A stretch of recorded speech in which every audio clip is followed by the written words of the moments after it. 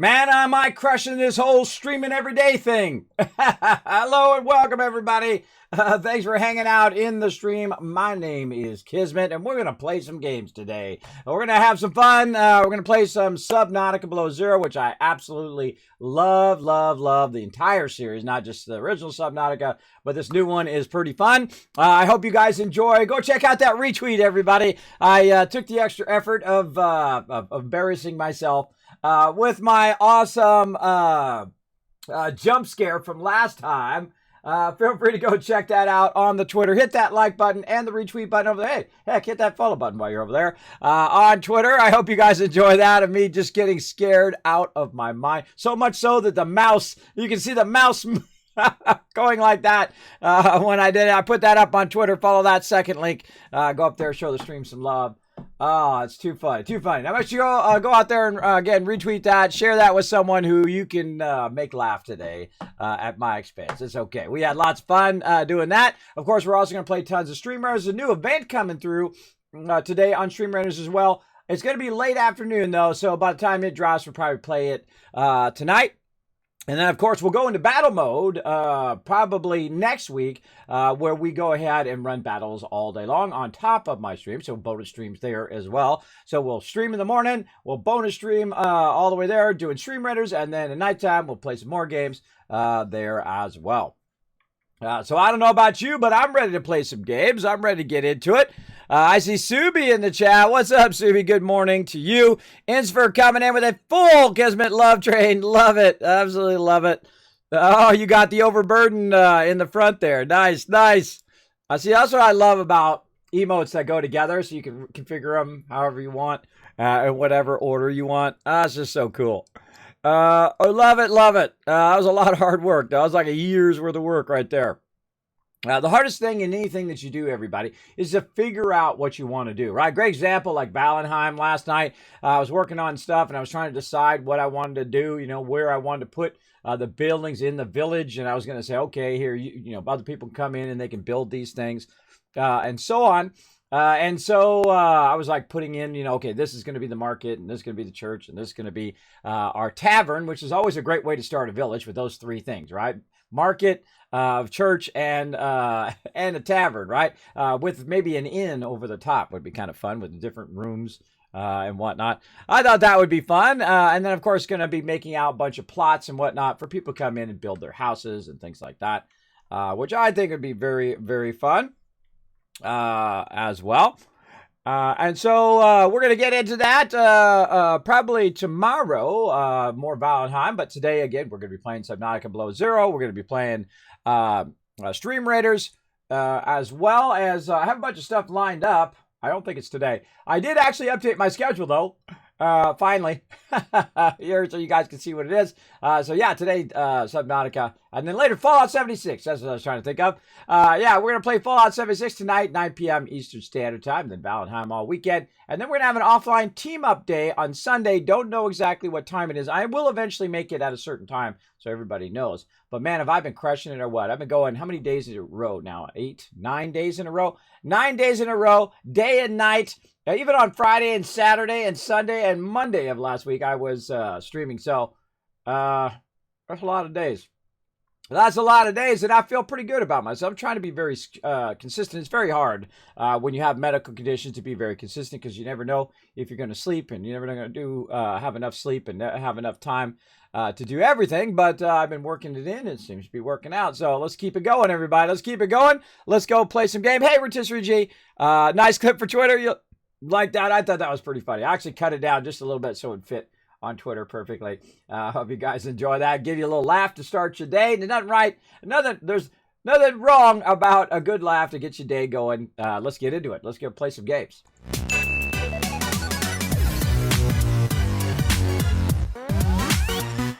Now let's get a good hydration in.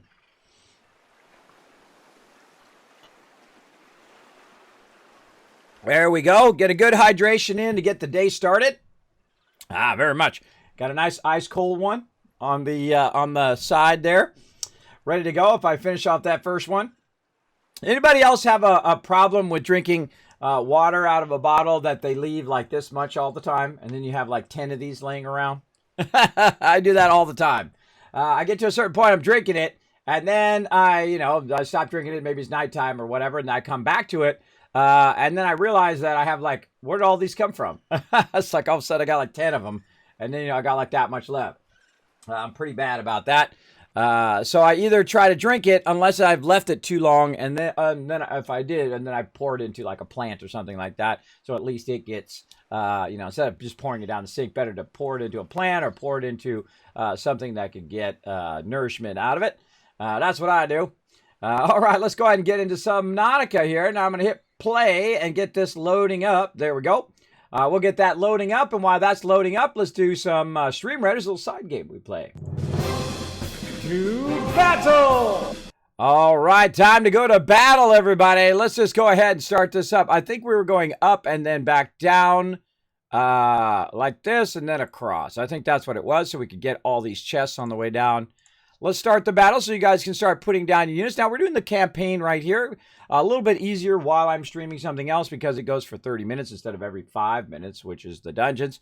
I do like playing the dungeons, though, too. Man, we got you guys crazy tons of loot over the last weekend. A bunch of drops from Twitch, a bunch of skins and gold and all sorts of cool stuff. Got that going on. There's a 2 skull. This is calling for the rogue. Trying to get my rogue to maximum. He's getting there. He's about a quarter into his current level. Let's go see what we got over here under quests. Place 3 rogues. Well, that won't be hard because that's the one I'm working on. And let's go look at our scrolls. I'm looking for rogue scrolls right here. Yes, boom. Let's spend nearly every penny we have on that. There we go. Now we got 7 gold left, so we're going to have to get to it up here. Now, again, when that event drops, we'll definitely get into that as well. And I think that's about it. Let's get back in there. Come and join me, everybody. It's a free-to-play game. You see LOC already placed his. You can go ahead and click the link. You can find me or Captain Kismet, Kismet, give you access to the battle board. Come and join us. Everybody in the chat's going to be playing. You might as well come and join us as well. Get some loot all day long. Let's go.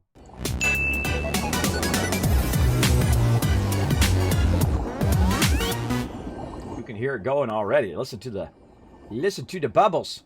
All right, now we actually found our way. We backtracked our way to the entrance to where we want to go, and we want to put our vehicle. So what we're going to do is we're going to get in our vehicle here. Now, I've got to be real careful because one, I have this like long truck behind me, and there's a bunch of jellies. Look at the jellies. Now we got a base down there as well, and I feel like we're going to work a bit on a remote basis. So here's the idea. Let's take this back to our base. Then we could go ahead and get up onto there and make a base over there. We could use it as a scanner base. Now, what I do is I build a lot of remote bases, which are just scanner bases, where I can scan the nearby stuff to see what's there. And the cool thing about the scanner, by the way, is it gives you a hint. So when you build a scanner base and you look in the list, it's going to show you things that you may not know is nearby. So I'm going to go ahead and just drive this right back. I'm going to make sure also that I have my little zapper thing on. That's the second button down there. So I can just press the button, bam, and it zaps anything that tries to eat my thing. Now, I do have a base way back over here. I have a ton of resources that we got right at the beginning of the game. We were lucky enough to walk along this area where we found the prawn suit, and we did all of that. Now, we need a bunch of these things up here so we can plant a bunch of plants so that we can make a bunch of silicon fiber. I foolishly used it all up, what I had found, instead of actually planting it because I didn't have planting. I don't know what it is about streaming that makes me sneeze, everybody. Maybe it's because people are talking about me. I don't know. People are talking about me while I'm streaming. I don't know. Makes me sneeze every time. But yeah, we're going to go over here and try to find that today. We're going to do kind of a combination of putting remote bases out. We're going to explore areas we might not have been yet. We're going to start tagging nodes that we could drive around and collect those nodes. That'd be awesome as well. Now, what I'm going to do is get right here. Now, there's actually a little trick here with your vehicle. You can see I've got, you can see I've got my moon pool here. If I pull my stuff into the moon pool here, Just barely. What it's going to do is grab the front of my vehicle and actually detach it automatically from the rest of my vehicle down there. So in theory, if we are real tricky, in theory, you can see this other one down there. In theory, what I could do is just let this go down, back up, get the truck, and then go down, and then go forward and pull the whole truck along with me wherever I need to go. But we'll see how it really goes in a minute. Now, first thing I always do is assess my food and water. Right now, it says my inventory is full because I got tons of stuff on me here. We're going to bring some of that back and put that in our giant storage of materials. I'm not kidding, everybody. We got lots and lots and lots of stuff. And remember, we're very early game, or maybe middle game, I guess. I don't really know. I haven't played all the way through the game yet. I've played through before in a previous playthrough when it was in early access, but it was not completely done. They were still working on the game. And so we want to go ahead and bring some of our stuff, especially our rebreather, because we did notice that, of course, when we were diving way down, we're gonna need our rebreather so we can get to those deeper areas. Let's go ahead and actually, we have a thing for our water. Put that right over here. Now you'll see me actually use a lot less of these over time because I'm going to start using my food over here quite often. And so we'll go ahead and put those in there. And again, we want to bring some equipment with us. But our equipment, though, we don't want to have it on us the whole time. Otherwise, what will happen is we'll just be basically overburdened the whole time, which is like my main thing. I usually am overburdened quite constantly, but such the way it goes. Now I'm going to go ahead and, as you can see, I'm taking off some of my batteries here. I'm going to take my ion batteries off here for a second so those can charge. And I'm just going to charge everything up. This is a great way when you first log into the game. This is a great way to get started. Is literally just to come in and switch out all your batteries, even if they're they're not quite burnt all the way down. Even if they're like say 90% like that one, just get them charged up, get your day going, as I like to do. All right, switch that one out as well. And then this one's 100% now, so we'll swap that into there. There we go. Puts that in there. Takes the other one out. We just kind of look at everything and see if it's charged up.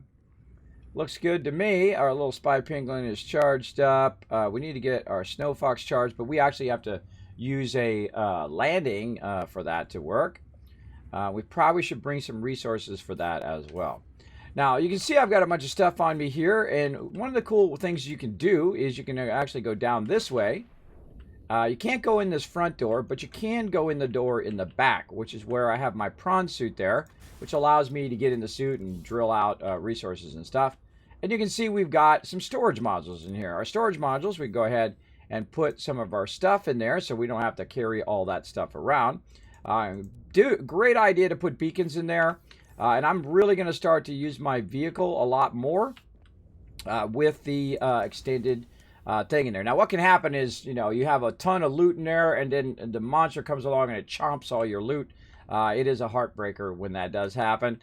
Expect it to happen, and you'll never be surprised. That's for sure. And again, thanks everybody for coming in and hanging out in the stream. I'm going to go ahead and put my rebreather back on again. Probably put my cold resistance thing in here as well. And again, so what I'm going to start doing is stocking up my vehicle, so when I'm out and about, okay, there we go. So when I'm out and about, I'm getting stuff going. So I'm going to go ahead and call this equipment, or just equip, and then over here, equip 2. And I'm just going to put equipment in there that I might need. Maybe some flares we can use against certain enemies, maybe a first aid kit, some food. That sounds pretty good. Right there. And I like to keep certain equipment on me as well, like beacons and whatnot. If I get separated away from my vehicle, or I'm just using the front of the vehicle, I do like to put a ton of buoys everywhere. Because they are beacons everywhere. I call them buoys. Because this way we can go ahead and find our way back to where we need to go, right? And one of those places was called something. I am trying to remember what the name of it is. Cub entrance. There we go. We found our way to this area that we needed by complete accident.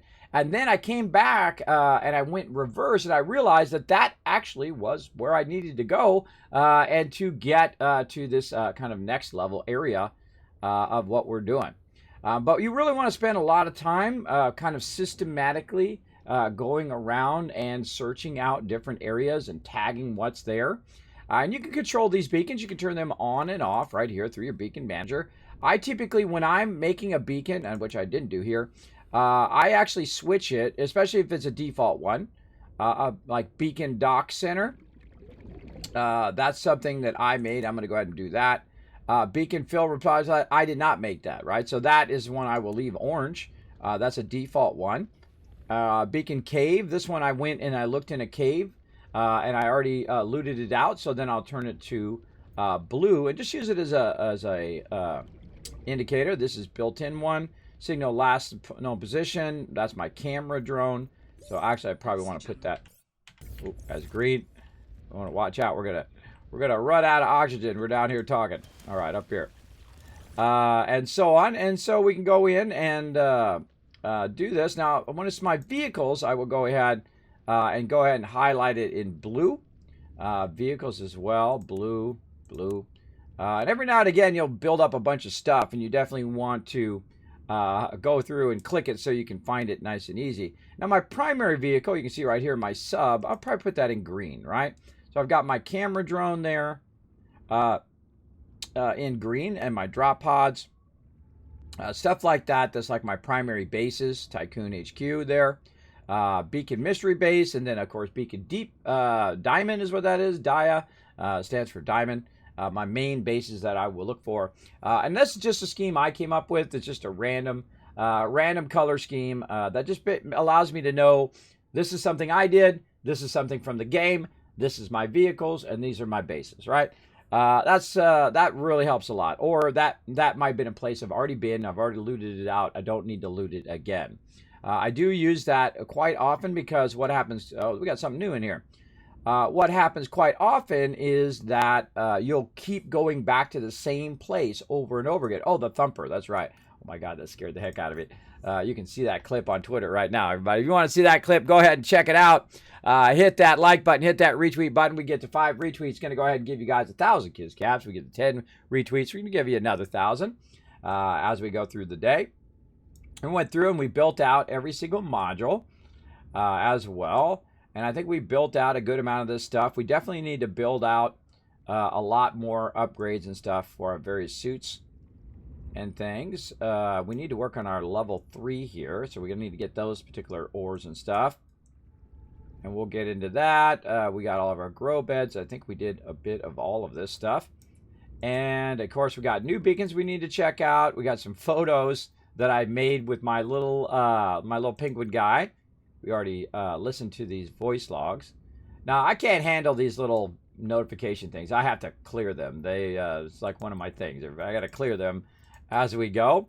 Let's see. Material analysis station resembling a human electron microscope or mass spectrometer. This tool appears to be designed for the purpose of analyzing physical raw materials. It is speculated that the scanning apparatus might be designed to collect small DNA recipes for the replication of non-living objects. Oh, really?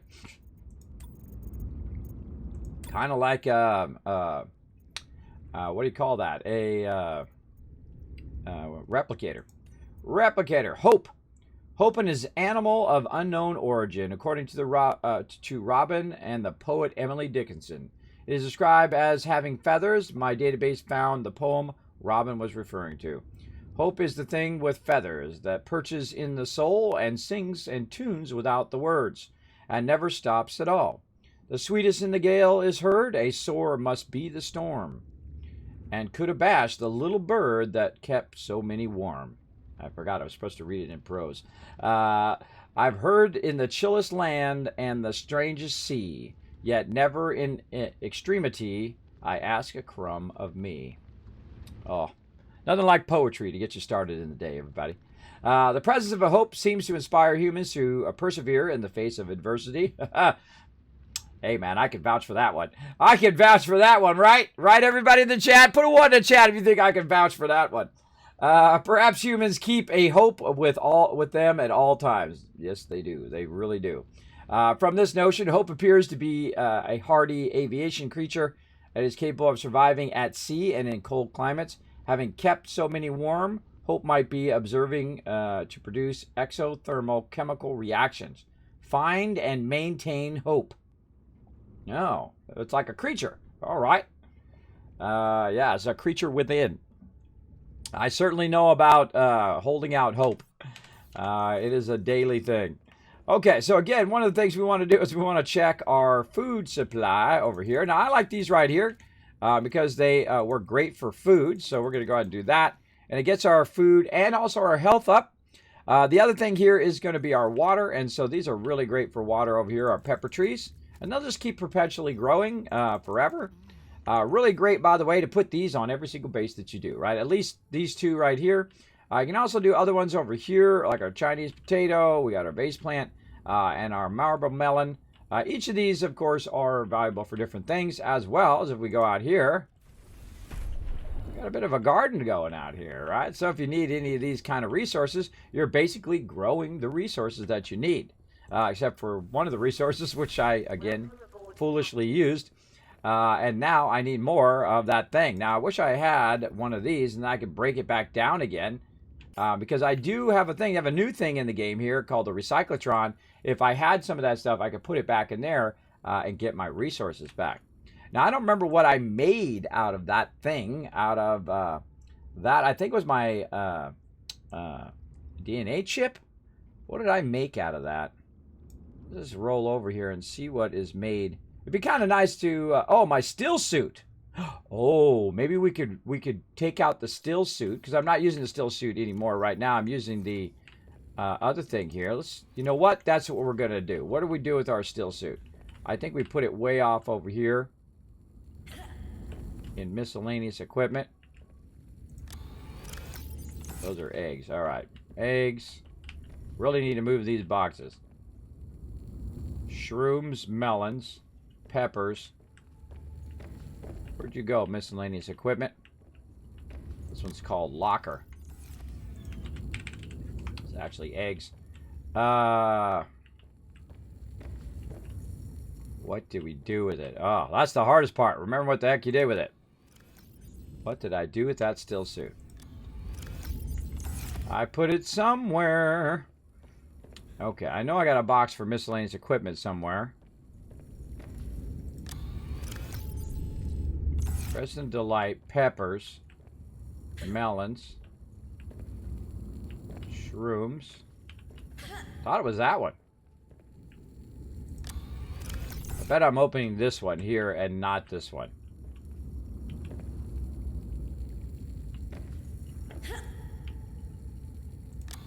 Ha! I thought it was back there. All right, we're taking this out, everybody. Obviously, that's not a great place for that now. There we go. Let's make another one over here somewhere where it's easier to get to. Because that sucks. That sucksers right there for sure. All right, we'll fill that in there. I'll take that out of there. And then miscellaneous equipment over here. All right. Don't be afraid to rearrange your base, everybody, if things are going horribly wrong. Okay, so my great grand plan, which may go completely off the rails, is to take this still suit, put it in here, recycle it to get this stuff back. Let's do that. There we go. And then I'm going to take this out and this out, because I'm going to use those later. But I need my synthetic fiber, so I need to get my ruby and my spiral plant clipping back.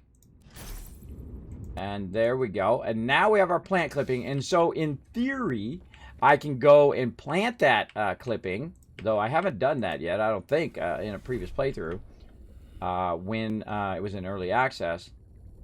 But I feel like we'll go ahead and add another support here. Let's go ahead and see if we can add another support. And we're going to need 2 titanium and 2 lead. Oh boy.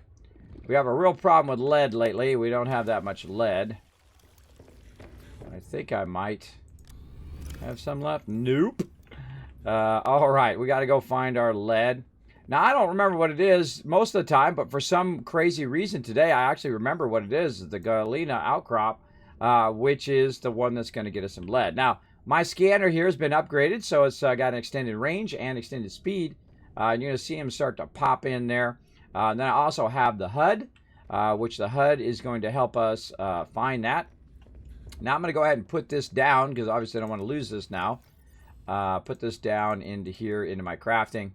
And we'll come back for it. So again, our goal is to get this clipping planted and then grow more of those particular things. From that, let's go ahead and just use that reclaimed water there. So what we need is some lead, and let's go in and just remind ourselves what we're doing here, because in about 5 minutes I'm gonna forget what I'm doing. I'm doing a foundation, and then I'm gonna do somewhere in here, exterior growing. There we go. Out of there. All right, let's save that, because that's an awesome thing there. That actually worked, everybody. Amazingly, that worked. Okay. Now, we want to get in our vehicle here.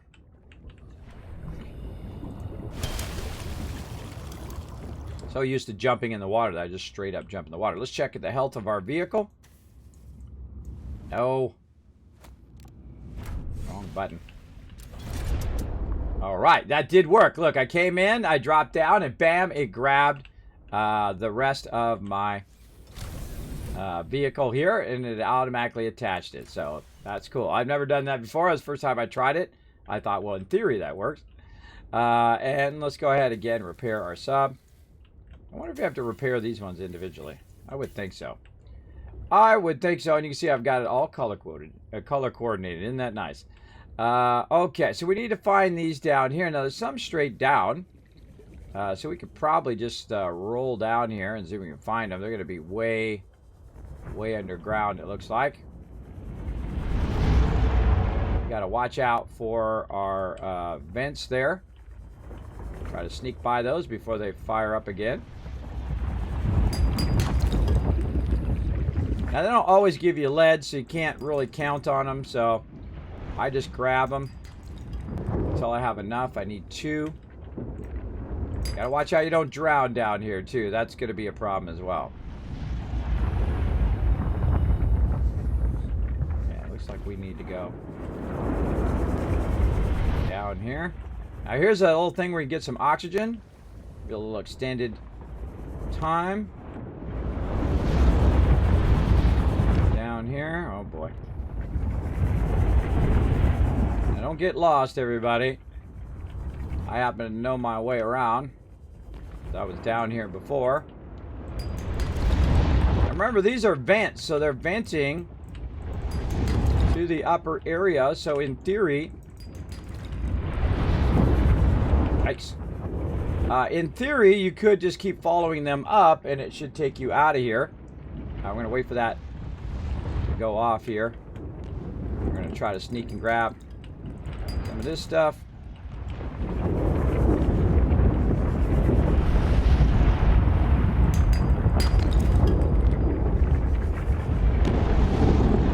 Wait for it to kind of fire up. You grab it. And you get the heck out of there. Okay, so again, we're going to try to fly our way out of here. Again, we'll be watching for these things. I actually just lucked out on that one.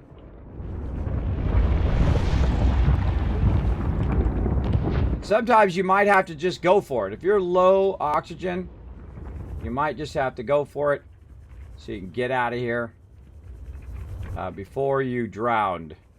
Now, I happen to have the extended tank, so it's helping me a bunch. And you can see I ended up way away from where my vehicle was and where my whole entire base was. That's okay. I don't need to collect, 5,000 of them right now, just these couple to get us going. I'm going to go here just so I can get my oxygen back up. Like that. All right, and we have the stuff that we need because we also grabbed some titanium while we're at it, just on the side there. Oh, I should turn my scanner off. Turn your scanner off when you're not using it because it will burn up your power over here. especially early game. And plus, also it takes away, it fixes your visual overwhelmingness of that just going off like that. You'll see it just turn off at some point. There we go. It just keeps that from getting too visually overwhelming. It can be annoying if it's just in your face the whole time. All right, there we go. All right, now again, it's increasing the strength of my base at the same time. But really, what I'm using it for is for holding all of my plants and stuff. Now I've got this thing right here, which is a bag for. It's called a quantum locker, and you can put it in there, and you can put another quantum locker somewhere else, and you'll be able to access it. It's kind of like another dimension portal. Where you put it in there, and then you can get it from anywhere on any base, wherever you have another quantum locker, which I think would be great for food and all of that stuff. But I don't know if I find it really that useful. We'll see. Maybe it's something down the road that'll help us. All right, we need to get that clipping, and we need to see if we can plant that clipping. I'm not sure. I've never tried. Let's go see. Now it looks like it because of the color here. It's kind of this light purple. That light purple is typically something you can plant. And this is really what you want to do, everybody. You want to take a sample of everything you run into until you can actually grow them right over here. And so let's put that in there. GG, everybody. GG. All right. Now, this is my theory in both this game, Subnautica, and a bunch of other games that you do farm. You take one and you turn it into two, two into four, four into eight, and so on and so forth, until you have a gigantic bed of those where you can always have a bunch of them, like this, that if you need them, they'll be right there at your disposal. And I feel like that is one of the big major parts of the game, is to do that, is to have as many resources going at the same time that you can access and use. That's what I try to do all the time. Now we have that going. That was a pretty smart reversal idea there. And let's go ahead and put this quantum locker back out here again in case I suddenly think of that I might want to use it. I'm going to put it way over here like this. Put it over here on the side. There we go. Just in case I suddenly decide that I need to use that for some reason. Now, a good idea for the quantum locker would be that you wanted to, say, plant your stuff somewhere else, right? So what you could do is you could take your large plants, which would normally take up all your space, and you can put them in the quantum locker along with food and other things like that. Then when you get to another base, you make a quantum locker there, and then you're able to pick up all of those resources and transfer them. Another great example, if you need titanium, silver, quartz, and all that stuff, you can come back to this base. You can put it all in there if you need a lot of it. Because you could also just keep it on your character, but you can put a whole bunch in there. Then also, if you die, you don't lose those resources. They'll be in the quantum locker that you can go ahead and access and pick up.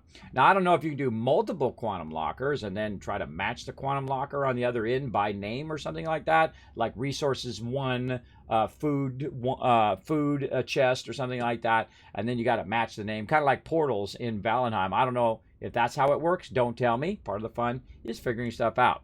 Now, I feel like those cubes are pretty rare. I've actually used up all my cubes there.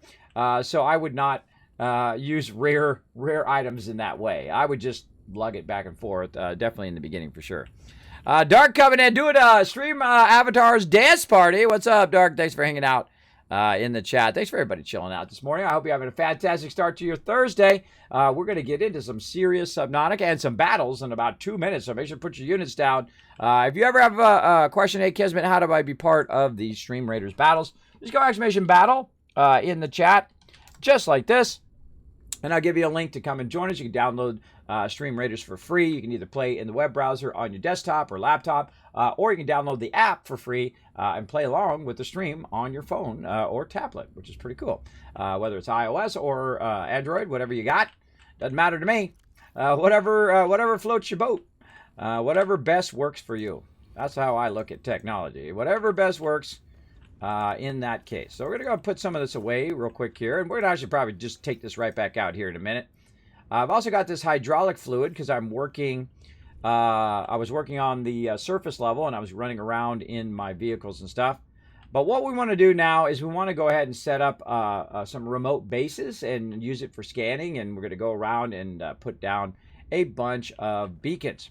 Now, one of the things that we're going to use for our beacons is our copper and a bit of our titanium. So I'm really going to make a bunch because I'm really going to try to get that going on today. I'm really bad about remembering my beacons. Then I'll go somewhere and I'm like, oh man, I really want to mark this place so I can find my way back. And then I'll realize I don't have any beacons. So you definitely want to make a bunch of these, everybody. And especially when you get your cargo ship. Now, what could happen, by the way, is a monster come along. We might run into a monster and it eats our entire ship and it gets destroyed and all the stuff is lost. But don't worry, you start with nothing, so it's not like you're really losing anything if you think about it. If you start with nothing and then you end up with nothing, well, hey, you're at a net win, I think.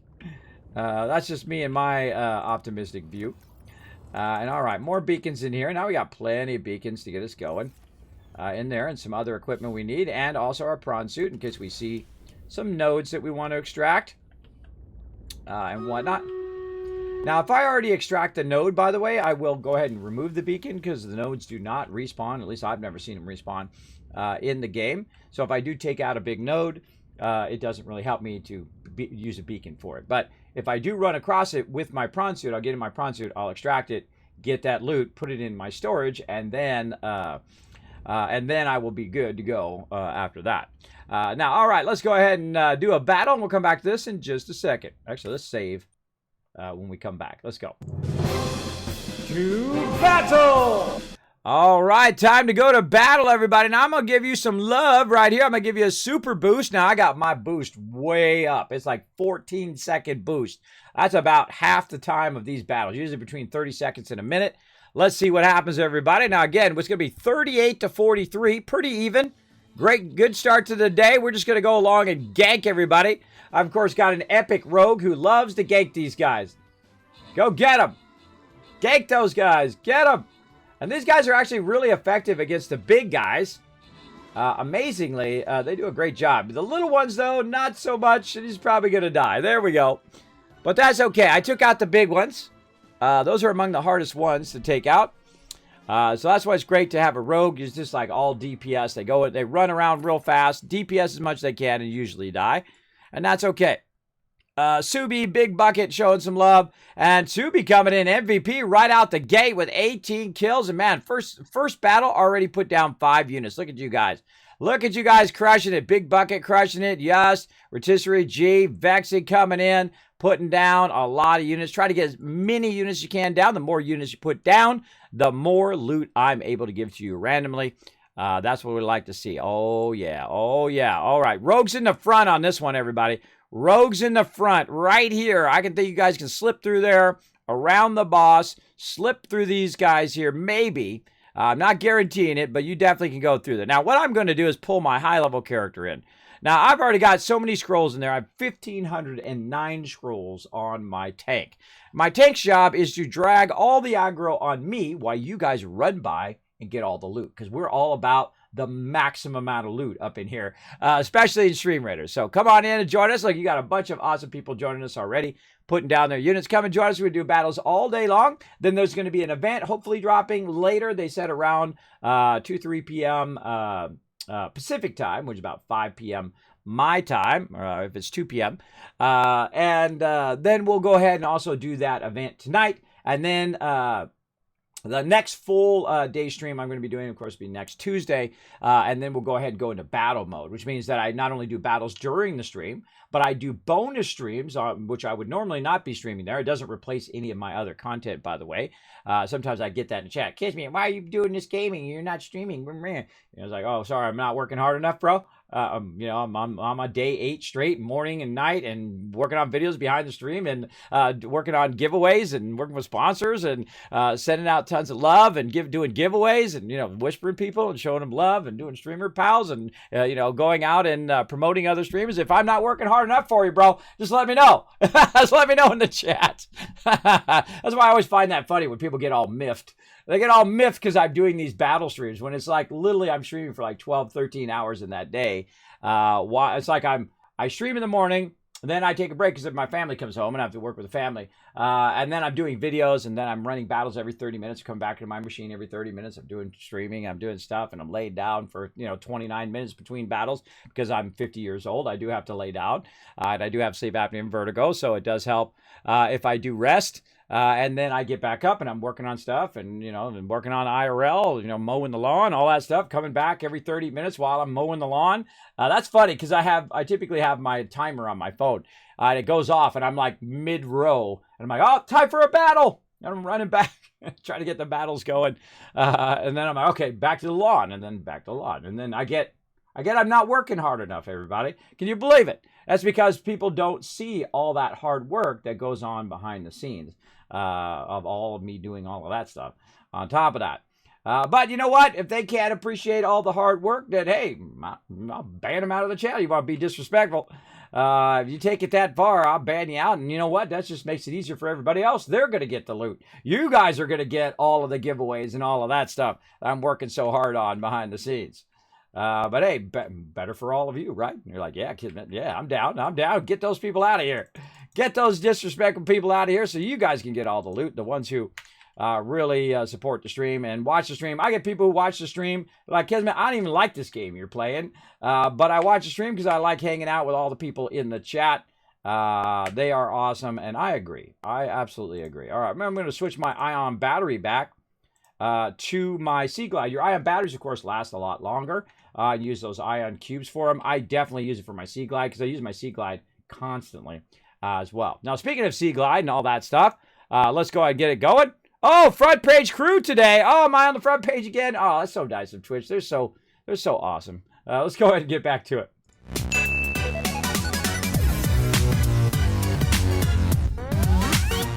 Am I on the front page again? Yeah, they're so kind to me. They put me on the recommended tab on the front page. I appreciate all the peeps over at Twitch who do show this old guy a little bit of love, right? And that's really encouraging, everybody. When someone believes in what you're doing, that's what they're telling me. Kismet, we believe in what you're doing, bro.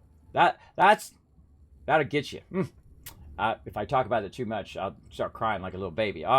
Because, I mean, you work so hard at something, right? You put so much effort and time and just put every bit of your passion and love into it. Even when you're tired and you don't feel like doing it, you just want to stay in the bed and you're just like, I don't want to get up. I don't want to do any of that. And you're like, no, I'm getting up today. I'm going to get up. I'm going to get something going on, right? You got to have it here. You got to have it here every day. Even if your body don't want to do it.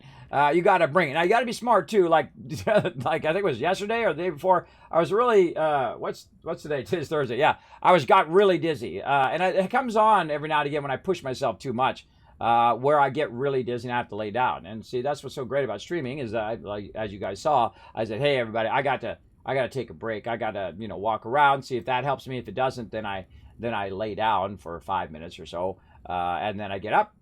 And I'm good to go. I'm good to go again because I let the vertigo and the spinning go down to about a 1, which it usually is all the time. I never escape the dizziness, everybody. I'm always dizzy every minute of every day. But I can sit here and complain about it and say, oh, well, woe is me. Oh, man, pity me and all of that. Or I can just say, you know what? I'm getting out of the bed, going to do something today. And if it gets too bad, rest a little bit and keep on going, right? That's the best you could do, everybody. There's nothing. If I could make it go away, I'd snap my fingers and do that in a second. Of course, I'd probably go back to working at Apple because they have really great insurance and supports my kids and stuff like that. My wife luckily has insurance where she works as well, so that really is helpful. Really is helpful as well because when you have children, man, you are even if you have insurance. Like my kids have had problems with their feet and toes and whatnot. And that's literally $4,000 with insurance. That's with insurance, everybody. And I've paid on that stuff. And it's happened to me several times. Several of my girls have had that happen where they had to have surgery on their toe or whatnot. That ingrown toenail. And you guys don't want to know the details. But you get the idea. And it got infected and so on. And so I had to have it done. And some of my kids, they cannot handle that stuff. So I had to have them put under. so that could get done. Otherwise, they're going to lose their toes, right? They don't know that part of it. They don't know the part of if they don't have it done, or if they don't take care of this thing, it's going to get worse and worse and worse.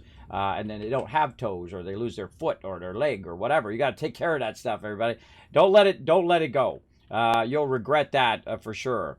For sure.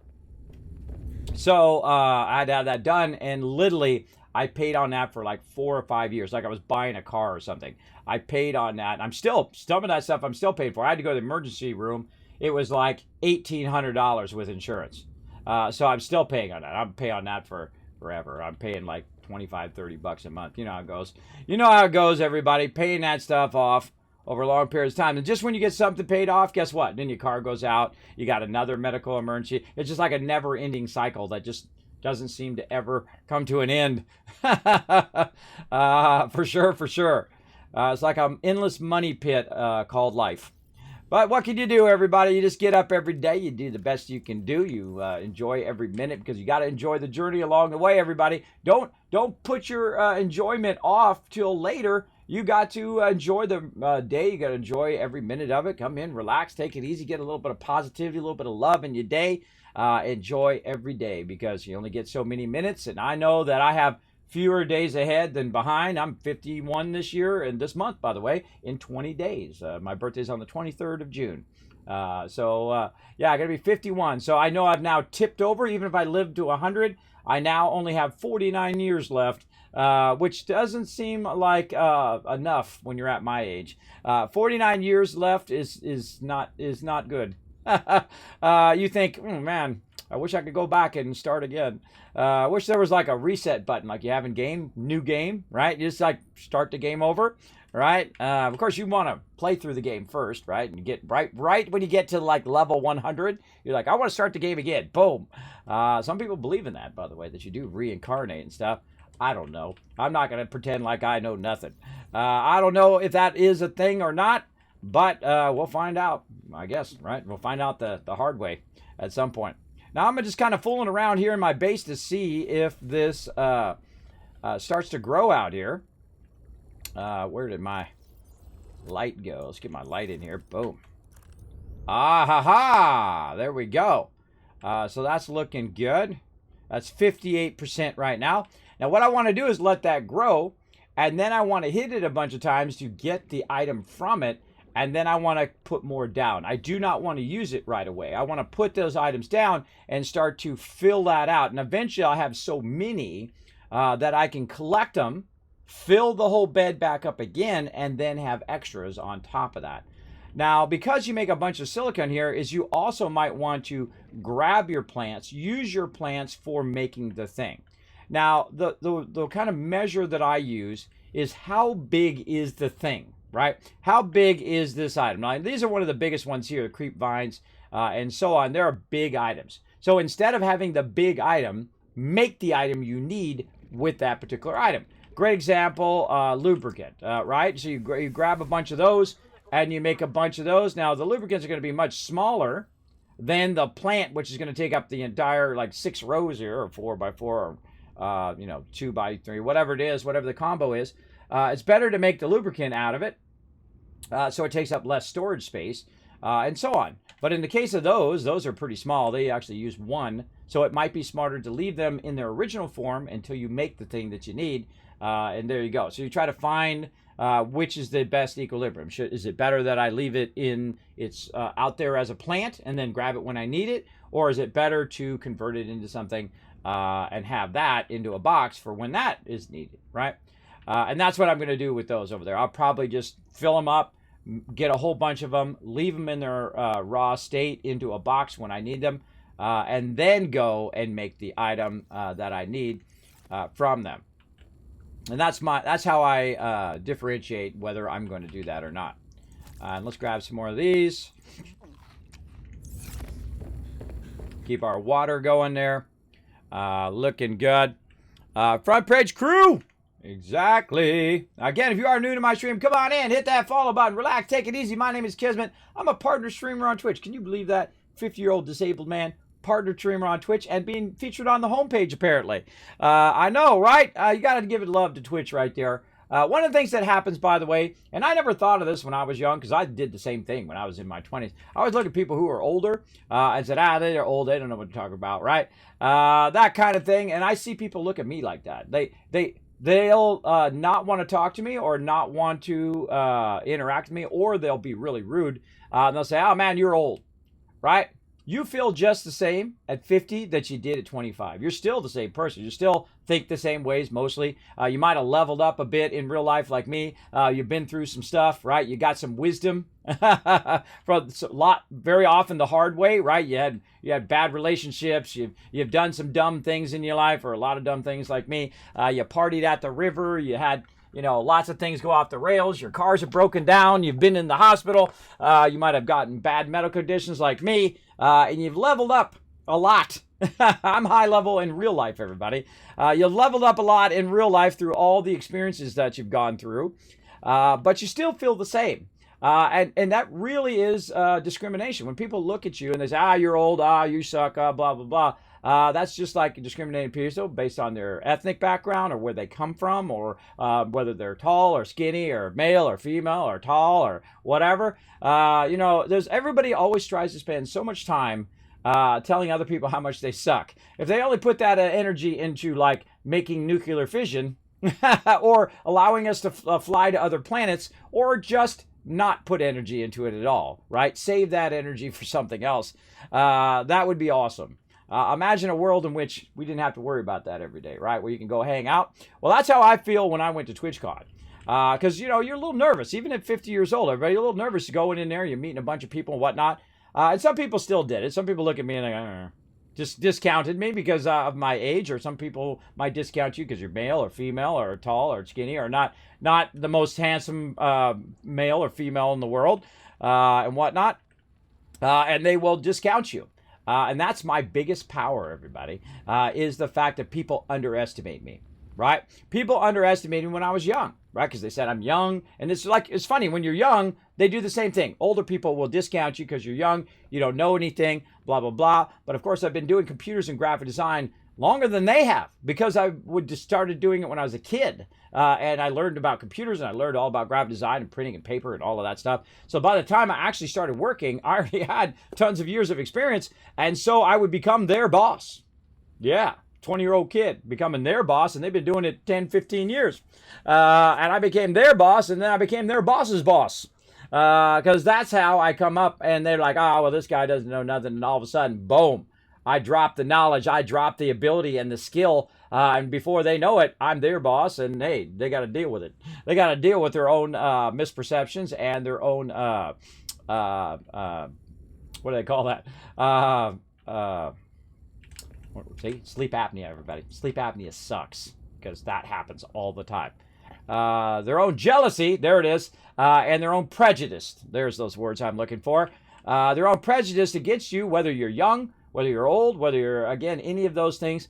I don't care about that stuff anymore, everybody. I leveled up past that, right? My parents' generation and the generation, that was a failure of their generation. It was a failure of their inability to realize that human beings are only 1% to 2% different in the entire world.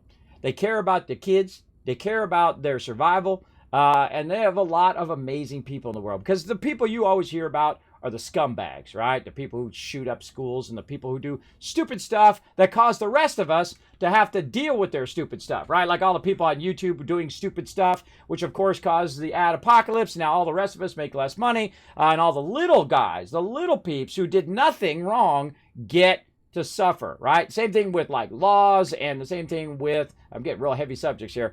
Same thing with laws and rules and guides. Where do you think that stuff comes from? Like when you go into somewhere and it says no shirt or shoes, no service, you know why that is? It's because somebody thought, hey, I'm going to wear no shoes and a shirt into a business that is going to, have food and stuff like that. You don't want to drop your stuff into someone's food and whatnot. Just shows that you're not sanitary. That's why they do that, because somebody went and did that, or somebody was doing it to a point that it became so chronic that they had to make a sign for that, right? They have to make a sign that coffee is hot because somebody got it spilled on them. Now, that lady actually really got burnt. She got burnt bad. So big love to that lady who got burnt bad. That was a bad design of that coffee cup as well. And then also she spilled it right in her lap and it burnt her legs and all that stuff. Really bad if you want to have the real part of that story, why that came about. But now they think the fix for that is to make coffee as hot. No, you know what you do? You make a better cup that doesn't spill all over somebody. See, this is the way people think, everybody. This is the way people think. They don't solve the problem. They just put a little label on it and then they make a new rule for the rest of us to have to follow because someone did some dumb thing. Again, dumb people making bad choices that the rest of us suffer, who made zero bad choices. Great example, music on Twitch, right? I tried to tell them, everybody. I tried to warn them. I said, you got to take care of that or it's going to have a problem. I even told them how to fix it. I said, look, you can make it where no VODs ever have any music on it. You don't have to ban it out. It'll automatically put it in a separate channel and then you could drop it out, right? That would be awesome. Or, of course, even better now is game companies don't buy licensed music. They don't buy it. Screw it. Tell the music industry that that was wrong to basically cause millions of hours or billions of hours to be lost in VODs here on Twitch and also I'm sure a lot of stuff on YouTube and show them like, hey, we're not using your music anymore. Screw you. We're going to go get our own music done and we're going to let streamers use it because it makes the game better, right? Great example, like Tropico, they have an actual button in there. You click on it and it says streamer-friendly music, right? Non-copyrighted music in there so that you can play through the game without being copyright striked. And again, I think that's a real scummy thing to do. What you should do is notify the person first and say, look, you're making a mistake here. Do not do this, right? Because what are they going to gain, right? The only thing they gain is being an a-hole. They're not going to get any money from it, right? It's actually causing thousands of dollars to be lost, millions of dollars worth to be lost worth of assets, right? When you're a content creator, your content is your asset. It's something that you own, that you created. And then if it's lost, you literally lost millions of dollars, right? Like all the people, by the way, I don't want to cause a problem. This is going to be a hot take, everybody. But every streamer on Twitch who did not play music on their stream and who had to delete their VODs anyway could, in theory, sue the music companies. Now, of course, those music companies, they got the dollars, everybody, and they got the giant lawyers. So, you know, some little streamer ain't going to be able to have the funds to stream them, to sue them. But if you get enough of them together, look out, right? You get enough of them all together because there's, 30 million streamers in the world. And more, probably, who could go out there and do a class action lawsuit and sue them for having to delete all of their content, right? Like people like Code Carnage and all people like that who had really, you got to think they're huge streamers. Like that's their money right there. So they could have put that clip up onto YouTube and made tons of money from it. So that's lost income for them, right? So they could start some serious stuff against the music industry if they had the funds. And some of those people are millionaires, so they could definitely do that. But the small guy, he ain't going to do nothing. You can't go up against that. And that's a jerk thing to do because you could just say, hey, alert, don't do this, right? Give them a warning. And if they do it again, then that's when you get them. But don't penalize the rest of us who are just sitting out chilling, having a good time, playing some games and would love to listen to the music. Or, if you happen to run by like a radio in a game, you didn't play it on purpose, it was in the game. It wasn't like you were playing the music in the background and whatnot. You should definitely know about copyright laws. You should know about the rules of Twitch if you're going to be an affiliate or a partner. Same thing on YouTube. You should know what all the content rules are and all of that. YouTube, by the way, if you do accidentally have something in your thing, or if you do it on purpose, occasionally I have an accidental, like I'll be in Fallout 4 and I'll run by a radio and it'll have some song or something in it. I'm not doing it on purpose, not my intent to do that, but it'll come up and warn me and say, look, your account is fine, because I put all my stuff private first so it can check it just in case. It'll say, hey, your account's fine, but you have this, 3 seconds of the song that you ran by in an 8-hour video, right? And so in an 8-hour video, if you have this 3 seconds, they're going to claim it as theirs, right? You think that's fair? 8 hours and they got 3 seconds? They're going to claim the whole thing, every bit of income on it? I think that sucks, bro. I think that sucks big time. But I just clip it out. If I accidentally do that or whatnot. I used to run for the radios, by the way. I used to run for the radios and turn them off in Fallout 4 as well. Now, I have actually played through the game a bit offline with the music on, and it's awesome, which is great because it really gets you into the feel of it, just like here in Subnautica. But I have to go in to the options. It's the first thing I do in most games, is I go in there and I find the sound and I run the music all the way down. And I don't know, maybe the music in here is non-copyrighted, but now that's the thing. Now no one's going to play any music. By the way, I have bought hundreds of dollars worth of music from watching streams. Like I'll hear a song and I go, oh, that's a great song. I'm gonna go buy that for me or my wife or whatever. And I'll go on to iTunes and I'll buy it right out of there, whatnot. So not only did they cause millions, maybe even billions of dollars worth of loss to a bunch of streamers who had nothing to do with the issue, but they also cost themselves loss of income. I think it's like the stupidest thing. It's the old school way of doing business. They have not grown up and realized that that old school way is a fail. Just like I was talking about my parents' generation and my grandparents' generation, they failed at being a decent human beings, a lot of peeps. That was a failure. It was a failure to treat other people poorly just because of some random physical thing that they did. You don't choose where you're born. You don't choose which sex you start with, right? You don't choose that. It's not something you choose. You don't choose who your parents are. You don't even get to choose what your name is when you're born, right? So when you're born, you got zero choice over choosing any of that stuff. Now, some of that stuff you can change throughout your life as you get older, but discriminating against people against things they had no choice about, that's pretty scummy. That is what I call a level zero human being who only cares about themselves, who are so fixated on that opinion that they're better than someone else, right? Their rights are more important than someone else. I used to be that person because that's how I grew up. I grew up that way, where you had to prove that you were a man all the time. And sometimes I stop playing games, by the way, to inspire people here in the stream. So if I start talking for a bit, don't worry. I'm going to be back to the game here in a minute. But that's what you had to do. People would call you gay. People call you, yeah, you kidding me? You're gay, bro. Right? They used it as a way of making you have to prove you're a man all the time. You don't have to prove nothing to nobody. That's something I learned the hard way, everybody. You don't have to prove how rich you are. You don't have to prove how good looking you are. You don't have to prove nothing to nobody. You don't have to prove how smart you are. Nothing. There is nothing you need to prove to nobody but yourself. You are the hardest person to convince of anything because you know the truth. You know the truth about yourself, right? And that's the hardest thing to live with in your life. It's going to be the toughest thing. I like who I am. I like how I treat people, and I treat people with respect, whether they treat me with respect or not, because that's on me. What I do is on me.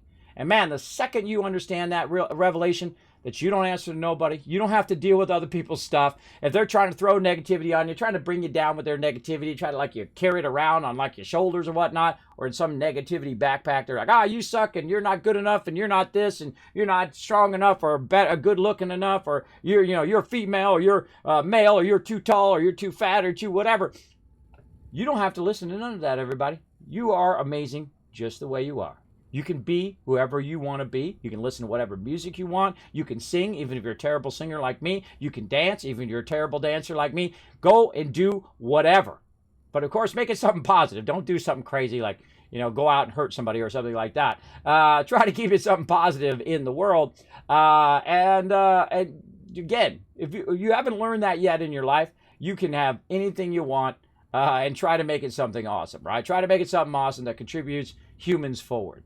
And again, as a young kid, I thought, it was all about me, making money and going out and being like the richest guy in the graveyard. Because I worked all the time. I love doing graphic design. I live for it every minute of every day. I lost a few relationships because I was so obsessed with working and not so much on the relationship part until I met my wife, who I've been with for 28 years. Yeah, I know. I leveled up that, didn't I? For sure. Coming up on 30 years together, everybody. Thank you so much for the follow. Appreciate that. You always win. I try to. Hello and welcome. Thanks for hanging out in the stream. Good morning, Blackheart. Now, what I do sometimes, everybody, is I take a moment. I take a moment to inspire people, maybe pass on a little bit of my knowledge. But remember, it's your life. The choices are all on you. I don't take people's choices away. I don't tell them really what to do. I just tell from my point of view, which I think is the best way to approach anything in life, is that you just say your point of view, and then you let someone else tell their point of view. And that is called collaboration, everybody. And you always learn more from being open to other people's ideas, even if they're completely off the rails, in your opinion. But if you leave yourself open to the possibility of listening to other people, then you will progress better and level up as a human being, and be able to do more amazing things in your life. A lot of people, they get so fixated on one idea that they say, oh, well, you're totally wrong and I'm never going to listen to anybody else. You can tell them they're so close-minded, right? You see them on the TV all the time. You see them talking about political stuff or religious stuff or whatever. See, that's why I don't talk about politics or talk about religion, because the second you get into that, people are so close-minded. They are so fixated on their opinion, and their opinion is right and you are wrong no matter what. Into discussion. And that's exactly what happens. Into discussion. I don't want to talk to people like that. I feel like you're so fixated on that. You're so thinking you're right. And there's a great quote from Neil deGrasse Tyson, by the way, amazing scientist, by the way, that you know enough about a subject to think you're right, but not enough about the subject to know that you're wrong. To entertain the possibility. This is my part, the rest after that. My part of that is that you are not entertaining the possibility that you're wrong. I always entertain the possibility that I'm wrong, that it's my fault, that I am the cause, right? Like when I have a technical problem, the first thing I think, user error. That's the first thing I think. It's my thing. And by the way, I've solved many a problem because I start with that. You start with those basic principles of, is it my fault, right? And if it is your fault, here's what you do. Don't say, oh, well, it's because the moon isn't aligned with the sun and all of this, and it's because this happened, or this person did this to me, or you know, because someone cut me off in the road or whatever. Say, you know what? My bad. My mistake. It's hard to do that. It's really, really hard. It's one of the hardest things you'll do in your life is to admit when you make a mistake. But man, is it nice. When you get to my age, when you're 50 years old, and you just go, you know what? My bad. And then it's over. That's it. It doesn't go on. You don't have to make excuses and excuses and excuses. You don't have to lie and then cover up the lie with another lie and all of that ridiculous stuff. It's like freedom from all of that. You give yourself the freedom to make mistakes in life, because at some point in your life, it's usually about 18 to 25, that you all of a sudden think that you have to be perfect all the time. You think that you don't have to make mistakes, and you can't make mistakes. You got to be perfect. You got to have it right every single time, especially when you go to work, because they're going to expect you to do it right every single time. If you make a mistake, give yourself the freedom to say, you know what, that was my bad. I'm going to fix the problem. Let's get in there. Let's make it happen. And that's why I was so good, because I'm a problem solver. That's what I do best. And that's why I became the manager, because I would solve all these problems that no one else could solve. They bring me these things and say, you know, it's been to, 10 different shops and no one can get it to work. And I'm like, it's impossible. It can't be done. I'm like, bring it to me. Give me that. I'll get it done. And then I would. And I'd make the impossible happen, because I think it's possible here. And then I make it possible. Right? That's what you do. That's how people make things like this. Like touchscreen cell phones, right? This is a revelation. You guys don't know. Some of you who don't know, before this was like a nightmare. When you try to put your phone numbers into a phone, some of you remember. Put a one in the chat if you guys remember doing this, right? If we'll do that battle here in a second. If you remember doing this, 1 1 6 4 8 8 2. And you're like, you're thinking I'm dialing a number, but I'm not. I'm putting a phone number in my phone. And I had to do that 100 times or 1,000 times, however many contacts I had, because I'm trying to get the letters off the phone. You can't just type in what you want. You had to press the different letters, and on the different letters, it was A, B, C, and then D, E, F, and so on, all the numbers. That's why you see sometimes on the old phones, those little letters in there. Yeah, you do that. Now, after I was done doing my phone, guess what? Here comes my wife. Okay, put my numbers in there. And then here comes her family. And here comes more people. And here I am for hours upon hours putting their contacts in their phone, because they don't know how to do it. All right? Come on, some of you remember that. Some of you remember that as well. Business managers are a great example. Yeah. Yeah, exactly. Yeah, one with the relation to 911, the opening tones and jingle bells and the old mobiles. Yeah, the old flip phones and whatnot. Again, this is This is because somebody thought this was possible. And you know what? I feel like the biggest problem with being someone who's a visionary, a great example like Steve Jobs, which I used to work for Apple many years. I've not met Steve Jobs. He wasn't my buddy. I didn't know him personally, just so you know. My mom did meet him, by the way, in the very beginning of the Apple II, before it was the Apple IIe, which is amazing if you think about it. Way back in the day. He was just some guy, right? You know, who went on to be amazing. But the biggest problem with someone like Steve Jobs or someone like, Elon Musk or someone like that is you have all these people telling you how impossible things are, right? It's impossible. It can't be done. You can't make a cell phone that's affordable to people, though this is $1,000. It's pretty expensive, but it's also an alarm clock. It's about 50 other things, a flashlight. It's all these things that equal $1,000. If you think about it, if you think about how many things you do with your cell phone today that you would normally buy another product for, this is definitely worth $1,000. Absolutely. I can tell you, I bought a lot of alarm clocks in my life. The old school ones where you got the snooze button on the top and you're like, deet, deet, deet, deet, things going off. It's got a little radio in it. If you remember those before they had cell phones. It's actually worth it if you think about how many things you do it and then how many things that are on there that are not on other products, right? How many apps and things like that that you can use and how convenient it is to use. It's definitely worth that value. In fact, it's probably worth more than that value. Let's not tell them because we don't want them to raise the prices. But you get the idea. That is a great value. And someone said that was impossible, and they made it possible because they thought it was possible. They thought, wow, this would be amazing if this was done. Same thing with Elon Musk, right? You know, reusable rockets. Impossible. Can't be done. Electric cars are dumb, right? We want to pollute the atmosphere until our planet gets destroyed. Let's do that instead, right? Oh, boy. Seems really stupid if you think about it. Keep polluting. You think we're not going to have any repercussions, right? You think we're just going to keep doing that forever and we'll be just fine? No, that's not going to happen, bro. The Earth don't care about humans, by the way. We are just one more of a system on its planet. And so if we all die, by the way, I played a great game called Sim Earth way back in the day. And the most troubling thing on my planets that would cause it always to get screwed up would be the humans. And so I would send ice meters down and wipe them out, and then I'd have a nirvana planet. It'd be great. It would run perfectly after that. It's funny because everything else lived in equilibrium, right? All your animals and things like that, they lived in equilibrium except for humans.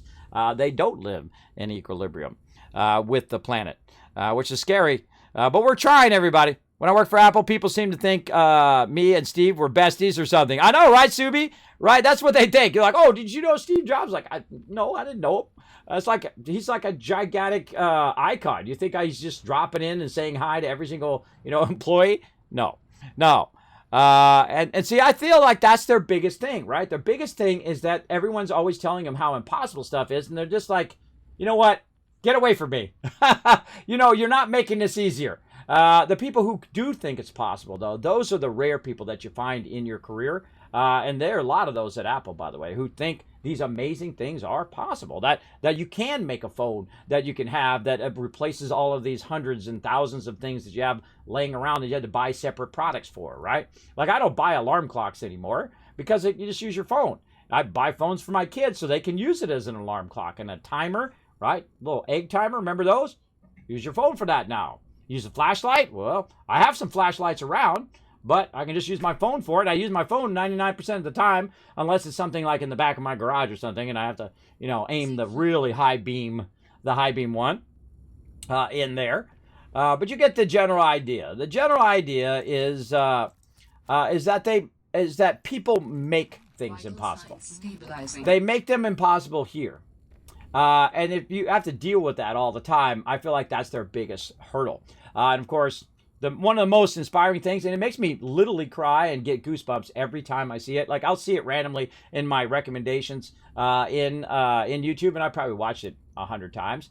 And it's that moment when you feel inspired, that you feel like someone has been told this was impossible for so long, and they made it possible. Is when the 2 booster rockets come down and land at the same time. Put a 1 in the chat if that gives you it gives me chills just talking about it. Look, goosebumps. Just talking about it. Just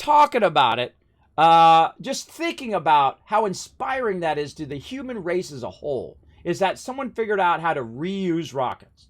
right? It'd be like throwing planes away every time you went one thing and then you threw the whole plane away and you made another plane. And then boom, you went another journey, right? And so I feel like that's inspiring every single time. And if you could do one of those in your life, you're amazing. But imagine doing multiple of those things in the same generation. That's incredible. That's incredible stuff. And you're like, well, Kismet, why don't you go off and do all that stuff? Well, I'm busy doing the thing that I find is most important, raising my children to be amazing people. So I'm working on that. And of course, bringing joy and positivity here in the stream. And sometimes I'll stop, take a moment to care whether other people are being inspired. And I feel like that's part of my stream, is to show some love to people and inspire them to do what they love to do, just like I'm doing right this moment. All right, let's get to doing some battles, and we'll come back to Subnautica here in a second. Let's go. To battle! All right, everybody, let's fire it up. Let's get some battles going on. You've been very patient. Let's go. Hopefully, I'm going to run your rogues in there. You're going to get tons of loot. We're going to get maximum loot today. Go, babies! Go, roguies, go! Get in there, get that loot. Oh, yeah, that's a win right there. Look at them go. Now watch them as they try to circumnavigate over past the other ones. Oh, we didn't quite get to that second part. We did. Oh, another rogue down here. Look at him go. Oh, go. Who is that down there? That's Subi. Subi getting some love. Who else got some? Oh, I already scrolled past. But it tells me down here who got a bunch. All right, Subi tried to make it up here. Couldn't quite make it. Let's hope we have enough units. It's 30 to 30. I've got some healers backing me up down here. Let's zoom in on the action. Oh, wait, we got some flying rogues up here. Oh, look at this. Subi at it again. Vexing Raven at it. We got Mo up there getting it done. I'm just going to call you Mo. I hope you don't mind. And whatnot. We got that going. Same Paco Taco. Bringing in the level 30 bomber. Wow. That's an epic level 30 bomber. Way to go, Paco Taco. Getting everybody some loot. Holy moly, this boss is rough. About half health. Man, he can take a hit, can't he? That guy can take a hit, but not enough to make it happen. We made it happen here. Let's go ahead and grant rewards. Subi, Blackheart getting some love. Subi, look at that. It's all 6 units down. 25 kills. MVP of the round. And Insane Paco Taco only put 1 unit down, but it was an epic level 30 character. That is 27 kills. You know, I don't even have a maximum level legendary. So I'm impressed, everybody. I'm impressed. Insane Paco Taco maximum level unit there. Very nice. A legendary unit. Insane Paco Taco been playing some Stream Raiders right there for sure. He's been playing a few. He's been playing a couple. All right. He's done a couple battles. All right. More rogue in here. Again, we're going to keep these battles going all day long. There we go. Let's get it going on. Back to some Subnautica.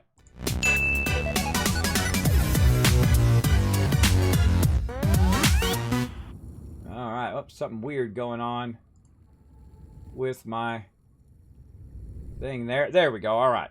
Always some technical something going on I have to solve. That one was an easy one. It was showing my Discord weird because I logged in. I had to re-log in because Discord sucks sometimes. It's actually a really phenomenal product, by the way. Really phenomenal product. I really like the product, but I don't like the decisions made by their corporate people over there. And I will no longer promote it to anybody ever. So there. I don't like the way they treat people. And if you treat people poorly, I'm not on board anymore. Count me out. You want to be a scumbag? Go be a scumbag somewhere else away from me. I don't want to deal with it. I will not get into that story. You can go ahead and check it out on my YouTube channel, though. Feel free to go over there and watch that video. I'll go ahead and throw that YouTube in there. Just search for Kismet Discord. You'll see a few videos in there where I take a few hot takes up in there. You want some Kismet hot takes, go check that out. Again, I don't like to be involved in all the drama and all of that stuff. I'm not a drama streamer. I don't, cause all this drama and cause all this stuff all the time. My job is to entertain you and to have you have a good day, not to go in and sabotage people and create all that drama. I see a lot of drama streamers on Twitch, and they go on to be big streamers. That's a big market. To cause that drama or to, do something to get you banned from the channel or get you banned from Twitch or whatever. And they cause all this drama so they get more attention and free advertising. That's why they do that, everybody. They're thinking that out. They're thinking that out. Don't think they're doing it. Sometimes they're doing it on accident, but a lot of times they're doing that for that reason. And a lot of streamers, they do that. That's their thing. Hey, I'm not their papa. They can go do that all they want. That's not what I want to do, though. That's not how I want my stream to be. Now, look at that. We're going to take 1 into 2. We're going to plant 2 more. We're going to let those go. And then we'll take 2 into 4 and so on and so forth. Keep that going. Welcome aboard. Keep that going. That's what I've been kind of waiting on, so I can keep those going over there. Now, we got that done. Now, another thing we want to do is create a nice remote base. So let's get into that now. We're going to do some building. We're going to need a bioreactor. Let's not forget that this time. I always forget the bioreactor for some reason. We're going to need that for our base. We're going to need a hatch. We're going to need our multi-purpose room and our scanner room. Potentially, we might need a foundation. Probably not, but just in case, we'll bring a little bit of that as well. And I think that's about it, is what we need there. Oh, we're going to need our scanner room upgrades. Right there. And then this one here, copper ore, magnetite. We can probably just make these and take them as made items. Let's make a bunch of those. Let's make a couple of those. Not a bunch, but a couple. And then a couple bit of silver here. We'll go make 2 of those. And I usually have ones that I basically just make just so I can take from scanner room to scanner room. It's better to actually take them instead of making 50,000 of them, I think, because then you have to keep collecting all the resources for them constantly. Now that was the speed update. Let's take that out. And we want to put the range update, scanner room range update. There we go. We'll do a couple of those.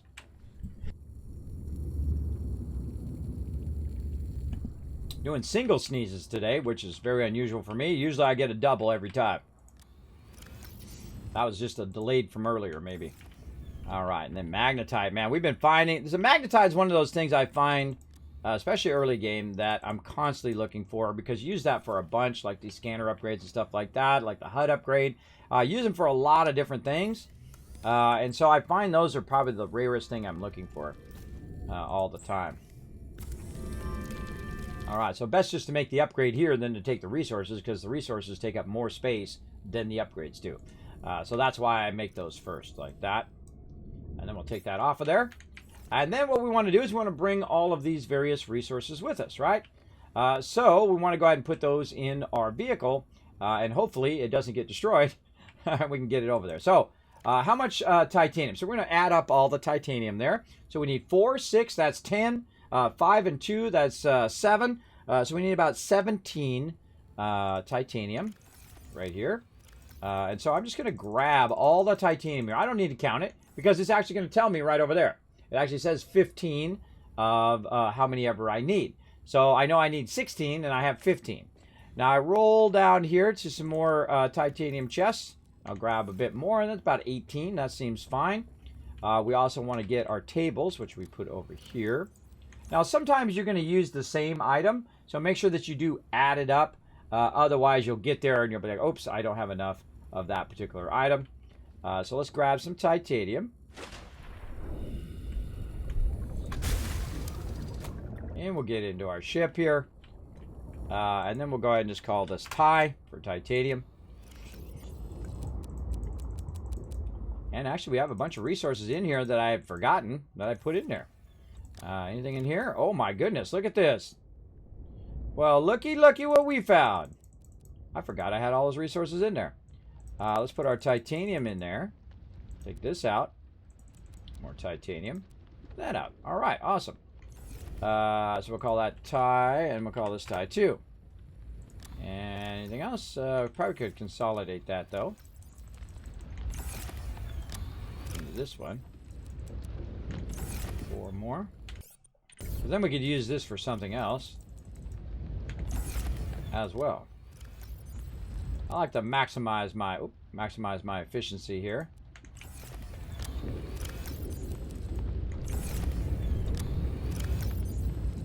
There we go. Okay. Now what else do we need? We need to put some copper in there, I think. Yeah, we need 2 copper. All right, so 2 copper. Now what we could do is we could bring even more of that particular item to make multiple bases, but I'm just going to make one for right now.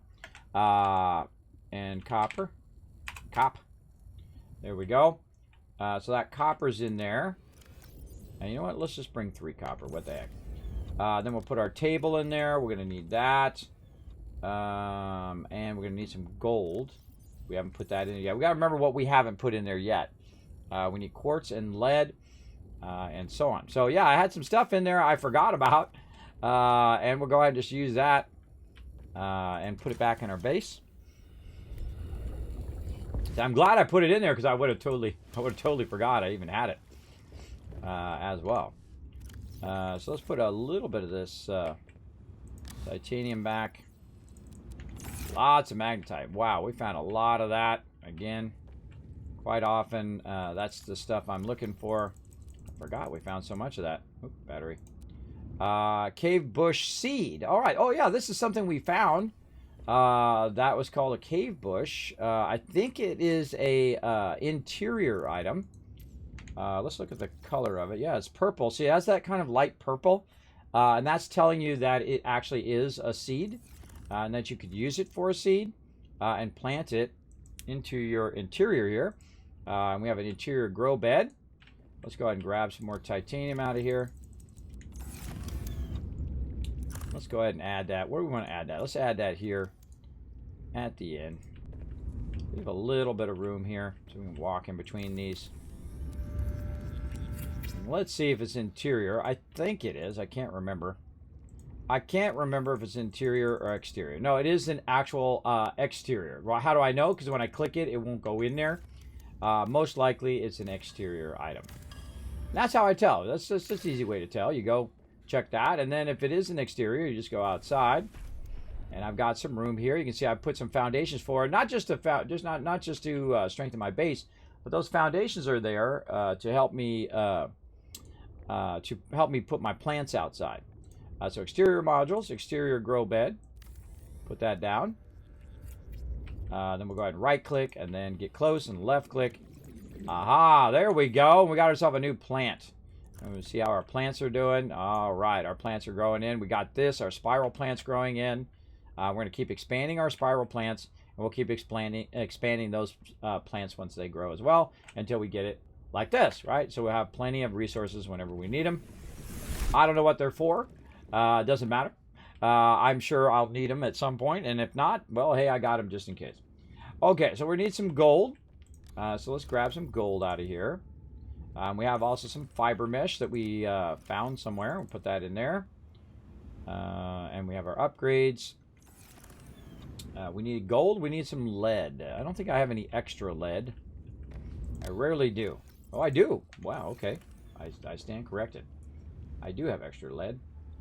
And then we need some silver right here. That's so we can make one of these items here. Our little wiring kit. We need that.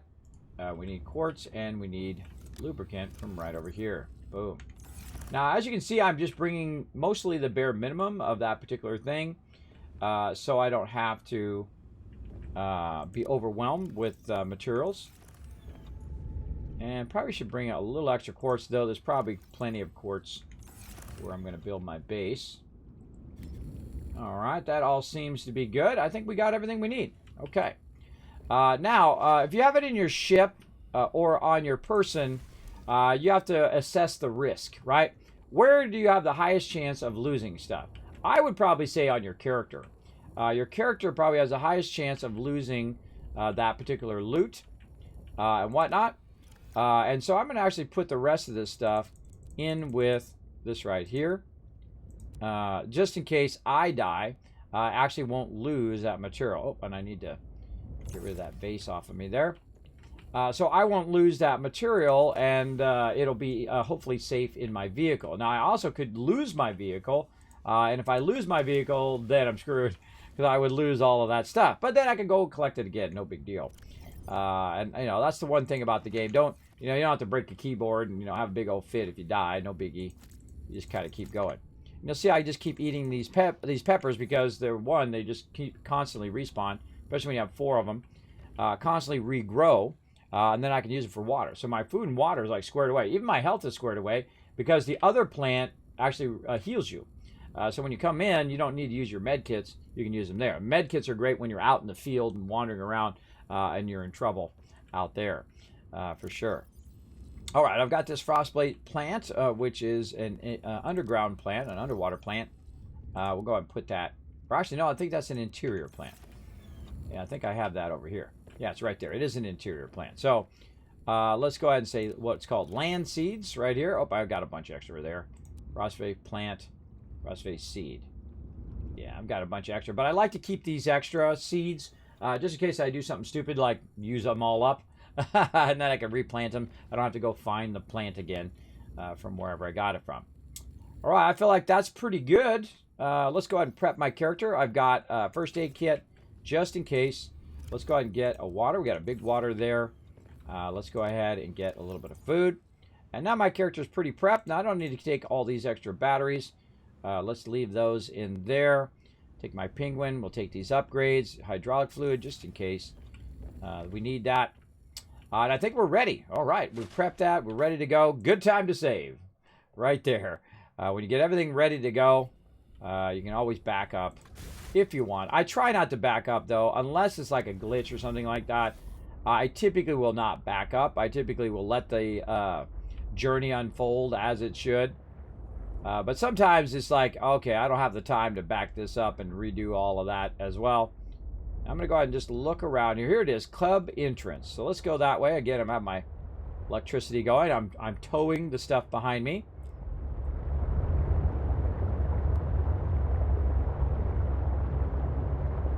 You know what? I wonder if I run around in my prawn suit up on the surface level.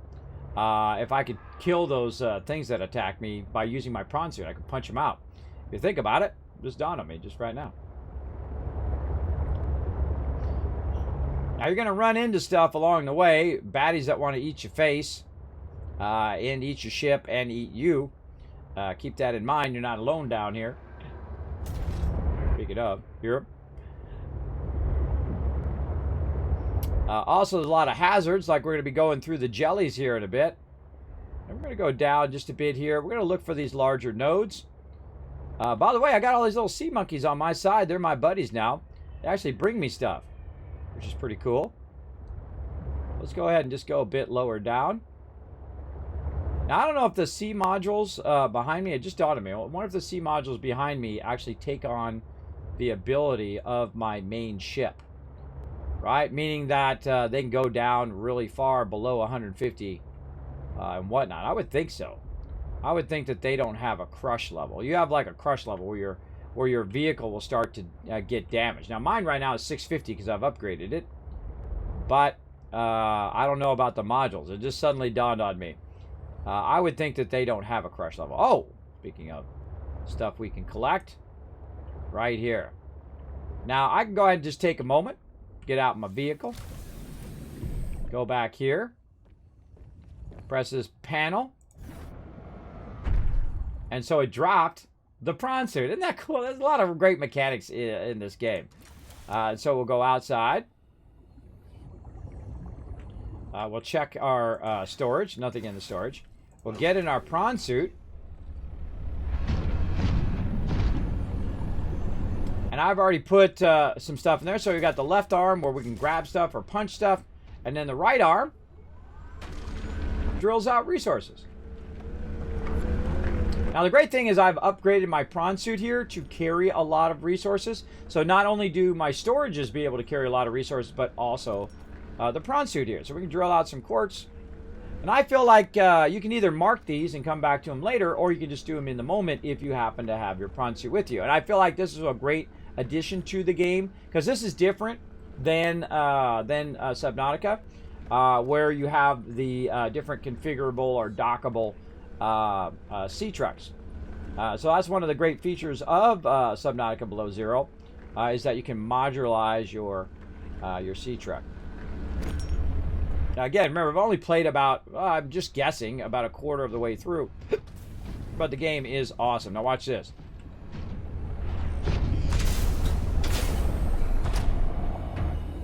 And there we go. You just attach it to the back. You got yourself some resources. No reason to put a beacon down there. And GG. Off we go. So that's what we're going to do as we're going along. We're just going to be looking for resources that we can use. Oh, speaking of. Okay, I don't need to be in a hurry to rush over there and make the base. I'm going to take my time.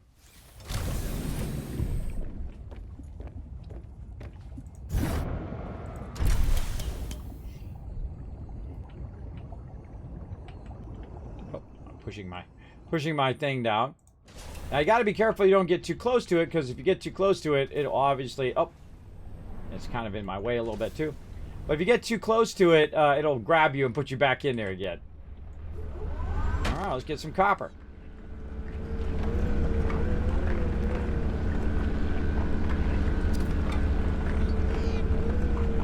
Now, automatically grabs it if you're extracting it. Most of the time, if you're full, obviously it's going to leave it on the ground. But most of the time, it'll grab all of that copper and it'll just go right into this vehicle. So the first thing that I do is I go in and I expand its inventory. So it has like a large inventory, like my inventory in the game. I like how the fact that they give you a pretty large inventory to start with in this game. You don't have to expand your inventory because you really will be full all the time, just constantly in this game. With like most games. All right, and that is an X node.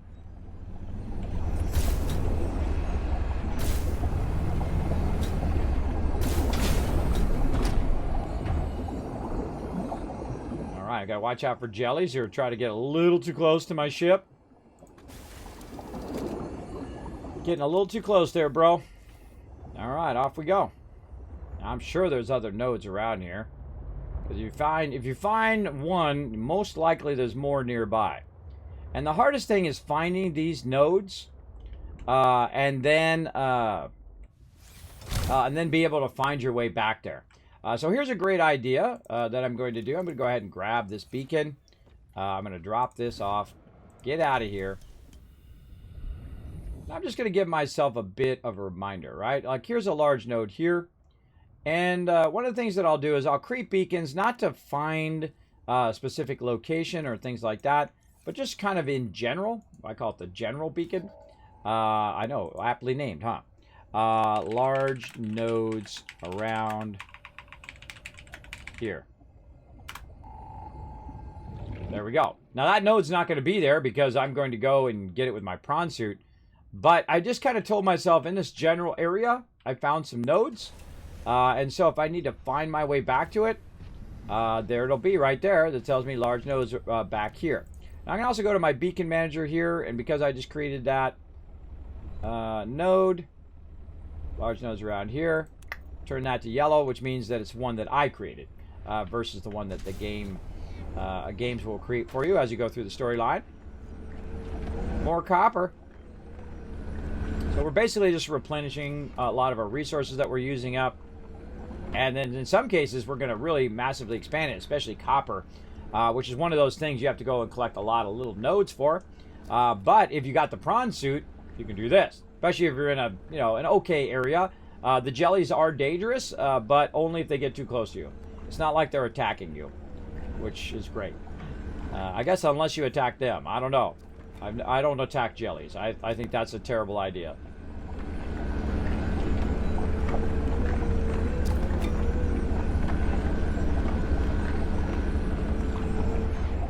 As you can see, easy mode.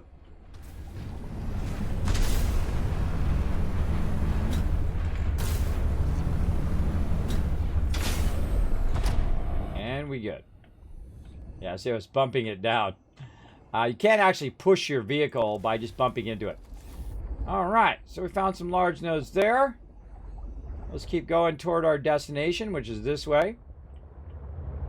You never know, we might use these resources or need these resources later. And I'm just looking around on the seafloor in this area because we saw some nodes. We got our prawn suit. Might as well take a little look around. We know where we're going. We're going that way. Now, of course, this is also how to get your vehicle destroyed, because you might run into a big, scary monster, and then it eats your ship. That could happen as well. Or I run into a bunch of these jellies, and then those jellies go and destroy my ship as well. Look out for that. Now, I could just walk around on the ground level, by the way. It's around here somewhere. I could. Oh, there's another one. There's a... I thought I saw another node. Saw a quartz node there, but I thought I saw another one. I could just run around, but your ability to find nodes just running around... Maybe that was the node. Huh. Your ability to run around in your prawn suit is okay. But, again, you're going to have oxygen. You'll have all of that. But eventually it will run out of power. So watch out for that part. And I thought I saw another node. I thought I saw a Pudicat.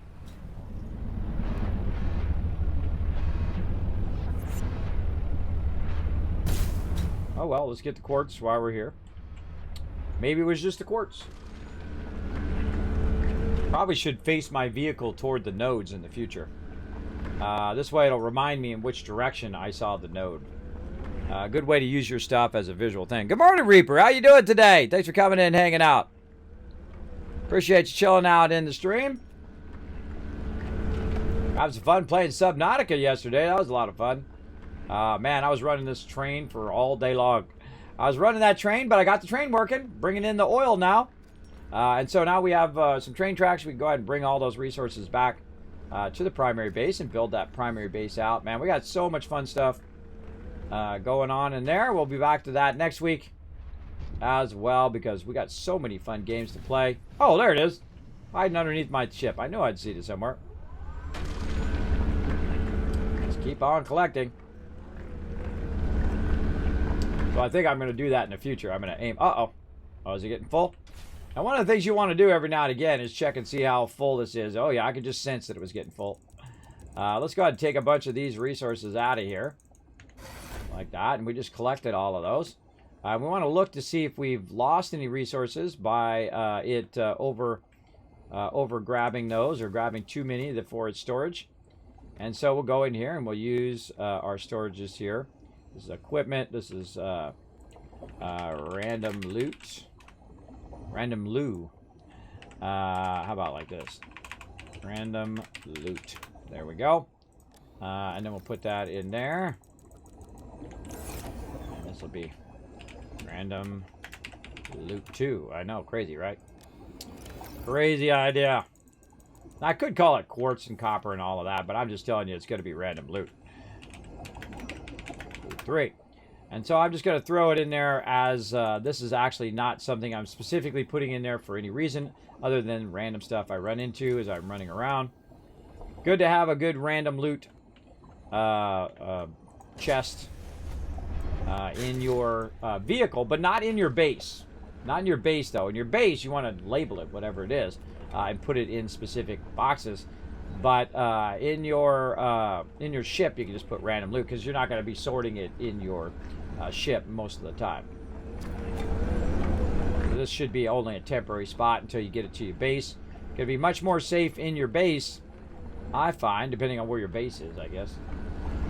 Depending on if you have your base in scary places.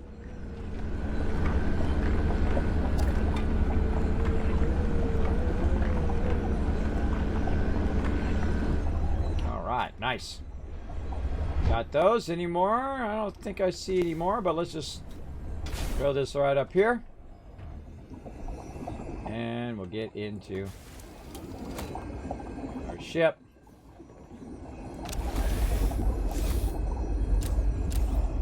And keep going. Alright, again, we'll keep looking for these nodes. Keep collecting loot as we can. We're about to get into a real tight spot here. And we're going to have all these trailers with us now. And that's going to be tough. Because we're going to have all these jellies in the way. If we run into them, it's going to damage my ship. Also, if we get really close and we ram into the walls here and these icebergs, we'll also do this. Now, obviously, I've already been in here. And again, be looking for those nodes. Obviously, I've already been in here because I've already got beacons.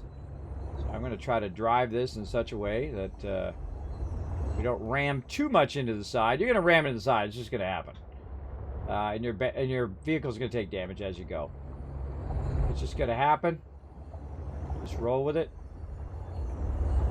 Watch out for the tail of your vehicle. Tail of your vehicle could turn in such a way where it actually bumps into one of these and then it will damage them. All right, here we go, everybody. Here we go. Can we make this happen? And let's see where that other beacon is. The other beacon is this way.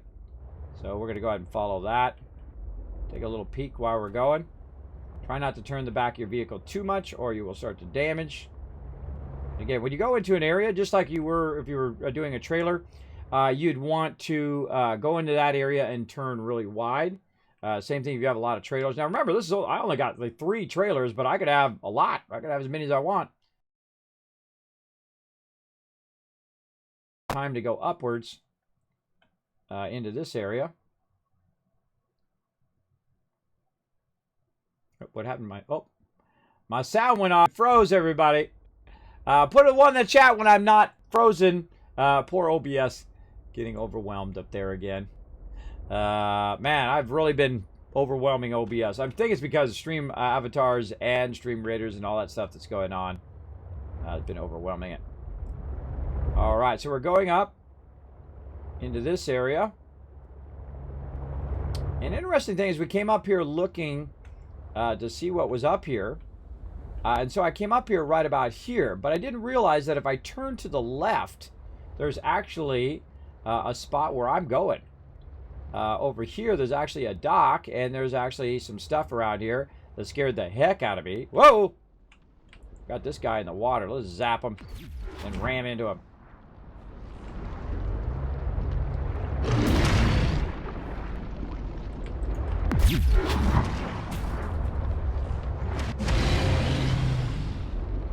And you can ram into and kill him, but of course it comes at the cost of your stuff getting damaged.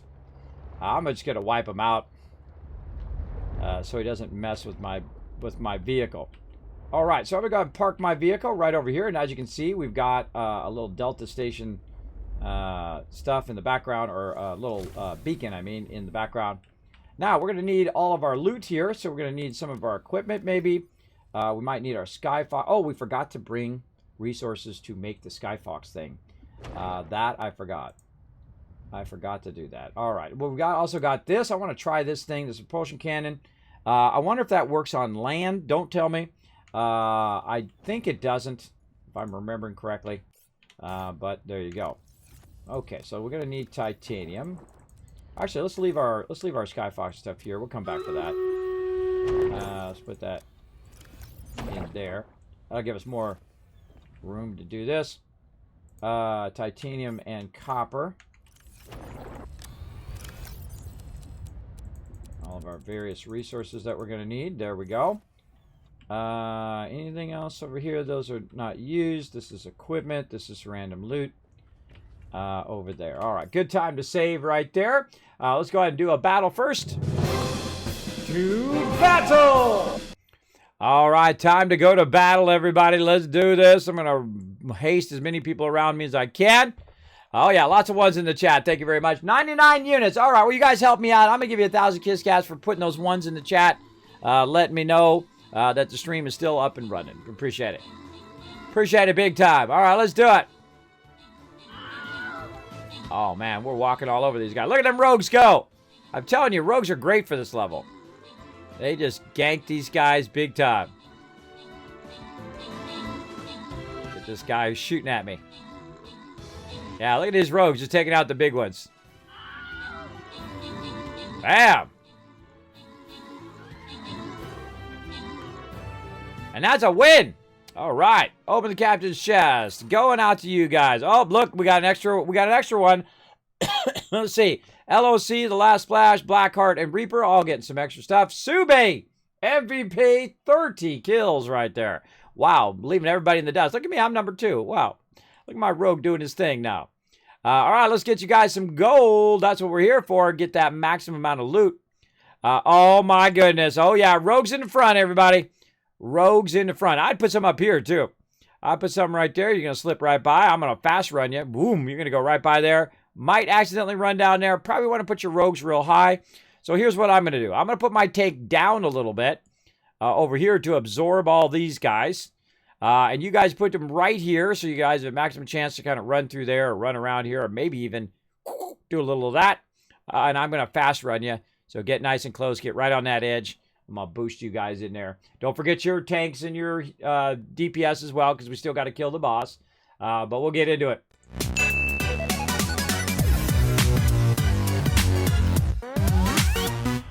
All right. So we went ahead and saved there. Let's go ahead and go up here and see what's up. Okay.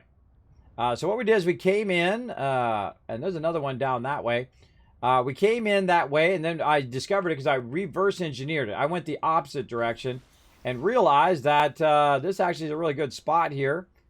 You can see we've got some stuff we did, and then we ran into something that scared the heck out of me. I don't even know what it was. I guess we'll find out later. But I kind of feel like this is a good spot for a base right here.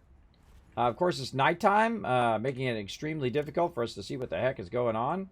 Put our light in. Oh. There we go.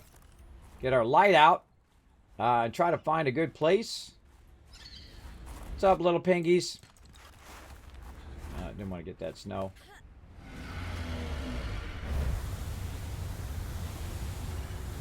Ooh, I heard a scary noise.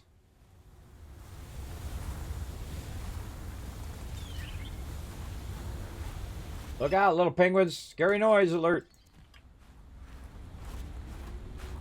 There's a cave in there.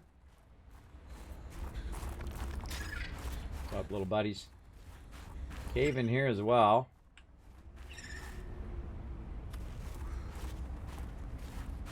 Now, do we want to put our base in the cave? Oh, look at this.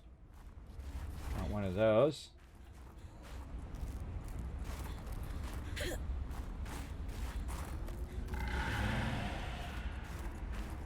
I'm hearing something in here. Oh, yeah, this is this cave. We've been in here before.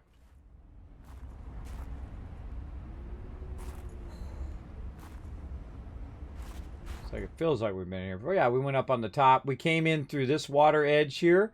We found this by complete accident. That's how we got our cold suit. But I do see some resources in here. Again, we're just going to gather tons of resources. That's another reason why we need a base, is so when we're collecting all these resources and we get overburdened, we don't have to run all the way back to our main base or some other bases nearby. See, look, my inventory is full there. We can always come back to this and check this out. Now, one of the things that I do whenever I want to go back to a certain location is I will go ahead and pretend like I'm going to make something, right? Like I say, a compartment here. I'll go ahead and just say, Kismet, go in there. That's it. That's all I need to do. Oh, here we go. Now it's a little bit nicer out here. We'll go ahead and look around and try to find a nice little spot for our base here. Kind of feel like out in the open here is nice. We got a ladder up here. And I'm just kind of scouting a location for my base. Up here. And we got a cave in there we can check out. There's really large areas in this game. Oh, look, you can see I tagged something over there. That's saying, hey, follow that right there. There's something over there. Which is most likely pointing to that ladder back there. I think I remember us coming underneath here. I'm finding a bunch of stuff. There's water down there as well. So that's looking pretty good. Now, because I have my cold suit on, it's helping me here in this particular area. We go in and look at my inventory. You see I've got a cold suit on with some gloves. I also have the hat as well. But I've taken it off just in case I go below 100 meters. Whoa, look out! Raz coming in! 43 months of sub love. Thanks so much. I'm the 5th retweeter. Hey, you always bring in the love, Raz. And so, of course, in Raz's behalf for being the 5th retweeter, you guys all get 1,000 cash. So make sure to say thanks to Raz in the chat. Always a great supporter of the stream. Appreciate that. Big time, Raz. Thanks for being here as always. Appreciate you chilling out in the chat. By the way, say hello to your dad. Always a great guy. Great guy I met at TwitchCon. I got to meet Raz randomly, by the way, at TwitchCon. We were walking out, and then Raz. I'm glad we ran into Raz as well. As we were walking out, and we got to talk with Raz and her father. It was pretty awesome. I love to meet people in the stream, and whatnot, at TwitchCon and whatnot, who are awesome and whatnot. So let's make sure to say thanks to him as well. Appreciate bringing the love here to the channel as well. So yeah, I feel like we're going to put our base down toward the lower side here. I don't think we need to put it way up here.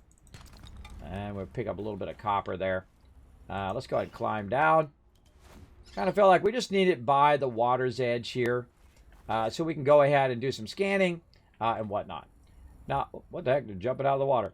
Now, if you didn't know, you can actually use the base that you would think that you only build underwater. You can actually use them above water, like this. So we go ahead and just build ourselves a bit of a base here. Dangerous weather approaching. Seek shelter. I'm building it right now. I'm building it right now. So let's go ahead and put a way to get in there. Like that. Now, if you notice that when I built it out here on land, it actually made a ladder and a hatch. You've never seen that before. I think that's the coolest thing. Right? I think that's a real genius idea to make it multi-purpose so you can use it on land or not. So if you've never seen that before, now you have. It's pretty awesome. Oh, really? I ran out of titanium at that moment. I ran out of titanium at that moment, everybody, when I need to make my bio thing, and there's a big storm coming in. But no worries. Now, if you do get too cold, here's what you do. You dive right in the water. And it's actually warmer in the water than it is in your in the atmosphere in this particular game. Another version of Subnautica, that's not true. Actually, sometimes when you get out of the water, you're better off than you are in the water, depending on how far down you are, and so on. It's more even of a thing. Now, we also need to watch out our food and water down here as well. Now, I can go find some food and water, but I'm actually going to just go ahead and use up this. And then I also have a water here. I'm just going to use that up in there. So, yeah, not enough titanium. All right, let's go ahead and grab some more titanium here. There we go. There's all our titanium. We have a bunch of that. In fact, we could probably put something back here. Maybe hydraulic fluid in there. Don't need that right this second, but the second I need it, it'll be not on my character, which I find pretty funny. Whenever you need something, that's when you don't have it on your character. And when you don't need it, you're carrying it around endlessly, for sure. Kind of felt like maybe we should put it on this side because this is where the dock is. But I just noticed over here that it does have a little way up there, so that's nice. Over here, and we'll put a beacon down for this as well. Now, what I'm trying to do is I'm trying to go in here and I'm trying to establish the power in my inside here, because I can actually come in here and suffocate because there's no oxygen in this if I'm underwater. But if you notice, I don't have that problem when I'm above water, right? I don't have the problem of it having no oxygen because guess what? We're above water, right? So you can see my oxygen is not going down. So don't fret about it. But you definitely are going to need power to run the scanner and all that stuff as well. Now what we need is we need some fishies, right? Or something organic to put in there. Now we could go look for some fishes, but we did see that back this way somewhere was a cave. And we're going to go look for that cave. Was it this cave? No, doesn't look like it. Maybe it was a cave over this way. Now again, I could leave a beacon there. What I can do is just kind of wander around a little bit, look around. Aha! There it is. It's saying Kismet, that way. That way, Kismet. Through here. There's something in here that you're looking for. Maybe it's resources. Maybe it's food. Maybe it's both.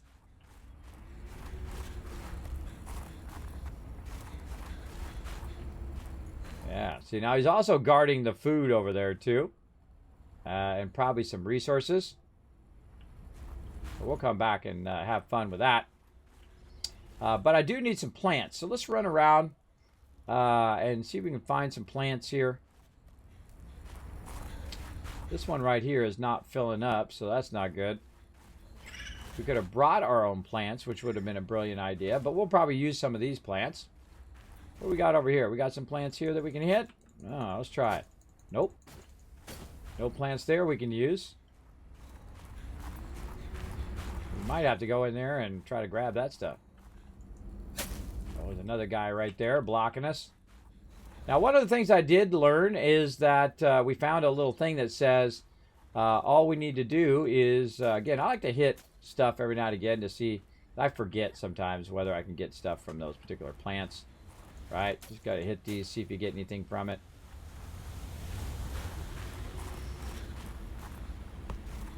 And so on. So again, we could use fish. We definitely don't want to grab the penguins, though I think in theory you could do that. I don't. I just feel like that's not right. That's not right, bro. That's snow. Yeah, no real easy plants we can do here. Again, these don't have anything. Let's try to kind of scout the area out for resources. Not that great of resources around here. Yeah, not great. All right. Now, the other thing we can do is go down here and see if there's any fish that are just swimming down here that are not penguins. And we just kind of swim along and see if we can find them. Now, the penguins actually eat fish, too. So, they might eat the fish that you're trying to find. We'll kind of buzz around here. Let's see if we see any. It's kind of devoid of fish down here. Aha! There's a peeper and some other ones. Come here, little peeper. Oh, God, you're being very... Man, this guy's got skills. That guy's got dodging skills. I got to give it to him. There we go. So we're going to grab these. Now, these guys, actually, these ones right here are really great for water early on. Anybody else? Nope, don't see anybody else. Looks like we're good. Now, because I have the higher capacity tank here, it allows me to go underwater for a longer period of time. Also, I have the ion battery for my Sea Glide. So that helps a lot as well. Now we need to find our way back. Way over here. I can see my vehicle there. And then to the left of my vehicle over here. A little shelf to run up on. And there we go. And so we're going to hang out with the penguins. Make ourselves a land-based base here. And then we're going to take these little fishies. And they're going to act as the fuel for my base. Just like that. All right. Now, another thing we're going to do while that is powering itself up is we're going to make ourselves a scanner. And so we're going to go ahead and go like this. And we're going to make ourselves a scanner room. And that's why we're here. We're here to use the scanner room. And you want to rotate it, by the way, until you see it connecting out here. We have the ability to. Let's see. Scanner doesn't want to go that way because the thing's in the way. Let's go this way. Nope. I think we might have to move it. Yeah, we might have to move this because this is actually the best direction for our scanner to go. No worries, we can take the hatch out. Holding down Q there. All right, let's try to put our scanner room in this way. Yep, that's the better spot for our scanner room.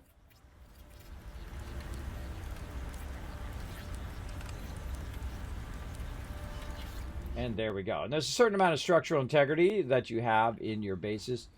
And this is going to be a tough one to put our entrance in. Let's see if we can try to put it in on this side. Yes, all right. That's a better side for it anyway. Because it goes right here down to here. We can run around and get in.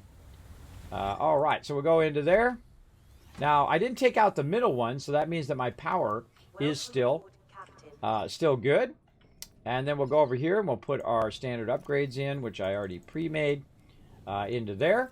And then one of the cool things is when you look in here, you might find other things like ion cubes, right? There's an ion cube nearby. So it's just telling you what's nearby. Pangling research. That's what that thing is. It's a pangling research thing. Ah, okay. Now I know what that is. I didn't know what that was before. Quartz, silver ore, titanium. Maybe some fragments. Definitely the ion cube would be great. And so we can go in. One of the things that you want to do, if you're really hardcore like me, is you can go through and you can collect every bit of that. And when you collect every bit of it, it actually comes off of the scanner. So if I collect every single fragment in this area, boom, I've now got all the fragments, and that fragment option will go away. Probably most common is the ion cube, because there's not going to be that many ion cubes, I think. And now also look how it shows us where stuff is, right? So where are we at? We're up here at the top somewhere. Back away. There we go. Where are we at in this thing, right? You want to find out where you are. Well, here's the scanner right here. And so if we go back down where we came from, right, and back out again, there's actually an ion cube down there that we must have missed, right? We can kind of look at it and say, okay, we go down and we want to probably hang a right and try to find it, right? So let's go ahead and see it from our point of view. We're in the scanner. Here's the scanner right there. And so we'll orient ourselves. So scanner is right there. Oh, it's hard to see because I have those things in the background. But it's right there. So it's literally right underneath us. Straight down and then kind of off to the right. Up to the right, really. If we go down, it's going to be a little bit up to the right. And it's going to be there. Now, one of the cool things that I have on my character... Oh, we got to upload. Got to reload. One of the things I have on my character is I actually have the ability to see it. Like that. In a heads-up display. I can also put down a little camera that can go look and find it as well. But I can see it on there because I made myself one of these, the scanner room HUD chip. So that's going to make it even easier while I'm down there. It'll help me so I don't get so disoriented and lose my way. That'll help me a ton. Oh boy. Crazy weather going on. All right, let's get into the water. And then we'll go ahead and look for the direction. Okay, it's down this way. Now, this might not necessarily be the right way, right? This might not be the right way that we want to go, but we'll go ahead and chase it down this way and see if this is it.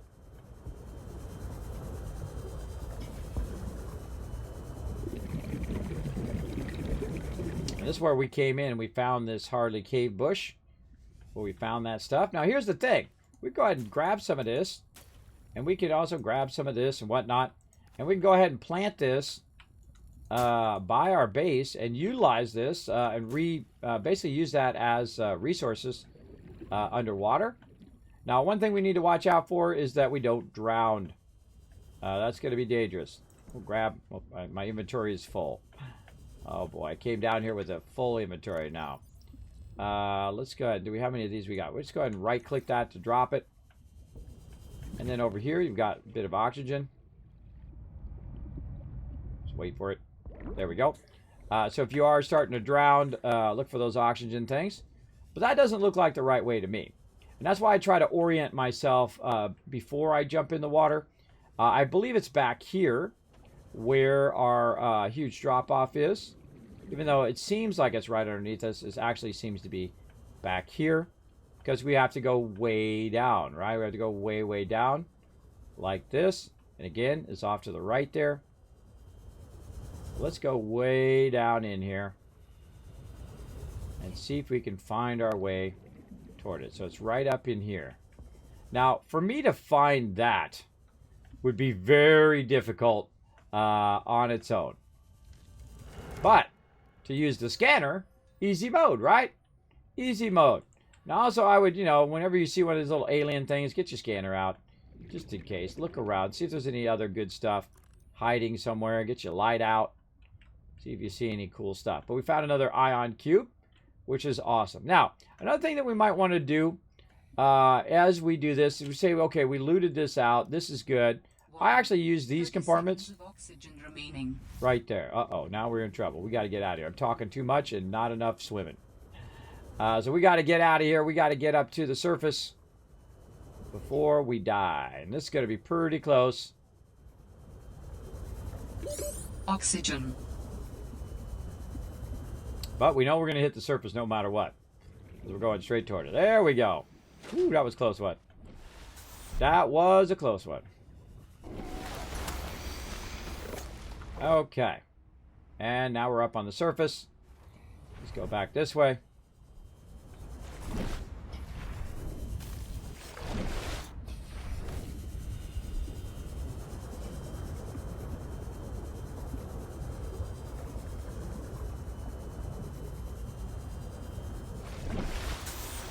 Okay. We found our way back to our base.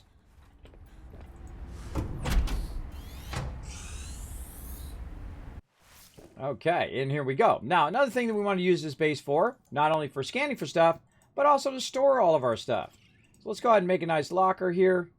I noticed that on Sub-Zero here, Subnautica below zero, is that you can't put your things there. You have to put them up a little bit higher if you want to put them on your doorway. Now, sometimes you take your doorways in and out, so not always the best idea to put stuff there. You could end up in trouble. Oh, the other thing was replicator. I'm glad we brought some extra quartz because we're going to need our replicator. Let's save. We found that awesome thing. Let's go get the rest of our resources out of here. Look at how dark and spooky it is. Dark and spooky.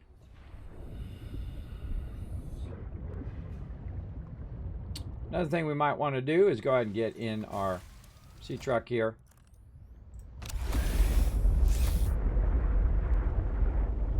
Kind of move this along the side here. We just get in and out of our sea truck a lot easier. Okay, what do we got? Bunch of random loot. Well, oh, I didn't put all this loot down. I gotta put all that loot down first. Hold on. I knew there was a step I was missing.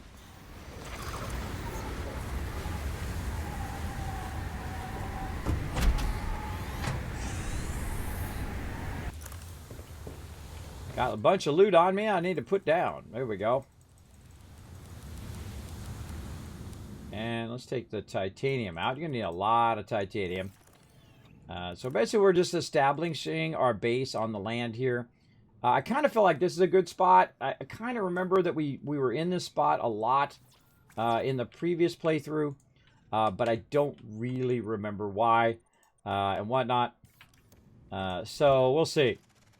We'll see if it works out or if it's just a bust. But either way, it allows us to scan the area. And we'll just keep making more and more bases. Just like this one. Oh, it disconnected my ship. I did not want to do that.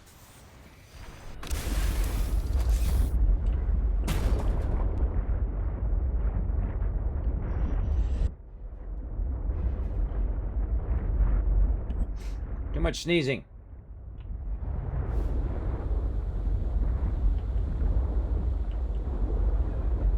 Now, they used to have a backup camera. They don't seem to have that backup camera anymore. I need to go to the left. Left and then back. Left. There we go.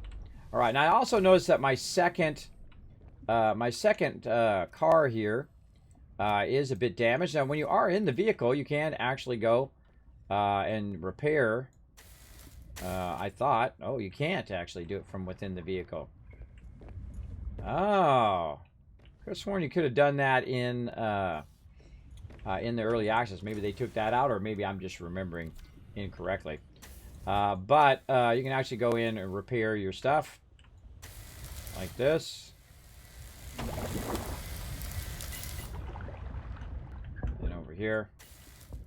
Anything there? Fluid intake. I will eventually. I will eventually. Now you're always there's always something going on where you got to get food or whatever it is, or water. Now, I happen to know where to get some water, so we're gonna get some here in just a second. Let's get all these resources that we can out of here. There we go. And it'll be less worrisome if it's not in our actual vehicle while we're running around. We're going to use these resources here on this base.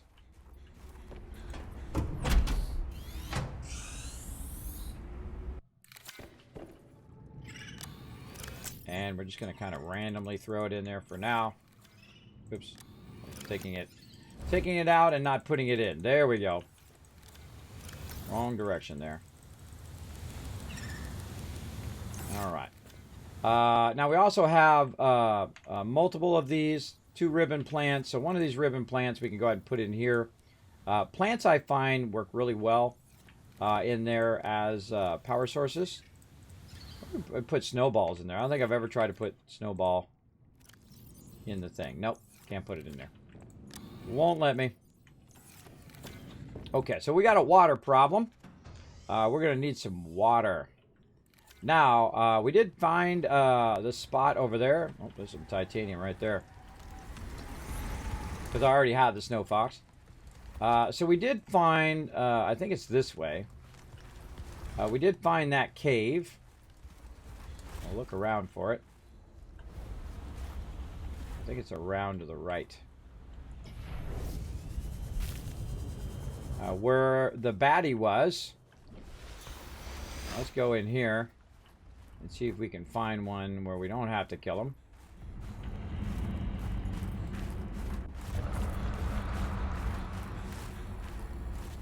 Oh, bunch of resources.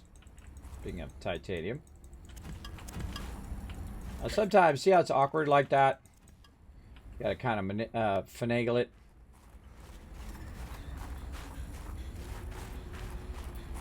This is gonna bring us back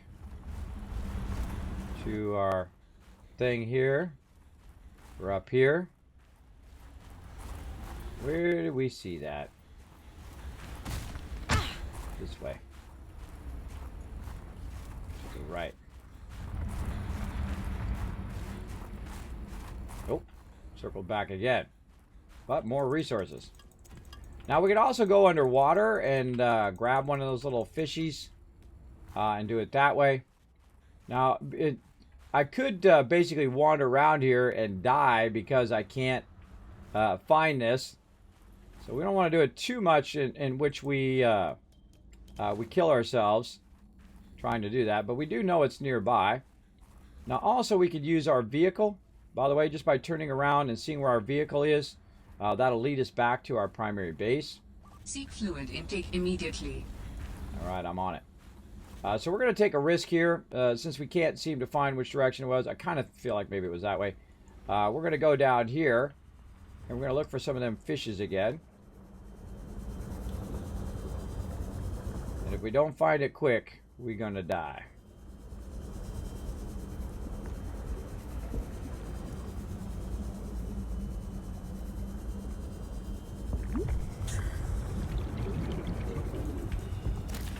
All right, now I found one, and because I'm such an emergency for water, I should find the one and use the one immediately. So then that'll allow me enough time to go get more. That's not it. That actually, I think, is where the cave is. I'm trying to get back to my base. Oh my goodness, I can't. I don't have my replicator. I don't have my replicator. See, that's why you want to make a replicator or bring a replicator. But I might have to just straight up eat this guy. Let's see what happens. Let's see if I can get my replicator in before I die. Welcome aboard, Captain. All right, let's go in. Try to make a replicator copper and quartz. Take that out. Quartz, copper. Again, this is when you really need to start hustling right here. You need to start to hustle. And I've already got my power, so that's good. And eventually I'm going to start taking damage. So I need to get that in. Always bring a replicator, everybody. And I'm going to... Nope. I'm going to do water here. And there we go. Whew. Vital signs stabilizing. That was close, everybody. That was very, very close. For sure. Let's put this titanium down that we found. Okay. Good time to save. Right there. Now, I've also done all this stuff over here on the left, so we'll go ahead and take all this stuff out now. That we're not looking to do all of that now. We already got our base established. Okay. Now, it's not going to help us just to have a little bit of water. We need to have a bunch of water. And I believe the area in which we need to go was back here. Because I believe we came up from this and we went right into that cave. Again, this would be a good time for a beacon over here where this cave was. I believe it was back here.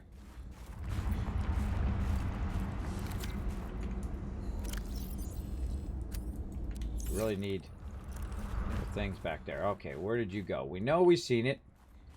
We know we ran into it. It's going in circles now. Oh, finding plenty of resources though. Again, see, this will just send you in a circle, circle, circle. Well, let's keep looking. Let's look over that way. Let's look over this way. Now, again, one of the ways to do this is to look at your north, south, east, and west kind of deal. Right here, we know this is north. I don't see anything there. Oh, I see some resources. And so this is another great reason why you have your base. Just to grab all these resources and these little veins of resources. So let's go ahead and try here to the kind of east, northeast, which is where we saw our thing over here, which says, hey, Kismet, go into this cave. And again, it's a bummer that that one's not working because we could grab it from there. We'll do that battle here in a moment. I'm going to get my knife out. And we're going to have to fight for survival, everybody. Here we go.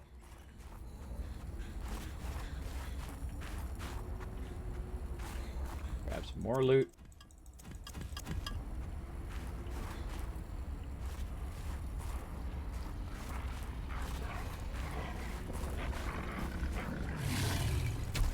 Ah!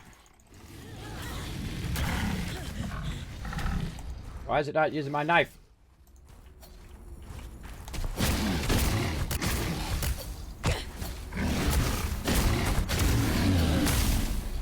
Sometimes you gotta be the apex predator. There we go. I do not kill little baby animals. I do not do that. Alright, but I need to eat. I'm sorry, but we gotta survive. Alright, there we go. Now we took a bit of damage. We got ourselves some peppers here. Gonna go ahead and loot all this out. What's up, little buddies? You're so cute. You're so cute. I'll let them live. And again, it is so cute. A little scary, but still cute. Okay, so we got those peppers. Now, what we want to do is utilize these peppers that we found and make it where we don't have to come into this cave every time. And utilize those for our own food to sustain ourselves here. And that's really all you need. You only need these peppers. Of course, if we had the other ones, we could use it also for healing ourselves. But we're going to use these for this. And we can see our sub is this way. And actually, we could have just ran right along this part right here. Literally right along this area here. Yep, just ran right through there. But I'm not going to be going back in that cave again because I'm going to be using this for my food. So let's go in here. And let's establish our food supply. I've got plenty of titanium on me. And what we're going to do is we're going to do an indoor growing bed. We're going to try to squeeze it in here. If possible. Yeah, right there. Again, I don't need to make a big old base. I just need enough to survive on. So go ahead and plant those in there. And now I'm going to have 4 plants growing. And so I should be able to survive whatnot. Now also I can go ahead and continue to expand my lockers here. Same thing over here. Another locker. If I can squeeze one in there. There we go. And so on. I definitely want to label it food. Over here, whatnot. We'll put some of these in here. And all right, so now we've got our power established. We got our base established, power established, replicator established, and our food established in our remote base. And so now it's like, because you're basically, let me click the button over here. You're basically, and again, thank you, River Dog, for backing me up today. Appreciate that. You're basically trying to struggle to get that stuff going right along the beginning. Now watch this. See how I've got the ion cube scanning there? If I turn off the ion cube, and then I go, you know what? I changed my mind. I want to turn it back on. But notice it's no longer in the selection, right? So I can't actually go and select that particular thing. And I don't know how to turn these penguin research things off. But that's really fun, by the way. Do I have my penguin on me? I do. So let's go ahead and click Pingling Research and see where that's at. If that's nearby. Yeah, there's one nearby. Yes, up that way. See, and I can see where it's at. And so I can go ahead and follow that as well.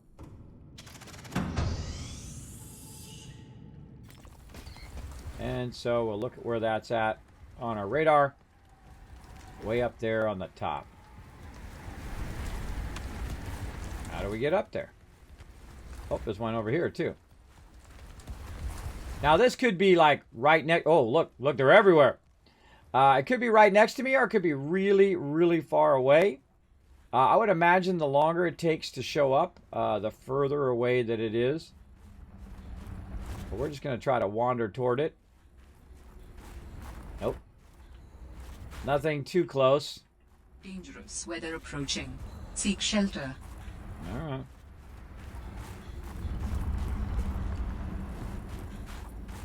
Go ahead and go back toward my base. So that allows us to go search for those.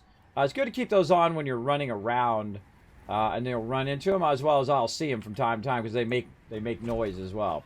They'll start beeping when you run past them. I don't know how to know if you've already done it. I don't know if it like turns off or goes away. I wouldn't think so. How would it know that you've already gone in and done that particular thing? That's a good question. Good question. All right, and we have a bunch of other things like fragments, creature eggs, and magnetite, which is always good. A whole bunch of resources that we can gather. But what do we really need here? I'd probably say fragments, maybe creature eggs. Definitely magnetite when I need that. Let's go ahead and click fragments. Let's just take a look at how many fragments. There's one literally right next to us. Right there. So let's run out, get a bit of these fragments, clear them out. Maybe we'll find something new. That's why I look for fragments, is so that if I find something new for my character to use. Also, you'll see me use my light a lot. That's just so you guys can see what I'm doing. No fox fragment.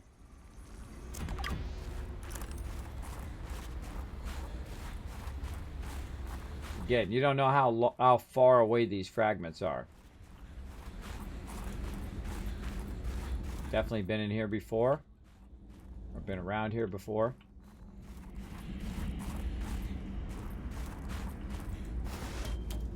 Now this particular area is absolutely humongous. As you can see. Fragments down that way. But you can see this area is huge. So before I get all running around in the area here, I definitely need to work on something else. And that is my Skyfox, which allows me to drive around. It's kind of like a little Land Rover kind of thing. Let's back up. Get that going. Do I want to put it down here, or do I want to put it up there? That's a good question. That goes to water there. What's up, little buddies? And then I put it down, say, this way. Ice there. See, can I get up there with my Skyfox? I think I can. Right here would be a good spot. Maybe put it right here. I wonder if you could put a Skyfox thingy here and aim it that way. Good question. Let's find out. Miscellaneous? No. Exterior modules right here. So we're going to need a wiring kit. So, get out of there. Actually, let's just save while we're in there. I hit escape instead of tab. That's just me. Because I play other games, it happens. I've never seen those seen the baby of those beasts. Yeah, they're so cute, aren't they? That actually is how you find your tufts of hair to make your suit. So you got to go in there and hunt around in there as well. Oh yeah, he helped you find me. Oh, I didn't know that. Yeah, I was wandering around. We were actually just leaving to go get something to eat, so it was perfect timing. To run into you, because you never know. We might have not found each other as we were wandering around in the future, so you never know. All right, because, you know, it seemed like you'd be easy to find someone in one of those conventions. It is really not. It's hard to just randomly find someone, even if you say, hey, they're over here. Not necessarily easy to find. All right, so we need Skyfox, so we need a wired kit, so we need 2 silver. 2 silver. So where do we got some silver? Do we got some in here? Yes, we do. All right. And then we got our thing going here, so we can make our wiring kit.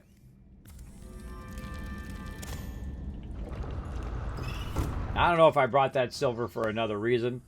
Could have. But let's go ahead and do this. I want to aim it in the direction that I'll be going in and out of. And see if I can put that down. Okay, yeah, I can put it down here. Dangerous weather approaching.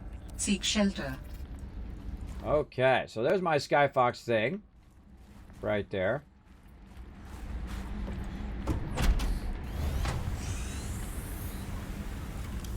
And I just so happened to have brought one. I think I might have left it in my ship. I did. Left it in my vehicle.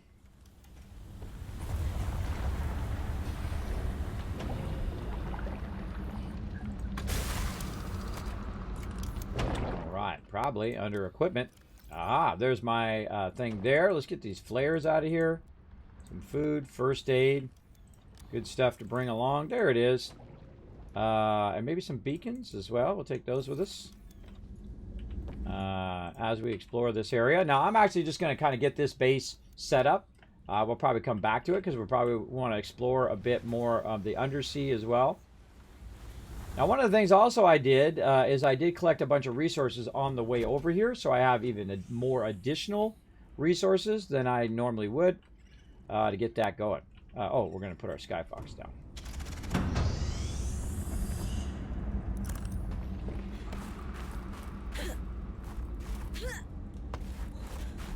Okay. Now we're going to go ahead and put our Skyfox down here. Oh, we're going to try anyway. I wonder if I can just drag it out. I can. Cool. Drag it out. It goes right on here. And of course, we called it... oh, this doesn't have... Remember the name. Oh, maybe we have a second one. Maybe this was... Yeah, there it is. Nothing but AI over there. So we have actually a second bike over that way. I forgot. We got two bikes. We'll call this Bike 2. How about that for a really original name? I always know if I've done anything with a bike because I always change the color. So I know that it's the bike that I'm thinking of. Utilizing this red. Use that gold, which sometimes looks green. I really despise that it looks green.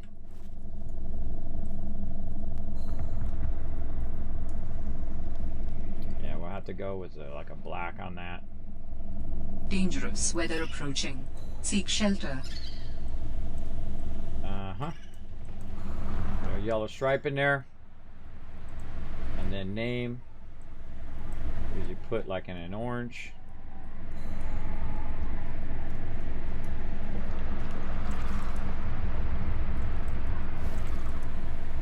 Alright, bike 2. Looks good. Alright, dangerous weather approaching. Gets really cold. Even if you have your cold suit on, you can see that my temperature is going down. But luckily, I got a base nearby. Ah, very nice. Also, I could eat my food as well. As well as I could put my cold suit on. Now, if I'm running around in the cold area, I would put my cold suit on.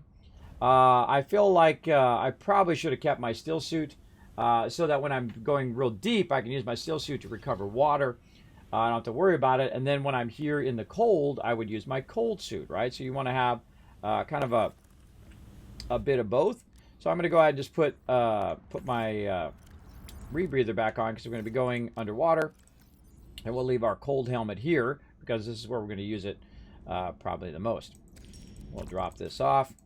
Now, I want to go ahead and see if I can use my propulsion cannon on the land. Oh, you know what we should do? We should do something simple. Hold on. Let's do something simple like titanium. Now, again, don't tell me. Part of the fun is figuring it out.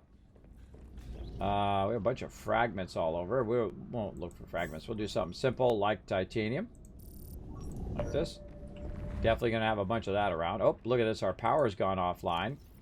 Go just put our pepper in there. Keep that going. Now, we hope that our peppers come back up again before we need more food and water. We'll find out. We'll see. All right. Can we grab penguins? Yes, we can. Sorry, bro. Wrong button. I meant to just put you back down again. Oh, he's fine. He's walking it off. He's over there. He's walking it off. My bad, bro. My bad. Yeah, so look out. You can grab penguins and stuff. Weather approaching. Seek shelter. Now, I wonder if I can go in here, over here, and do the same thing with these little guys. Now, I need to remember how to put people down because I don't want to shoot them across the thing like I just accidentally did.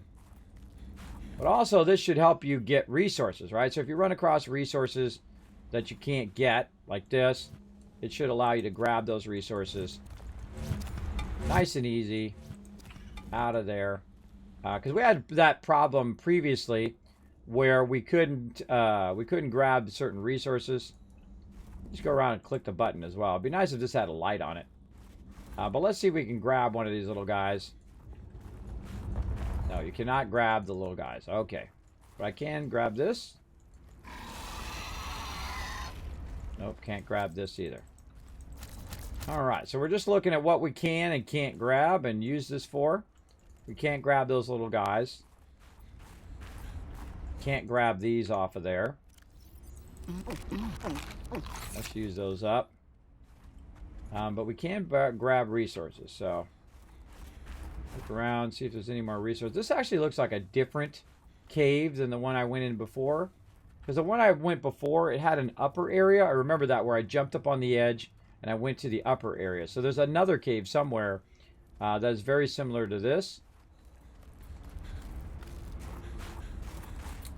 That we ran into while we were running around.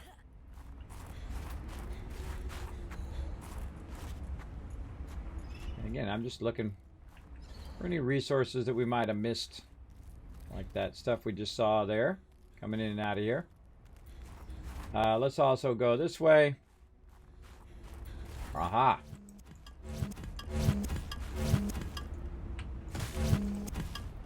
That is so much easier.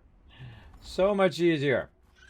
Okay, now if we do that a lot, like what I'm doing right there, this thing's going to burn out. This is another great one to use your ion batteries on because it does burn up so much power so quickly if you use it a lot. So what we want to do is we want to do a couple of things. We definitely want to establish our batteries here as well.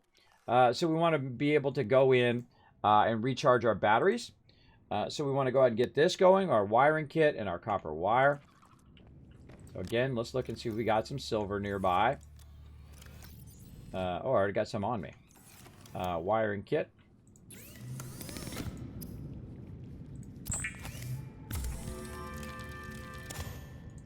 What else was the other thing? See, I forget what it is, so I go here to blueprints.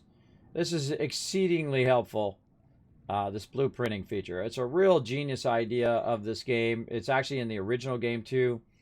It really does help people like me who have bad memories of what I need to do the thing. Now, I also have this thing here, which is for the larger ones. I'm not going to make that one. I'm just going to make this one. And it tells me I also need to make some copper wire. So we're really setting up a real big base here. I felt like this is a good place to start, and then we can scout out from this area as well. And there we go. So we go ahead and put our battery chargers in there and charge up our batteries if we need to. Did we bring any extra batteries? Let's just go see. Oh, and let's get our ion cube out of there. Don't think we did. Nope, I don't think we did. How are we doing on our plants over here? Oh, look at that. 58%. Once those fully grow, not only do I have an endless amount of food and water, I also have an endless amount of power because I can put those into the power thing so they actually work together. And there's another thing we're going to do for power here in just a moment. We got those established. We want to make an ion battery. Let's see if we have enough to do use this with an ion battery. So let's go up here. Ion battery. Now, another thing you can do is you can go ahead and right-click it right here in the thing that you're building, and it also puts it up there for you to do. Oh, the thing we don't got, lithium. I bet you I did not bring any lithium, that is for sure. I don't remember even seeing that on the way here.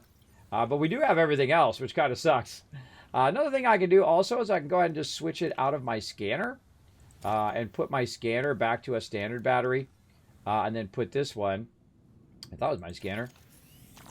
Maybe it was this one. Oh yeah, it's actually my builder.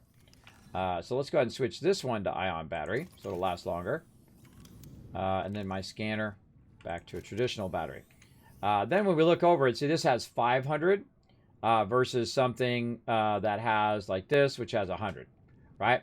And you can see my flashlight battery is getting really low. And that's going to happen a lot. So what I can do is you can't, I don't think you can take it out of here. It'd be cool if you just did this and it pulled the battery out. Or you could right click on it and get it out of there. But I actually have to put it down here. Then go like this, and I can tell it to take the battery out. And then I can go ahead and take that battery and put it in there. Now, you definitely want extra batteries for what you're doing here, right? So you want to go in and make yourself some regular batteries as well, right here. And there we go. Now, one of those things that we need is we need ribbon plants, right? Now, just so happens, I think we picked one up here somewhere. I thought I just saw it. There it is. Ribbon plants. Now, I could go ahead and try to use the ribbon plant, but that's probably not the best idea. The best idea is to start another underwater farm nearby. Let's say right down here. So we can go down here and we can create some underwater plant beds, right? I think we can put those on the ground by themselves. Yeah, we put them down on the ground down here. Now me, I'm not that, I don't like to do that. I like to have lots of room, whatnot for what I'm doing, but I don't want to also block my vehicle coming through. So we need to find a good kind of in-between where we go ahead and build a platform for it, right? So I kind of know where it's at, but down low enough to where it's not blocking my ability to get through. So that's what we're going to do. And I typically, whenever I go build underwater, I will use those platforms because it's kind of like a gardening platform, I think. All right. And let's go ahead and get into the battle as well before I forget because I had to reset it and it didn't warn me. Let's do it. Let's go. To battle! Sometimes I get very focused as you go. Thank you, everybody, for being patient. Let's do it. Battle time. Let's go. I had to update it. I forgot about it till right now. All right. Oh, look at that. 145 units as well. Let's go ahead and blow it up.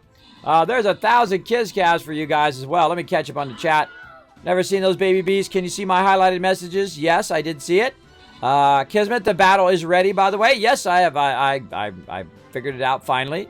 Because it didn't make it. Because normally I have it up on the other menu, monitor, which I do. But it had an update. So I did the update, and then when it does the update, it doesn't go back into the battle. It goes into the main screen, which it doesn't warn me of the battle sometimes. But I did look up there and see that we did have a battle ready to go. And we are good to go. All right, and there we go. Open the captain's chest. Again, thank you guys for being patient. Reaper, Olaf, Poffle, and Paul all getting some love. Blackheart coming in, MVP with the 8 kills. And again, we're going to try to get you guys maximum loot. We're going to keep on going. I feel like we're going up to this guy, right? Yeah, let's go ahead and do this catapult one. And we'll work our way up there. It's a 2 skull. Again, let's get the rogue out. Man, my rogue is making some strides today. Oh, and then we also, that's a quest as well. We'll definitely take a little bit of gold for that. Thank you very much. I think we have enough to maybe get another scroll. Let's go look at our scrolls in here. What we got? We got warrior and warrior. All right, let's go warrior and warrior there. Good. I'm just working on my low level ones now, trying to get those to max level. And then we'll come back to the other ones. There we go. All right, now stay in there so it'll make a noise and I'll know when it's ready. Because what it does is over there flashing. Because the start battle is flashing all the time over there. But plus, usually you hear the sound of it going off as well.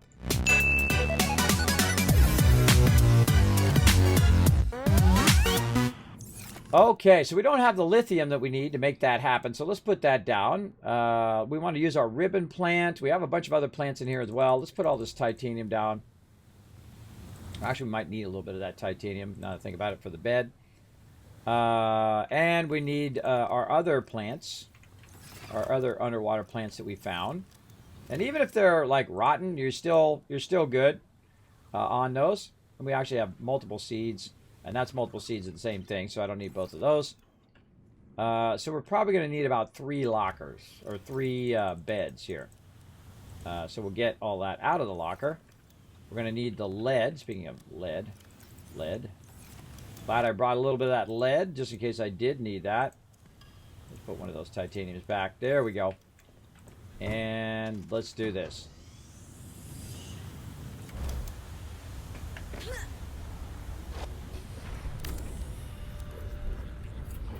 All right, and then this is really the sole purpose of this is just to hold my farming beds. And so we have one kind of mega base that we've established, and we're kind of establishing this base because this base is pretty far away. Plus, it's also in like a little tricky spot to get through. So we're going to go ahead and start building a bunch over here too, because I feel like we're going to be exploring. This is a very large area. When you're going to be exploring a very large area, good idea to expand all that out. So let's go ahead and do ribbon plant, because we're going to need that, even though we can make stuff with that. We want to take one, make it into two, two into four, etc., etc. Put that in there. I don't know what that is. That's more like a cool looking plant, like that. And now what we've got is we've got those there. Now, as you can see, I can pick up this ribbon plant, but the better idea is to use my knife on it. You can see I can take this ribbon plant, get a bunch of seeds from the ribbon plant. You see that one ribbon plant is this many seeds. And so then I can take the seeds, and I can do that with them. And now I've turned one plant into basically 6 plants, just like that, very, very quickly and easily. So, again, you want to definitely explore your plants, both interior and exterior. Now, we've got this thing right here, this thermal vent. And this is probably the most underused thing that I use in the... I rarely ever use it. But we're going to try to see if we can go ahead and make a thermal power item here. Thermal plant here. We need 2 magnetite and we need some aerogel. Now, we know we got some aerogel back at our other base. We have some plants that we could make aerogel from over there. And it converts heat to energy at medium efficiency. Now, you're also going to need this thing called the power transmitter, which is going to transmit the power to wherever you're going. Now, you can also use solar panels because we are above ground. And we can use those solar panels as well. And when you're above ground, definitely want to use your solar panels. Now, you can use them a certain distance down in the water as well. But obviously, when you get way down in the bottom part, there's no light down there. There's no light getting to you. Not going to be very useful there. But we got some quartz and we got some copper. So let's go ahead. Use up our quartz. Let's see if we can find what we did with this copper. There we go. And then we go ahead and add some solar.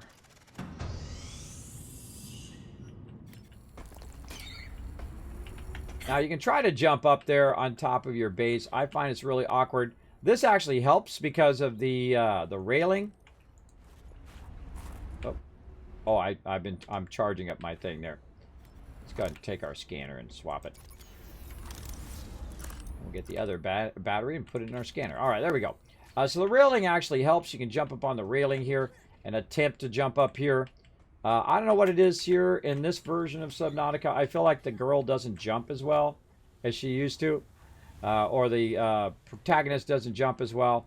Now, another kind of 200 IQ move is to get up above here. And then try to jump down on your base. Now, why am I trying to get on the base in the first place? Well, that's so I can put my solar there. So you just kind of like 200 IQ move it like that. And then run over here. And then you want to run jump, everybody. And sometimes it takes you a couple jumps to get up there. All right, do a lot of jumping. You got to run jump, and then jump, jump. Or run jump, and then try to get up on that lip, and then walk forward. It's really awkward. Like that. See how awkward that is? Now, we're going to also try to get up here and jump across there. But that's a real long distance for us to make it. So I usually just keep jumping until she makes her way up there. Like that. And it's really awkward. It's very, very awkward to try to get up there. But there we go. All right, let's go ahead and put some solar panels down. So when it is daytime, we're getting some free power. There we go. Now, there's also ladders, by the way, that you can use to go from place to place and also come out of your location. Oops. And so we'll start that solar panel. Oh, what was I missing? More quartz. Okay, we'll grab that quartz and try to do it. Now, also, here's the thing, too. Before you get down, if, say, you want to make 3 solar panels, right? you start your solar panels first, because now you got them where you want them to go. And then you get down, like I'm doing here. Oops. You get down, you go into here, you get your resources that you need, and then you just aim up there and you build them instead of having to climb back up there again. Another great Kismet tip for you. There's a bunch of quartz, and we're going to have more than enough power to get this going. Now, one of the things that they don't have in this game that I haven't seen yet, don't tell me if they did add it, and that's a battery. A battery that actually goes to your base, right? So it acts like a battery to get it going. Now, to get up there and to aim at it, you got to find the right angle. Like we try to get up on these side things here and try to get close enough where we can get it going. Doesn't look like we're going to be able to get it from here. Over there. Now, we'll probably end up having to climb up there. But if you are, especially if you're underwater or just above the water, that works pretty well. Or in this case, we can just jump across, get to here. Walk around, not have to climb up there, and fill it in.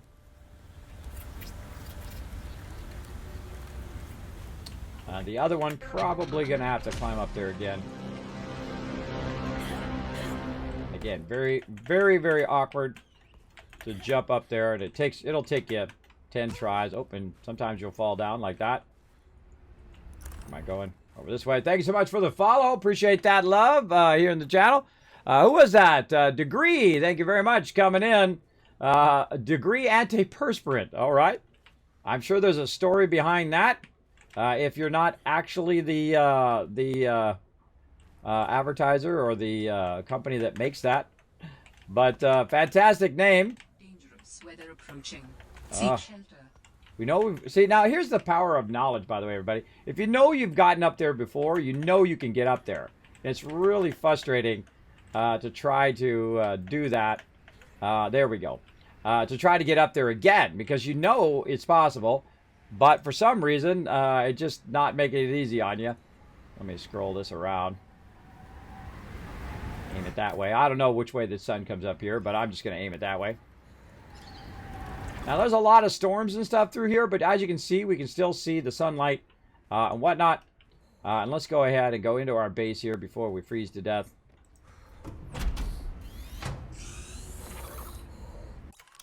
Welcome aboard, Captain. And we can go in and see that our bioreactor is offline, but we still have lights and we still have our power. Especially your scanner, which is going to eat up tons of your power because it's constantly scanning and whatnot. So that could be a problem as well. Oh, look at this. Look at this, everybody. We've got our interior grow beds going. And we can go ahead and grab that. And this over here. And so on. Again, you might as well grab them out of there because this way it leaves room for them to grow more. And so we'll take one of these and just put it right in there. So again, I have like endless fuel. And you'll see this kind of start up. There it goes. Then after a while, it'll actually tell you how much power it's producing. Like so much, right? Like 0 of 500 or 0 of 200 or 500, whatever it is. It'll actually tell you the overall power that you're using. Now I need to get out of my tool there. There we go.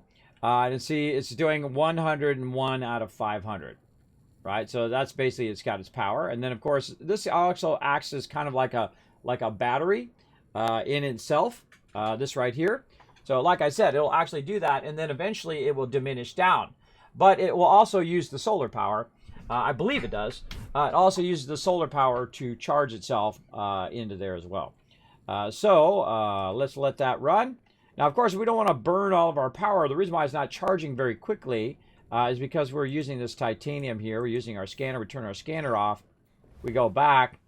And now we're going to see it charge a bit faster, right? It's actually going up much faster, and eventually it'll go up really, really fast. Let's grab our battery back. Let's go ahead and put that in our scanner. There we go. Now we got that all squared away. We got our battery in there. We've made all of our various batteries and things over here. We're looking sharp. And we've got our food going. And so we'll eat a little bit of that food. We'll let that keep going. And I wish I had some lithium or something. What was the other thing we needed for thermal vents? I forgot. Let's go in here while we're looking it up and put it on our list. This and this. Oh, aerogel was the other thing. Basically, we have tons of magnetite and titanium around here, but aerogel is something you find in the deep ocean. And we actually have some at our primary base.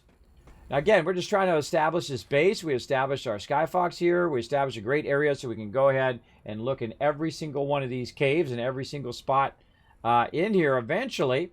But that's kind of just getting that started. And we'll come back to that because we got lots of areas still to explore down in the deep. And look at our stuff growing down here. Now, look at this. Now we can go ahead and do this. Now, these are used for crafting. But also, they're used, you can use them as fuel for your biofuel reactor. So basically, you have an infinite amount of fuel. And you can see now I've got a whole bunch of them that are starting to grow, right? A whole bunch of them grow in there. And now the first thing, my first priority is to fill the entire bed with that particular object. And these ones, this one particularly is probably one of the easiest in the game because you get so many back. Right, so we need 3 more there, plus 3 here, so we need 6 more. 1, 2, 3, 4, 5, and then that gives you a couple extras. So that's basically 6 right there. Then we're going to pick these up as the actual plant, and then we'll put all the seeds back. And there we go, everybody. We just filled that entire bed. Easy peasy. Same thing over here. We got our violet blue growing. And our cave bush, and then we'll go ahead and knock those out, and then we'll make more of them in there as well in GG. So we can use those for fuel. Now I see that we got something in this direction down here. I don't remember looking down in here, but that doesn't mean I didn't. Let's go ahead and see what we got down here. I think this is where we found these plants way down here.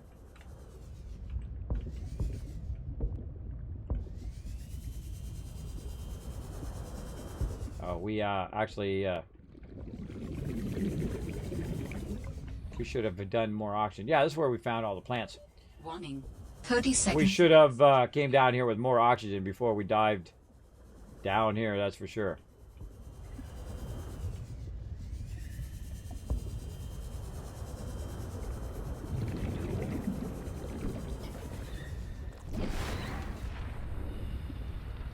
It's hard to get your vehicle through there too, especially if it has the trailers. But even if I were to bring my vehicle in here, again, like spaces like this is specifically here, so you have to dive as a person and not bring that in. Now I do have a cutting tool.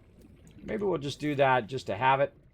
But you can go to these rocks right here, and you can go ahead and you can laser cut these.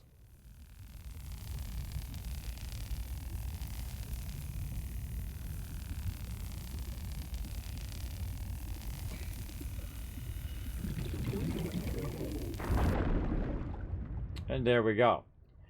So you open those up, and those will give you oxygen a little bit at a time. And then you have to wait. It depends on how quickly your oxygen is going down. But usually gives you like 1, 2, or 3 hits at a time. Again, this is where we found our various thing there. And again, we got another one here. So we could, in theory, go between the two if we're really in danger of dying. Let's open up that one. And that allows us to spend more time down here without really being worried about running out of oxygen. There we go. And then we'll just look around, right? Now we're not worried about insta-dying down here. Where's my light? There we go. I like to use the light, even if there is already some light in there. Just to get an idea. Now, if we find something that we have not scanned yet, it will warn us, right? We've got some more of these down here. Again, roll over everything. Look at everything. Because you never know. Oh, here's another one here. Man, a lot of these in here. I guess a lot of people come down here and they get stuck. They get stuck down here, apparently. Whoop. Now we have 3 of them to go in between. Definitely have plenty of oxygen. And these are infinite, I've found, so they will just keep pumping out oxygen again and again and again.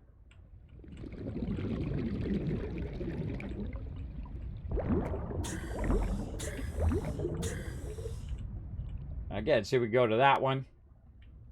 And then we could go ahead and find our other ones here. Oh, try to catch that bubble. Boom. And so we go each one. Now, of course, you want to try to catch as many as the same one. Usually, if you're okay on oxygen, you can see it's going all the way up. My oxygen, max oxygen is like 128. But if you see the bubbles going up, you can try to catch them. But usually, you just kind of hang out by it because your oxygen is not going down super fast. There we go. 135 actually is the maximum. So you're pretty good. Again, this definitely looks like, hey, come in here. You're going to find something cool in here. Like maybe some plants you haven't already ran across. So there's 3 different types of plants here. Another one over here. I don't know. I just kind of feel like cutting these all open.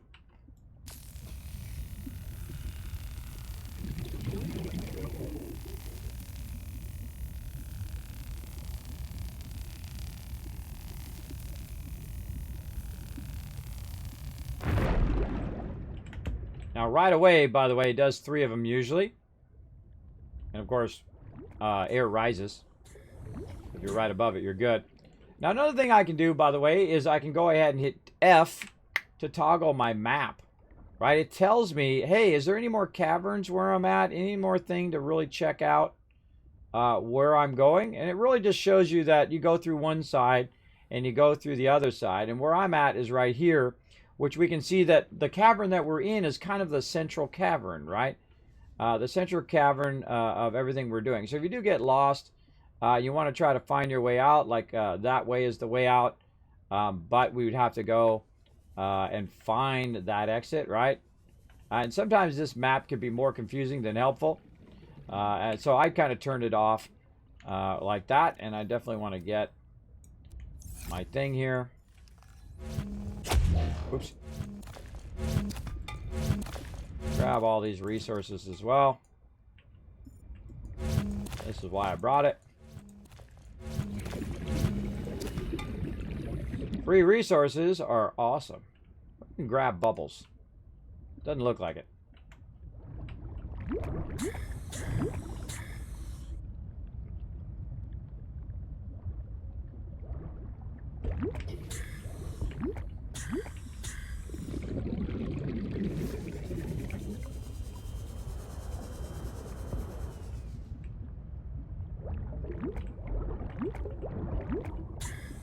Oh, I didn't get the other 2. What a bummer. I'm just having fun. I just stand in front of one of them, but I feel like I just want to move around too. All right, so there we go. So we can use F to kind of get an idea if we've already kind of scouted out the whole entire area here. And you can see it goes in 2 different directions. And one of them is the entrance is in the direction that we're looking. So there's an entrance or exit, depending on how you look at it, right here. Because I'm really good at 3D, so I can really tell where entrances and exits are. And it's going to lead me up and away. And I'm kind of looking for resources while I'm going as well. That's going to lead me right back to my base, because I just happen to know that this particular direction is where my base is. But if I go the other way, which is kind of like a northeast, back that way. Oh, there was a bit of a bubble thing here. Here we go. Get a few of those. If I go back the other way, then that's a different exit, right? The different exit from where I came in. We'll get our oxygen redone. There we go. So let's go back the other way and see what we can find. Again, I find taking the map off is very, very useful. All right, so this way, there's something over here. I can see there's resources there.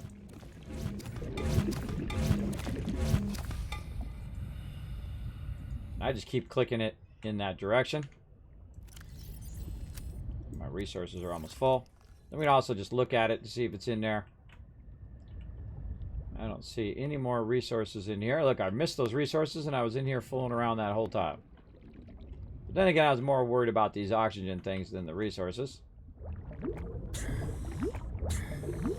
To keep that oxygen up so you're not in trouble. Yeah, look, there's more in here. Right there. All right. Well, let's go ahead and find our way back out again. We're going to go south, southwest, which we know is our way back out. Turn that off.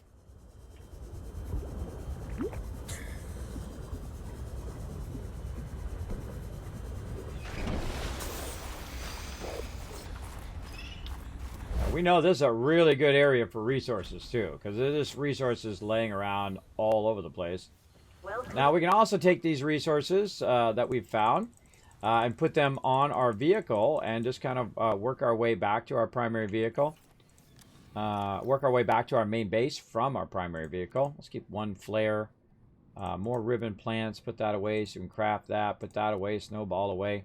Now we've got plenty of inventory space.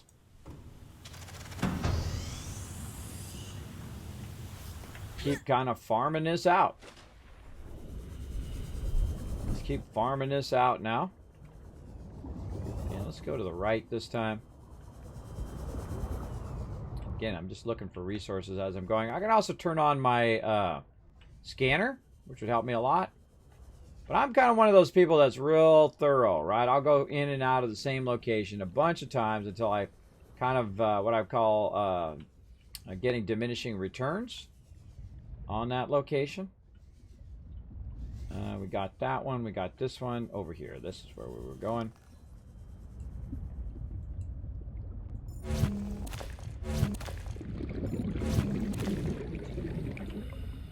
Now, some of these are hard to get, even with your things or by your hand. But some of these you should be able to get with your thing here. And some of them are obviously not gettable because that one won't let me get that one right there. This thing should grab it, but it's not doing that. I wonder if you can grab plants. I've ever tried to do plants. No. Rocks. No. Nothing down here I can grab. Oh. Well, I can grab that. Bam. I can grab these plants. That's cool. Can't grab oxygen. Missed it. Can't grab oxygen, but we can just get right above it here and get some from it. We'll just wait this out.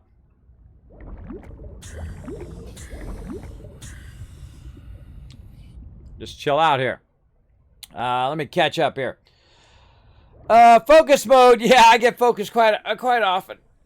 Like I'm doing. Out of curiosity, do you ever play any RTS like Command and Conquer, StarCraft, and etc.? You know what I got on my desktop right now?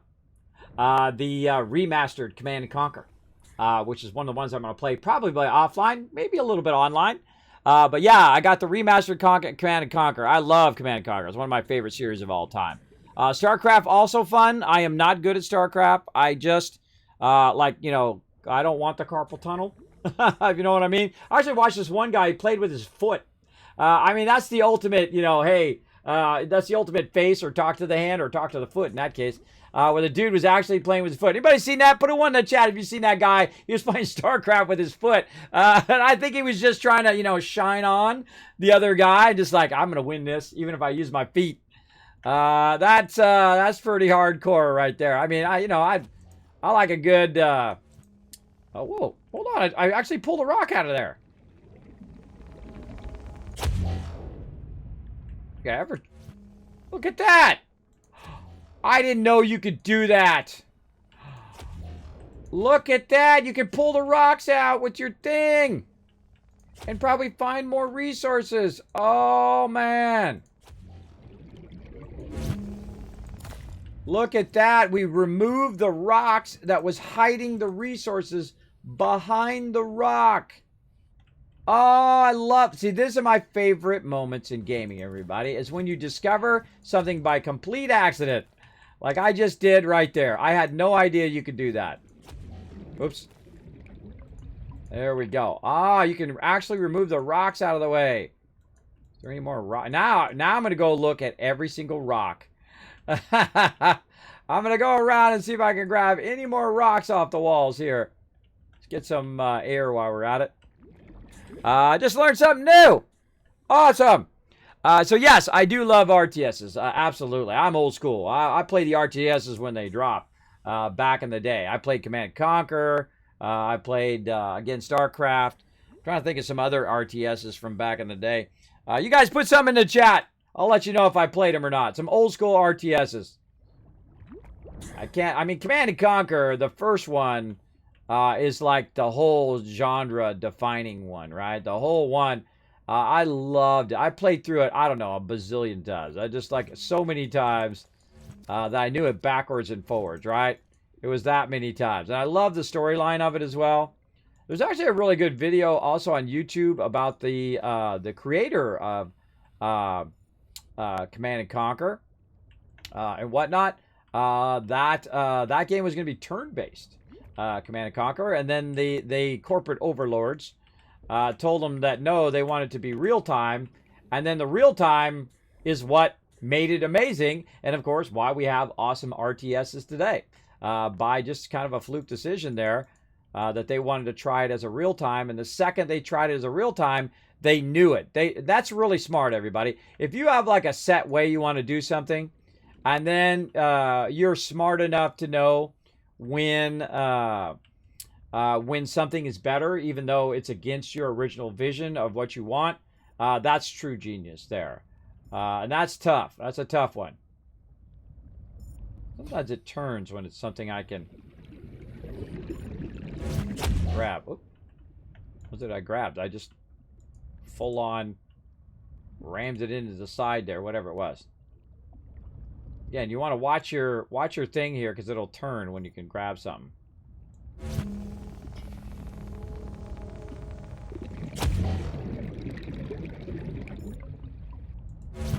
That's cool. I did not know you could do that. You can grab the stuff. Oh, God. I'm losing my oxygen. Come back here. That is neato. I love that mechanic. All right. I learned something new today. My day is complete. I always try to learn something new every day. Name some other RTSs in the chat, everybody. I can't think of any other than those right now, but then again, you know, I have problems remembering stuff. Okay, so let's see. We came in from the southwest. That is where our base is. And we can see we've got our sub there and all of that. We want to go the opposite direction. We want to go ahead and put this in. Nope, we already got that going. We want to go ahead and turn on our map. And we want to go out this way. Right, so it says there's an out that way. But where is the exit? It is this way. We're going to go this way and see where this leads us. Now, why would we want to go through an alternate exit? And that's because there might be more loot that way, right? There might be more resources and what. Now, also what could happen is we can also drown this way because we haven't been this way before. So let's go ahead and err on the side of caution. And let's go ahead and cut this open because our oxygen is actually getting low. It's at 42. Hopefully we get it cut open in time. The second you open these, make sure to move above it so it comes up into your character. All right, now I'm just going to put my character there so he can keep getting his oxygen while we go ahead and do this battle. To battle! And again, I'm trying to keep these battles going as quick as I can, but sometimes I do get distracted. Don't get all, entitled in my chat. I try to do as much as I can. Let's go ahead and give you guys 1,000 KizCats for hitting 135 units there. I think we're ready to rock. Let's do this. Let's blow it up. Get you guys maximum loot. Age of Empires. They are billions. Oh, both of those I have played, and they are awesome. Thank you, Riverdog, for being my memory. My mod's always helping me out.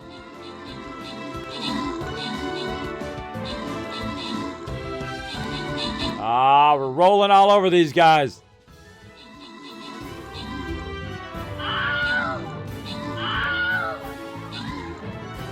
See, I have it up on my other monitor. That's what I'm watching over here, by the way. I'm watching the battle.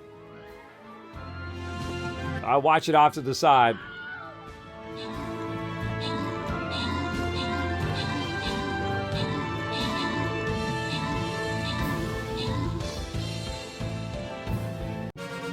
All right.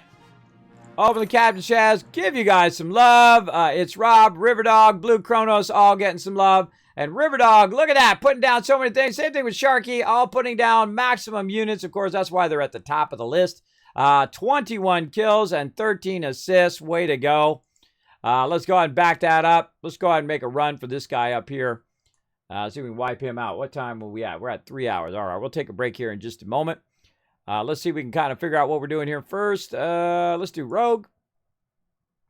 Oh, man, that Rogue's almost halfway. Let's go.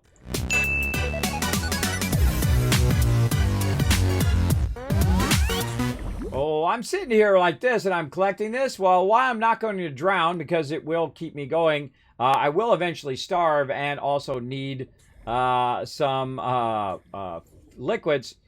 So before we get too far into this direction, we need to think about, okay, where are we at? Back that way. Let's go ahead and back up, take care of our food and water.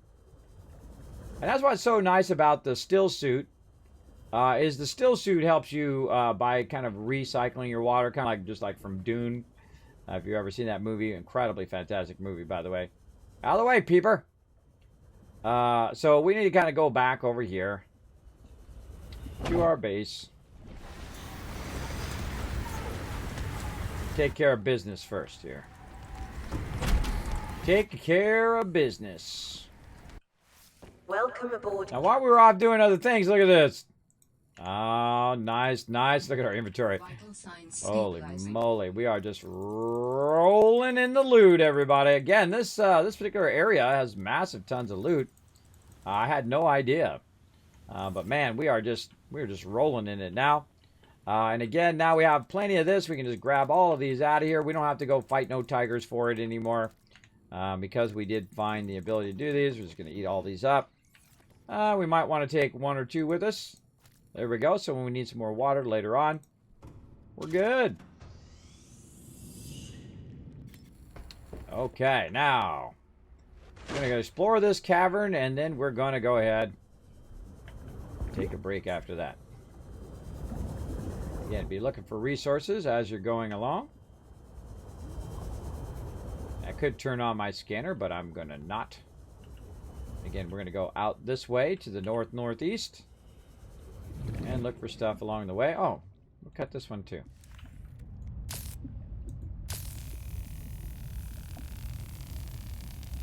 Kind of like leave no stone unturned, right? That's what we're doing. Getting this going on. How we doing on the retweets? We're 7 retweets, everybody. 3 more, and I'm going to give you guys 1,000 more Kiss Cats. Follow that second link right there in the chat. It's going to help out a lot here in the stream. And it is my favorite price. It's free. It's free to go out and retweet. I appreciate you supporting the stream. Great way to support the stream if you can't subscribe. Of course, the ultimate way to support the stream is just to lurk in the channel and be awesome. That I feel is the ultimate, even more than subscribing or any of that other stuff. I don't require people to subscribe. The best way actually to support your favorite streamer is actually to donate to the channel, because they get 100% of that donation versus subscribing, where they'll get a certain percentage of that particular subscription. If you also like to support on Patreon, that's also another great way to support directly without your content creator losing half their income to other sources. Though subscribing is awesome too, because of course you get all the additional benefits of it as well. But there you go. Lots of different options of way of supporting the stream, just by chilling out in the stream or subscribing or whatever you feel like is appropriate for you. Again, I don't feel entitled.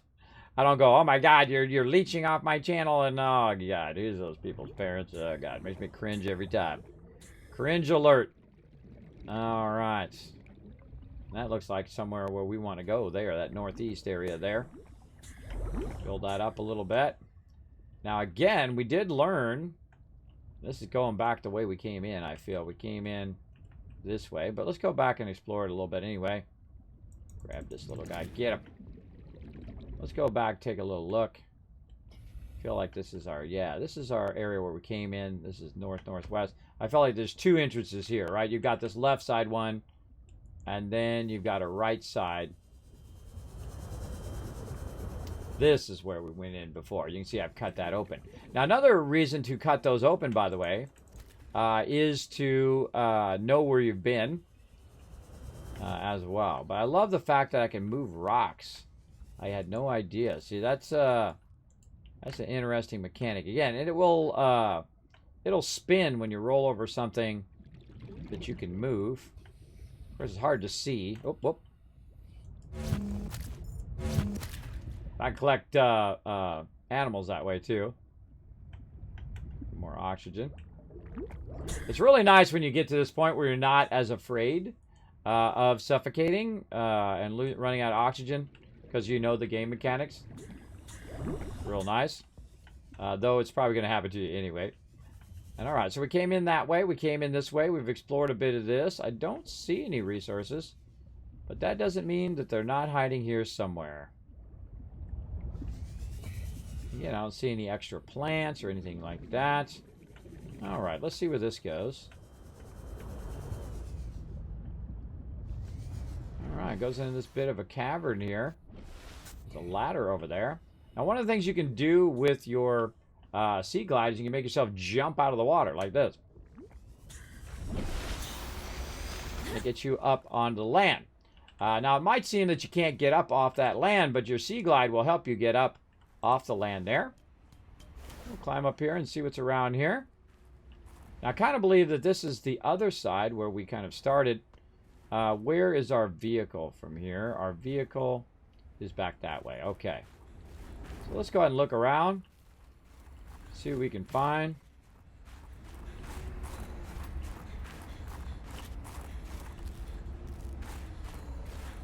Oh, there's a place we can scan.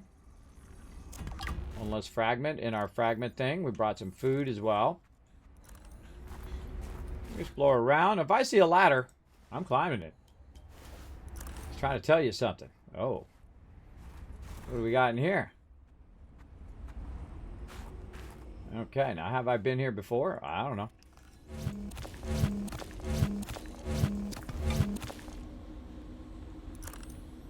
Get them all. I think I did. Holy moly. Oops.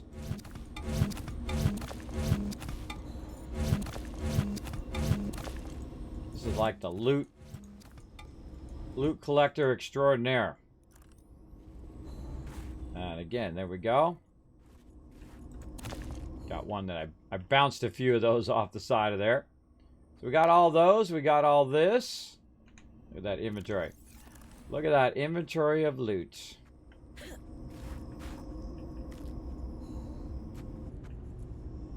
Oh, right up here. I can't see what I'm doing because it's dark. Like I said, it'd be great if... oh, my inventory's full. It'd be great if you could see also at the same time. There is a headlamp that you can get. That does help you. Oh, hold on. Oh.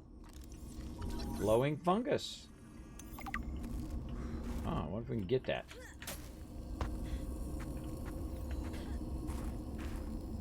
Oh, let's go look. Glowing fungus. Doesn't say exploitable. Glowing fungus is commonly found in dark caves and is marked as exhibiting a biofluorescence, a unique ability to absorb and emit electromagnetic radiation. It is not to be confused with the process of bioluminescence, which many underwater life forms exhibit on 4546b. Bioluminescence is a chemical reaction caused by the molecule luciferin when exposed to oxygen.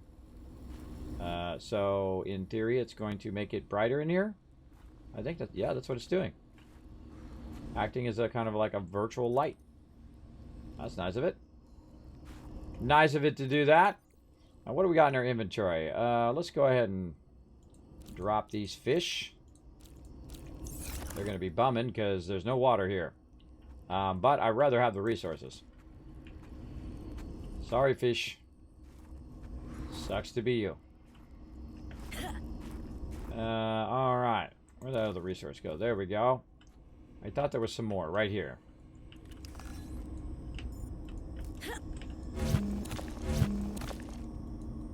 Anything else? Nope. Okay, and since we're coming through here, we might as well clean the whole place out and keep on rolling. Oh, I've been here. You can tell. I've been in there. Oh, and again, we circled back over here again. Now we gotta watch out for baddies. There's a bunch of baddies up here. But you can see I put this here to let myself know I've been here before. And that there is a climbing thing here. I see some plants there that I could grab, but my inventory is full. If there's anything else hanging out around there. And again, our vehicle.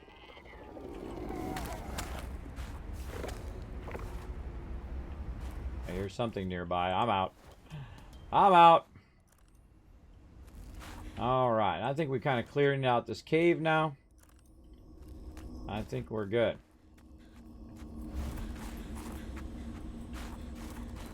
And of course, the toughest thing is how did we get here in the first place, right? How do we get to this spot, and how do we get back where we came from? Right? That's going to be your biggest hurdle in anything that you do. Is finding your way back without getting killed by baddies. And we can see that our vehicle, if we look around, where did our vehicle go? Our vehicle's in this direction. So potentially, this is where we came from. Let's wander around and see where we end up.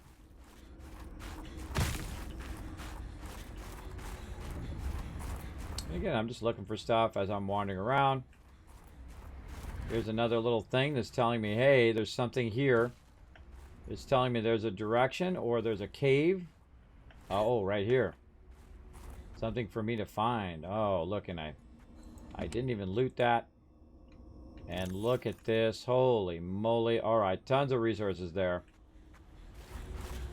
That's what that's telling me right there. It's telling me that I left a bunch of resources in there.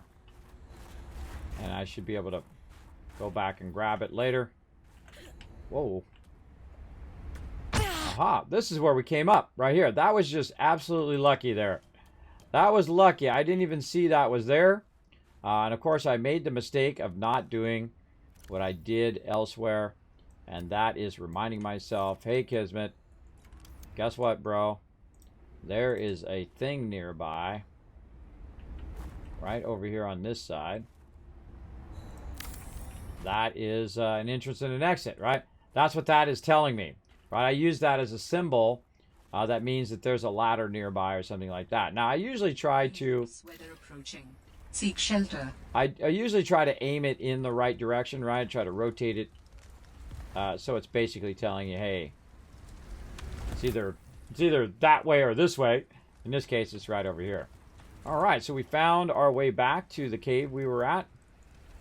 And we're able to go back down and find our way back through.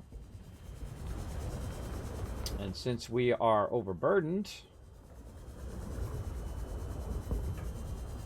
there's a great way to bypass whatever's on the surface level and go from one place to another using the underwater passage.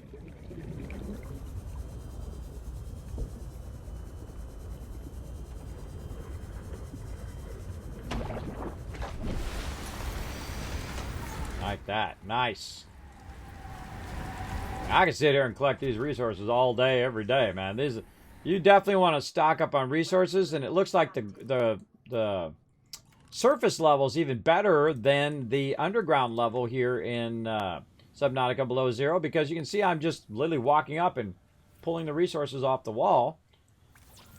And I have so much that is crazy. Let's save. There we go. So much resources that it's pretty crazy, the quantity of resources that I'm getting there. It's pretty crazy. Let's go ahead and eat. Well, that's an old fever pepper versus a new one. Let's get a bunch of these. Again, just might as well grab them all. Grab them all, because they're just going to respawn over time. And then eat them up till you're full health. And then the rest of them, right in there. Over here, same thing. And I'd probably keep a couple for yourself, like that. And then, look, that whole entire thing is full. Again, I have endless power. And, oh, look, they've already respawned again. And endless food.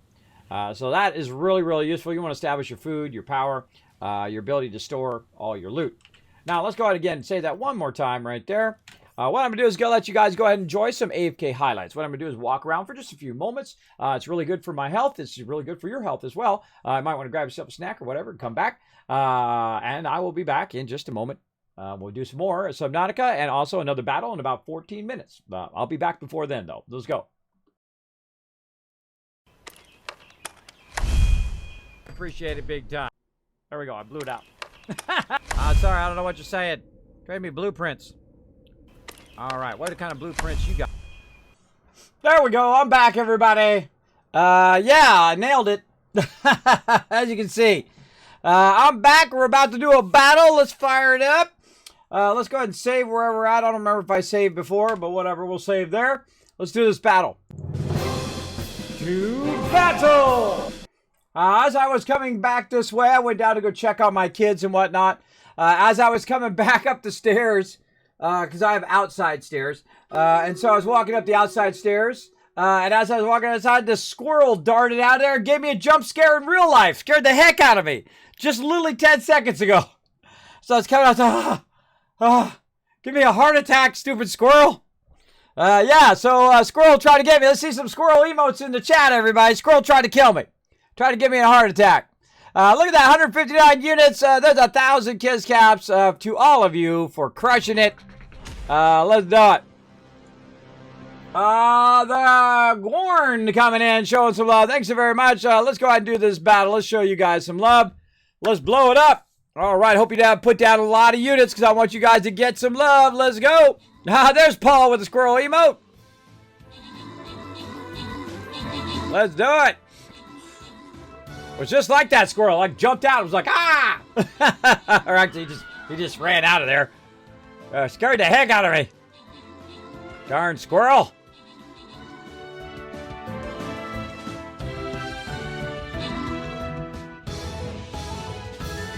Paul just jumping around down there.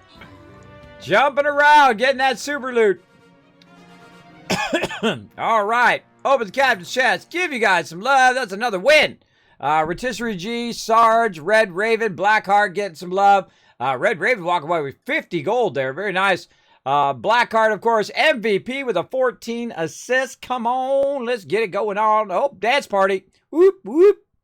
Let's go up here to the high side. Let's get this boss up here. All right, what are we looking here? 4 skull. You know what? Let's pull in the healer. Let's pull in the healer. I feel like we'll go just a little bit left here. Or maybe we should run up on the side and turn. I think run up on the side and turn. Let's do that. Let me get my guy right over here. My little grand healer. He's a max level healer. That is Norbert. Whenever I see 4 skull or above, I always call in my max level character so you guys have the biggest chance of winning. All right. Now, if you haven't done so, the Gorn, again, thank you for the follow.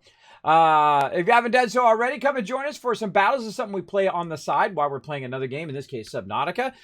You can go ahead and play for free. You can play on mobile or on desktop. You can click that link right there in the chat. Go to streamraiders.com, find me, your Captain Kismet. You can go ahead and access the battle board, put down a bunch of units, get a ton of loot, and all of that stuff as we play a lot of battles in here. In fact, we played literally thousands and thousands, like 7,000 battles in that neighborhood or more. As well. Now, of course, you do want to help support the stream. Here's what you can do if you do play a lot of Stream Raiders with us, or if you just started playing. Either way, you go right here to the store and click on skins and type in the word Kismet right there. There we go. And you can see all my cool custom skins that they made for me, including full skins like, of course, the awesome Sparkle Dog, who is a flying rogue, which I think is the best avatar in the game. I'm just sorry. I'm biased, though. And then, of course, we have Norbert, my little baby dragon. Maybe that's the second best. And then, of course, we've got me as the Wasteland Tycoon running around. You can use me as your take. I got you back. in there as well. Or you can go ahead and get the ones with the yellow fedora, because that's how you win, everybody. When you're rocking that yellow fedora, that's how you bring in a lot more wins. Again, that helps support the stream. Right up here, you can see we're 19 of 100. If we hit to 100, we actually get another full skin unlocked. So great way to support the stream. It goes right back into the stream in the form of giveaways and other things that I do here in the stream. So it allows us to unlock new stuff, get new skins, and then, of course, do even more fun. It supports the Kismet Love Trade, where I just keep giving out love here on the stream. That's what I love to do. So let's go ahead and get back into the battle right there and back to some Subnautica.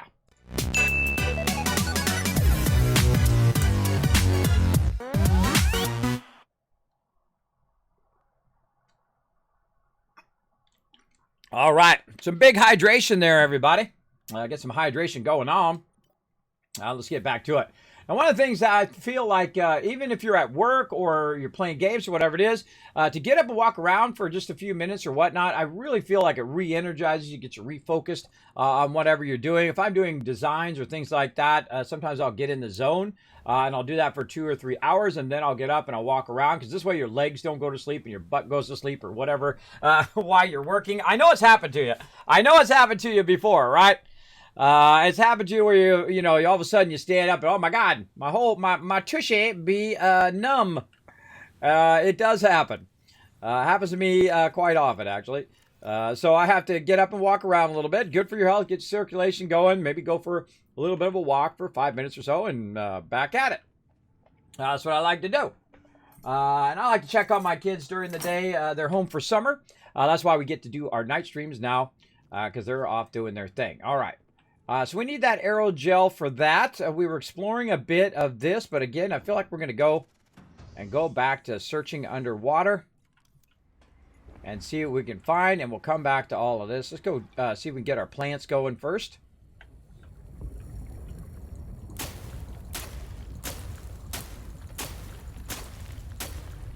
Oh, inventory full. Oh, I missed it by a couple. Oh man, I could have got that full. All right. Let's say do 3 of them. Put those in. 3 more. All right, we already got 1 there, but you know, we should probably just take this one out. Put that in there.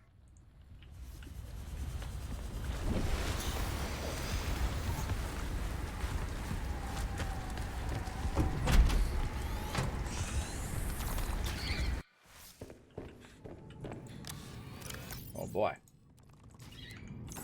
We need any more in here? No, that's very, very full in there. All right. Very full in there. Not enough room in there. Nope. Nope. Yep. All right. So if we do run out, which we don't, we're definitely not going to, because again, we have an infinite amount of food now over here and power by utilizing these.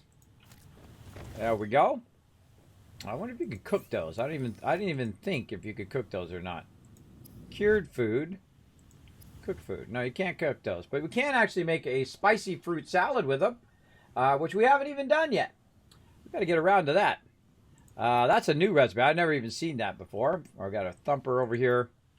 We'll get back to that. Actually, we should probably put that on our list of items. So we'll pin that up there just to have it up there, because I like to make 1 of everything in the game in case it unlocks something else, which some things do. Some things do unlock. Now, right now is a good time to go. Oh, you know what else we should put in here? We should put a bed in here.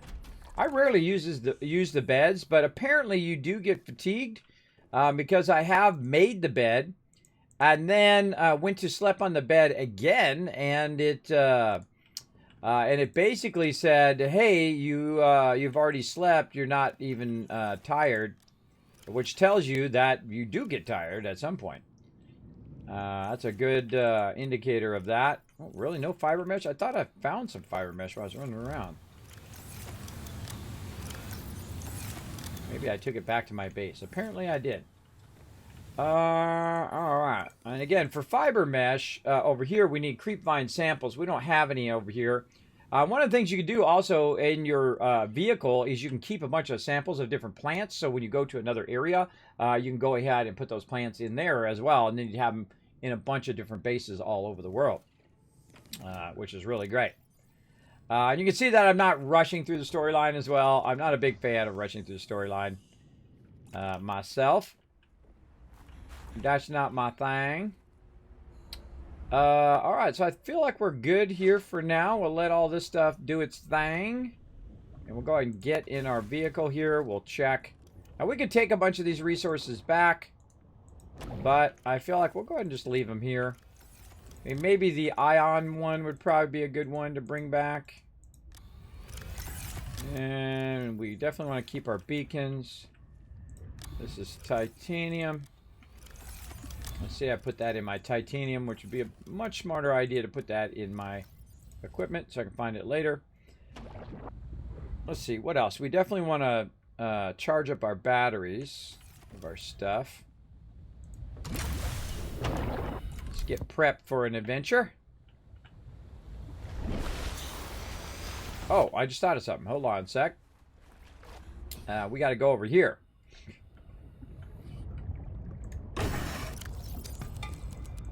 Remember all this copper we collected? I might leave it in there. That might be better at my main base. You know what? I'm going to leave that in there. We'll take that to the main base. Or actually, hold on. We'll take it out. We'll put it in the storage in there. So if we do find some more resources, we can go ahead and collect them. Yeah, let's put that in here. Let's see. Maybe I'll just put it in titanium for now.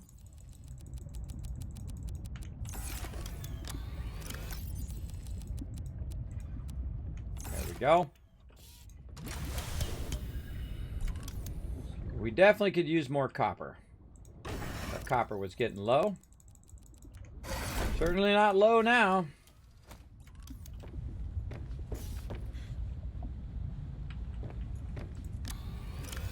Oh boy, bunch already in there. Alright, we'll put some down here too. Make sure you label it. So you know what's in there. Now what I do also is there's nothing in there. I usually just put an E. An E stands for empty. That lets me know those are empty. I can go ahead and put these as E as well, but I'm just going to put that as random loot for now. And I guess we could just change these to copper. Just use COP for short. This is copper. And that reminds me there's stuff in there, so if I go and I forget that there's stuff in there, I can see it by the label. I do a lot of reminders and things that show me which way to go and do all of that along the way. It helps a lot in this game, for sure, for sure. Okay, batteries is the thing that we need to do. Let's go ahead and get our battery going here.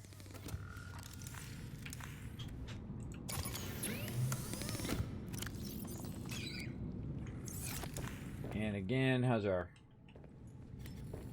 thing going? Just fine, holding steady. Holding steady. Okay.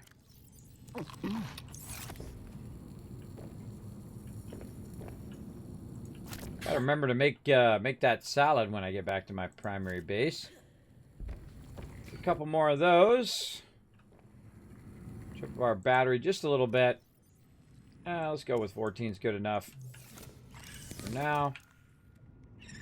We can charge that. We can swap that out for another battery at our primary base. Or do we have any extra batteries? Let's just take a look. I don't remember. I feel like at some point, though, I'm going to lug all these resources back to the primary base. Okay, I think we're good. Let's go.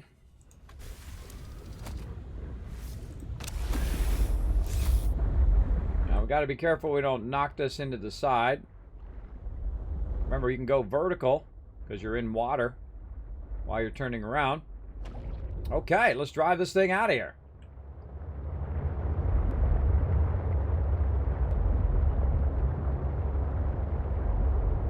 See what else we can explore now that we know our way in here. That's going to be really helpful.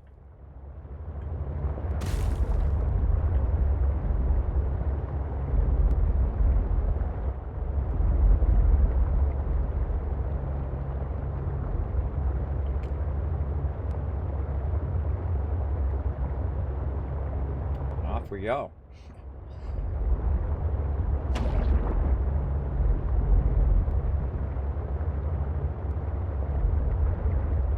Oh, look, resources right there.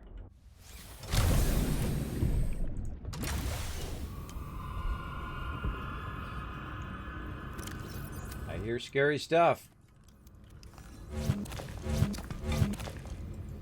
Oh, so awesome. It's actually better than picking it up, because when you pick it up, you have to hit E every time. We can pick those up.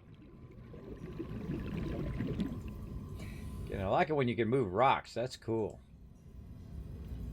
That's cool, brah. Again, you can see that instead of just running from place to place to place and just quickly going as... Oh, there's more out there. Quickly trying to just go run from one place to another, you'll see me spend a lot more time just kind of slowly exploring now. Now's a good time to just slow down and explore and try to get as much resources backlogged as you can. God, it works so well. So well to do that. Man. There it is. Remember we found out how you can move the rocks now? Oh, look at that Magnetite. Cool, we found some lithium or whatnot. Alright. So, I think we... What about over here? Anything here? No? Okay, now don't get so fixated on this that you drowned.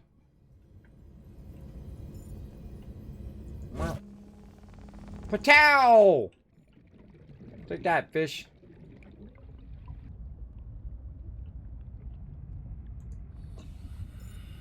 Oh, something's turned. Oh, that's a fish. Look out, fish.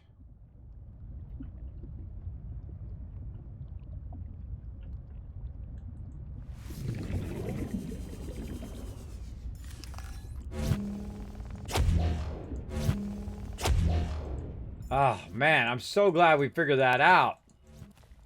Holy moly. Imagine how many people go through the entire game not figuring that out. And just literally missing out on all that loot that they could find so easy by using their little thingy here. Warning. 30 seconds of oxygen remaining. That's more than enough.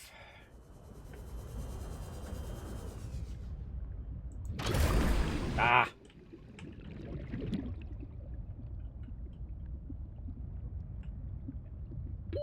Oxygen. I'm fine.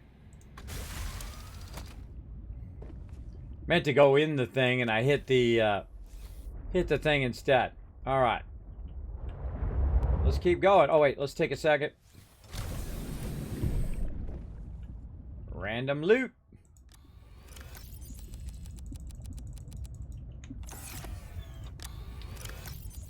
Man, I love that mechanic. That is a really cool mechanic. I love stuff like that, like just unexpected things that you figure out in the channel or in the game. Like you can move rocks to get to resources. So, I didn't think that would be an obvious thing, but apparently not so obvious. What you got going on down here? Looks like another... a tunnel there. And look, rocks right there blocking the resources. There's a tunnel that goes up into there. Again, we could go and you know, mine out a bunch of resources with our prawn suit, but literally it's just sitting here. It's just like Kismet. Easy, bro. Easy mode this loot. Right? Look how easy mode that is. It's so easy mode. Bye-bye. Oops. Just drop some loot.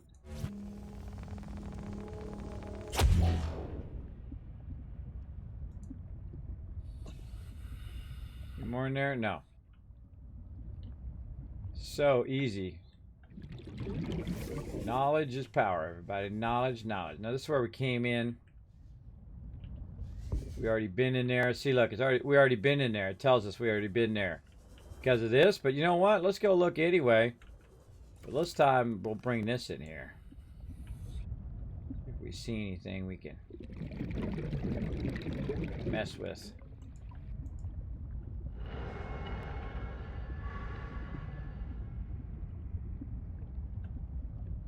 Nope.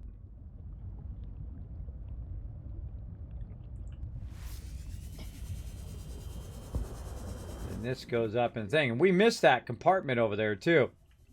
We missed that area over there the first couple times we came through. But then we used our scanner and it told us there was a cube nearby. And that helped a lot. Again, I just call it random loot because I'm just going to put it in there randomly instead of sorting it. Which I'm not going to do. Though you could, by the way, fully sort all of your loot if you wanted to. Just basically create multiple of these. Okay, so we came from that way and we're going this way, which is our main entrance. I just know because I've already been here. And again, we could cut open these oxygen things if we want. Kind of looking. I always want to look up too. Or know what you might find by looking up. I feel like we've come in the right way, so let's go left. And again, we got little oxygen things. Got these little jellies. I wonder if we could grab jellies. Probably a terrible idea. Let's find out. Oh, we can pick those up. We can pick those little guys up. We can get little jellies. See, this is why you experiment, everybody. So apparently, we can get those. Awesome. Let's just put them in our equipment right now. I had no idea. I had no ideas. Okay, experimentation for the win. Oh, on the right side there. I can see it. Right side.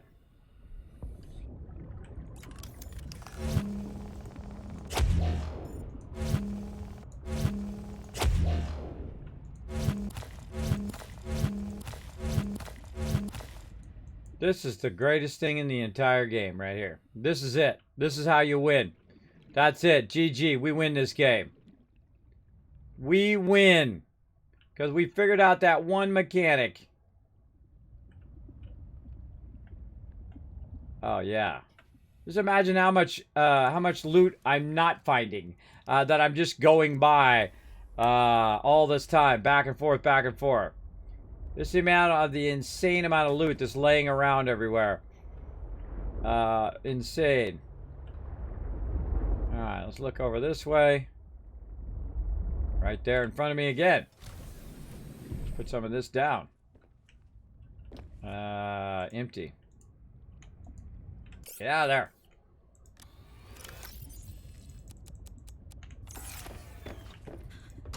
They want to just drop free loot around. Hey, Fuzzy, what's up? Thanks for coming in, hanging out. We just discovered something super cool. We can use our thing here not only to grab loot, but also sometimes the loot is obstructed where you can't get to it. What we're doing is we're moving obstructions out of the way so we can get that loot. And now I just wonder how much loot I've gone by in all of my travels so far. I bet it's a lot. It had to be a lot. I bet you there's a lot that was behind some rocks. And we didn't have our little propulsion thing here. Yeah, kind of like I want to aim at every single rock in the game and see if there's one that I missed. Gotta be plenty. Up here. I already cleared that one. Look how close this thing is in here. Ah! No. Keep doing that. Keep it in the storage module thing instead of the actual Sea truck, that's gonna kill me one of these days.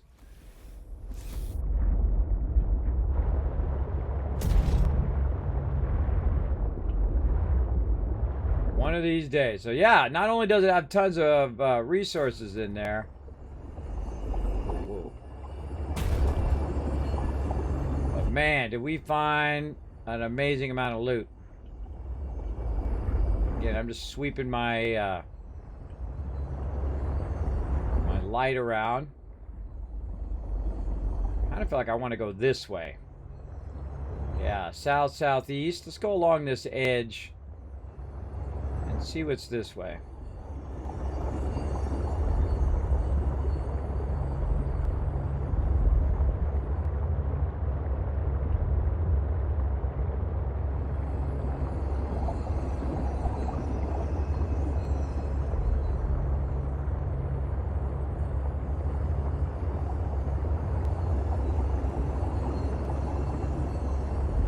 Resources on the ground there. I'm going to kind of ignore those for now. Get my charger ready just in case.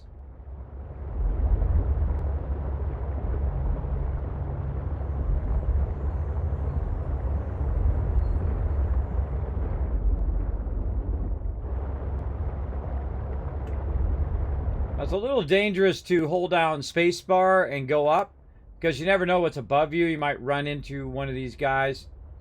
Oh, there's a node right there. 2 nodes! Jackpot! Alright, I think right about there ought to be good. Okay, so not only have we been picking up stuff, but because we... Get through the doorway. Get in there, girl. There we go. Because we brought our prawn suit. What's going on with my doorways?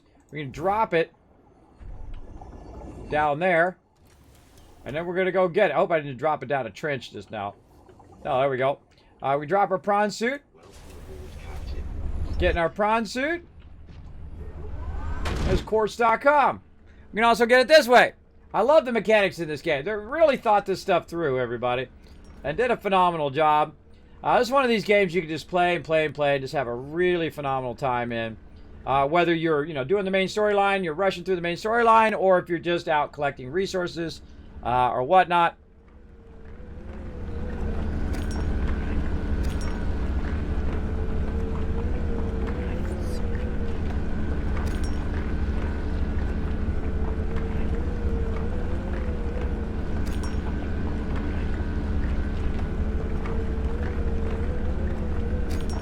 And I'm of the mind, hey, if you're out and about and you have enough storage and you have the ability to, you might as well grab this stuff up.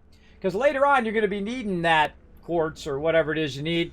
The ones I really need to get are lead and things like that, the bigger nodes, but those are usually further down, or the higher tier resources nodes. They're usually in the tougher areas, but they're way further down than up here at the surface level.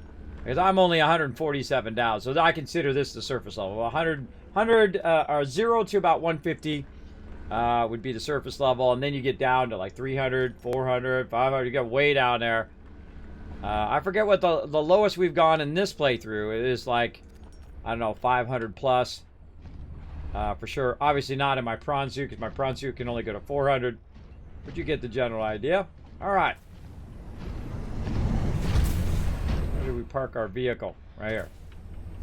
Now what I do is I hold down the shift key. It's got little underwater thrusters that's going to get me right to there, and then back in my ship.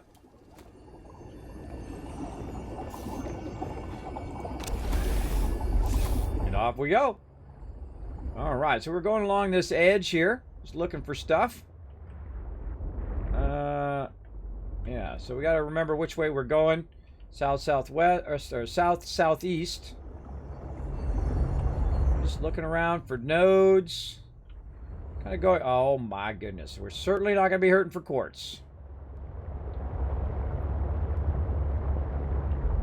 Trying to get down a little bit lower on this one.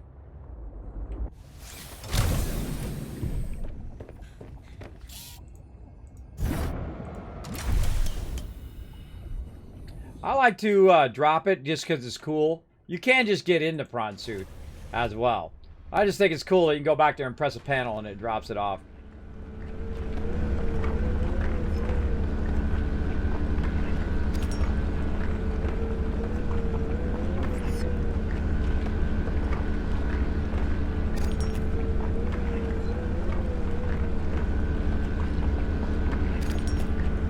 Alright, kind of feel like we're almost full. Let's go see. Oh, not even close. Alright, well, kind of close. We're halfway, but it's not full yet, so let's keep going.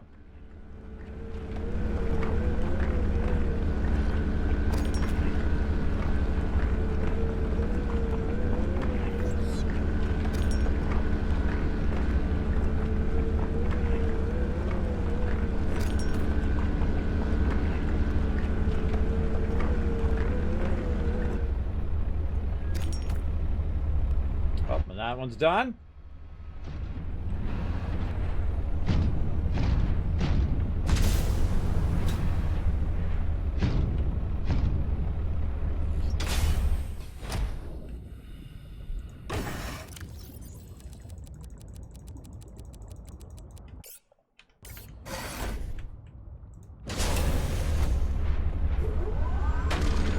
Again, this is a pretty easy area here. There's a bunch of jellies that you can run into and that can destroy you or your vehicles and whatnot.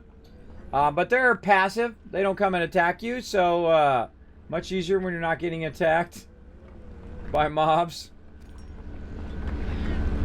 Obviously.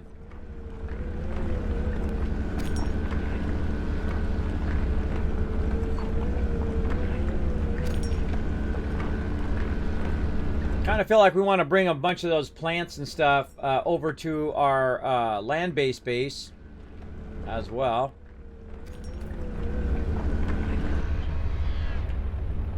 And again, we don't need to use a beacon on it if we've already cleared. Oh, there's another one.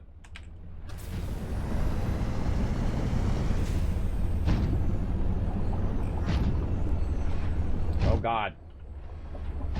There's two more. There's another one down there. There's 3 nodes. I think we're gonna fill up our entire ship. And then we're gonna have to make another room to hold all this loot.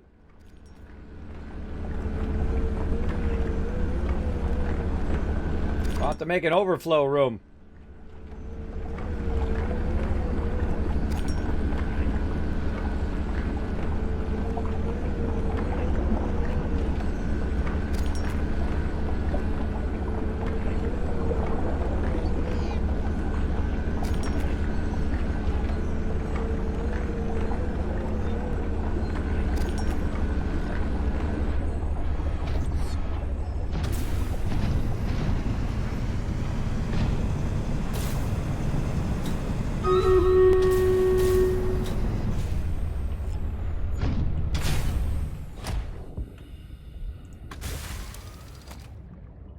Let's drop off some more loot. Oh boy.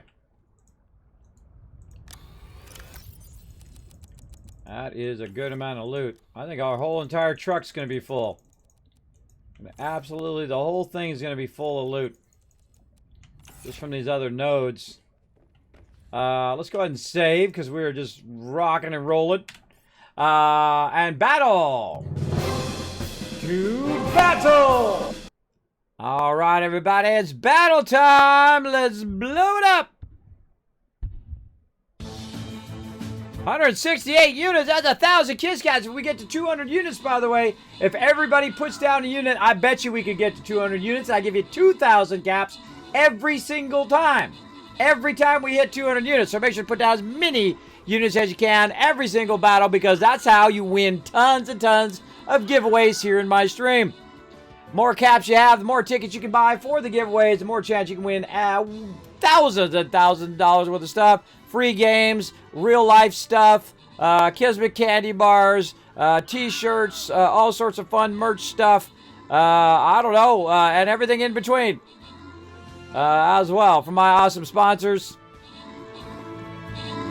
Tons of ways of winning loot. That's a win.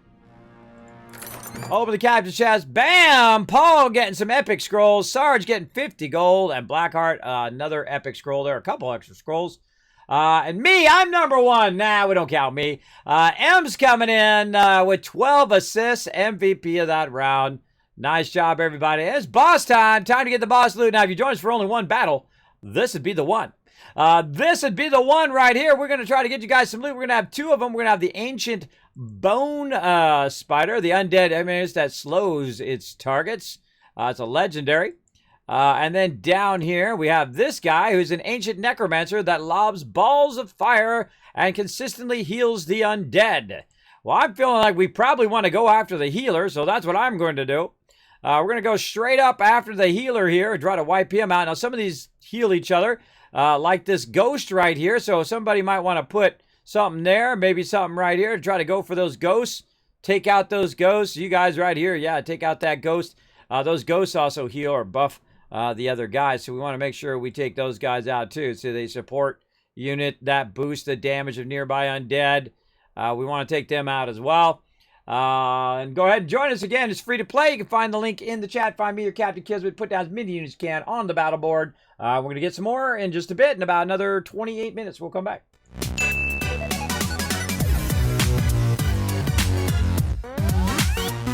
All right, back out of here.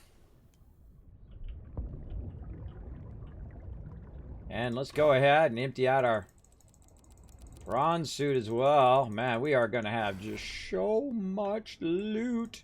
Now, this is when things get really scary, everybody. And you're like, what are you talking about, Kismet? What's so scary? The scary part is you have all of this resources, and if your vehicle gets annihilated, all of these resources, I don't know if they drop on the ground. Don't tell me. I guess I'm going to learn the hard way.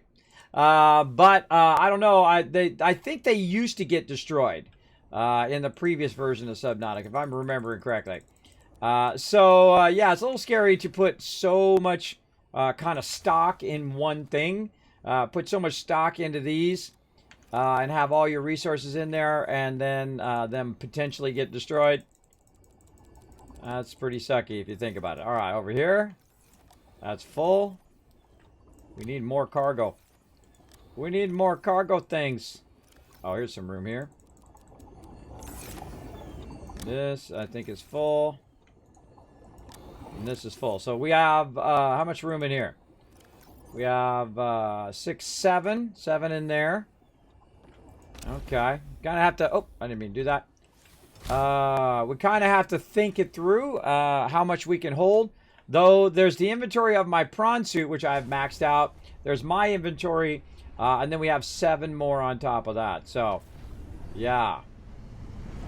All right, now to remember where we saw that, right down here. And then there's another one down that way. Now, one of the cool things when we are in our prawn suit is the fact that, oh, we forgot to eat our food too. I bet it's going to go bad. Yeah, it's going to go bad, but still good enough.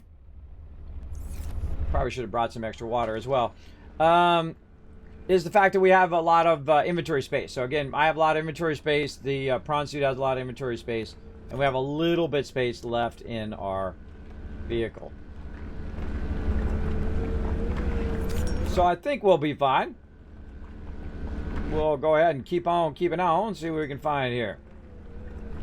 And one of the things that I do is I go until I'm full, usually. Like when I'm collecting stuff, I'll go until my character's full, then I go back. Or I'll go until my ship is full and then go back. And so on. That's just the way I am. I feel like you maximize your time doing that.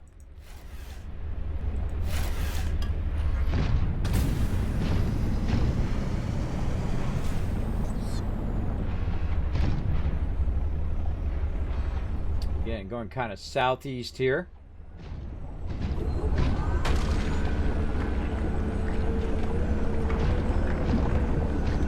A little bit to the right because I can see him, see his shadow moving toward me.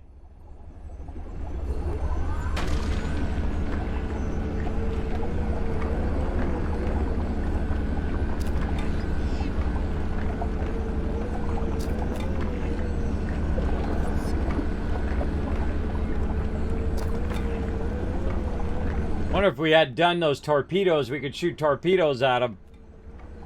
At these jellies.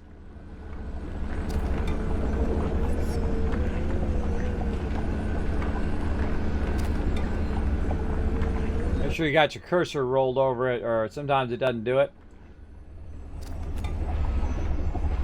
Okay. Any more? Can't see any more, but if I do see some more, I'll just grab it in a bit. Let's go ahead and return back to our ship.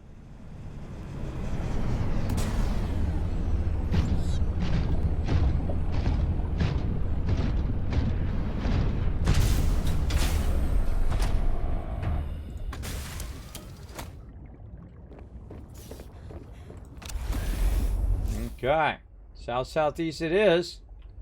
Let's keep going this way where we found all that loot. Try to go down a bit deeper here. I'm just trying to go along this kind of glacier edge, using it as a reference.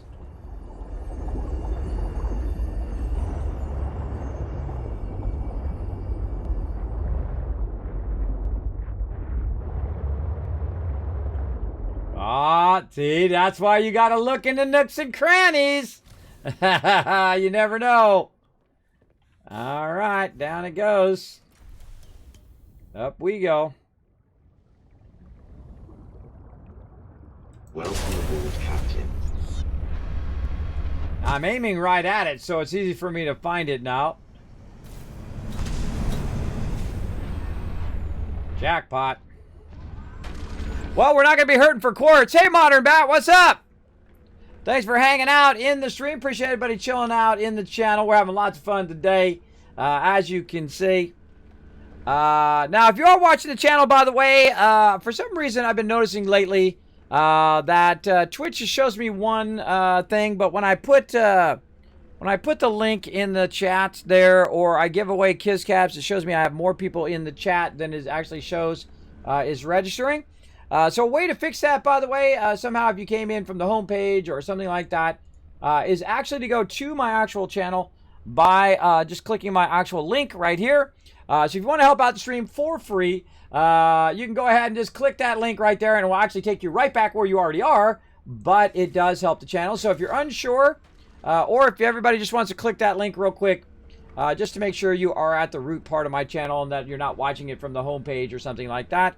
Because for some reason it doesn't register that. I think that should still be people watching my channel. And what that does is the more people, of course, that are watching my channel, the more opportunities I have of doing giveaways and working with sponsors and all of that stuff. Again, I put every penny back into the stream.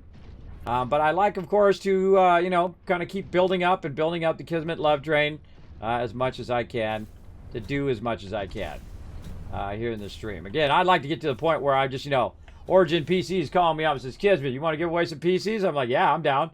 I hope so at some point. That would be awesome. That would be amazing. I'm going to get my light out so I can see what I'm doing. Seems like it's getting darker. Getting darker, or is it just me? I don't know.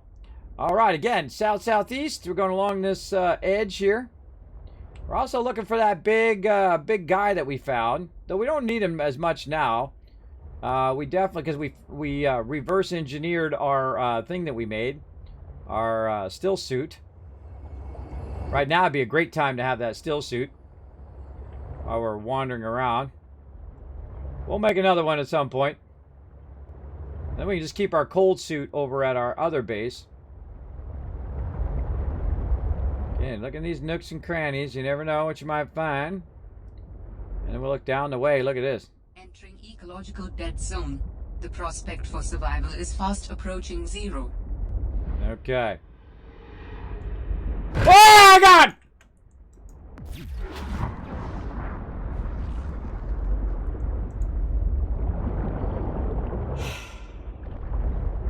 That was some good foreshadowing.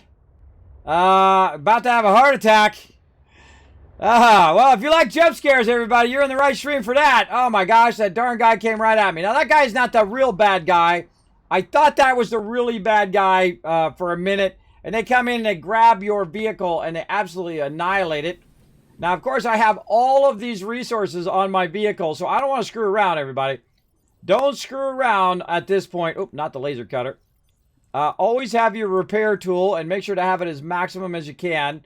I just went down to about 50% there. Also because I've been bumping into stuff. But if it gets below like 90% or 80%, get out and do it. Now, also, you can get out while he's got a hold of your vehicle. Sometimes you'll take damage, though, so watch out for that. But you can get out and repair it if it's really low. I prefer to have my little defensive thing. You saw me shoot a little shockwave to take the guy out. Or you can ram into him, too. Those guys, you can ram into them. And the smaller mobs, you can ram into them. The bigger ones, I have not ever been able to kill the bigger ones in the previous Subnautica that way. But that doesn't mean it's not possible. I don't know. I've never tried it to success. Okay, so now we want to kind of go back the way we went. Because this is like a serious drop-off right there. Oh, look at this. Hold on now. Hold on. We got a node right there. Oh, man. I bet you there's some sweet stuff down there. In fact, there's some of our questing down there. Oh, sometimes these doorways are awkward. Can't get through the doorway. And sometimes the stairways do the same thing. Alright, now also you can just get in your prawn suit and it drops. Right? Especially if you're on an edge, you don't want it to fall too far. Look at this. Titanium. Let's get it.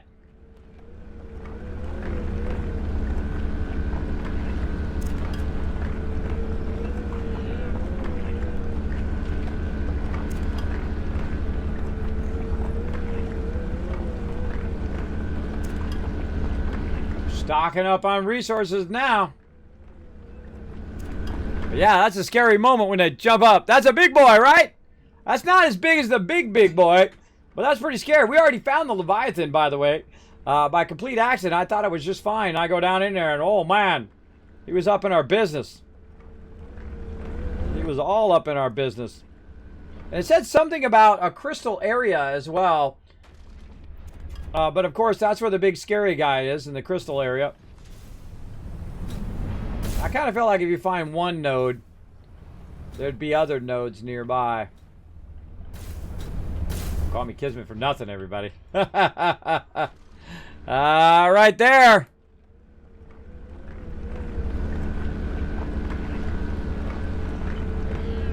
Oh, no room. Quick, grab it before it gets thrown away. Sometimes it'll roll down the way and off the cliff it goes. All right, it's out of room, but no worries. I got a big inventory as well. Seek fluid intake. Oh boy. Now we're in trouble. We need some fluid intake. Should have brought our replicator thing. That would have been useful. Alright, I feel like we'll get this node here and then we'll make a beeline back home again because we're going to run out of fluids. We'll make ourselves another still suit as well. So we can reclaim some of our water. Don't have to worry about fluids so often. Fluids is the number one thing I find you run out of. Whoa. Don't just bump me. Felt like I just got bumped. Maybe it's because when I was taking out the node dropped out and it moved me forward. Okay. Good node spot.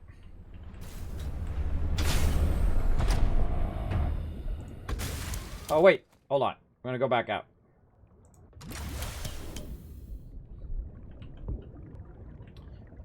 Yeah. See, look. There's a thing down there. We want to do one of these.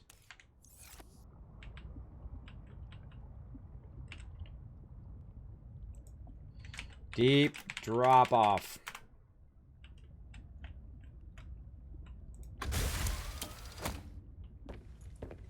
Okie dokie. And then we'll do our beacon manager.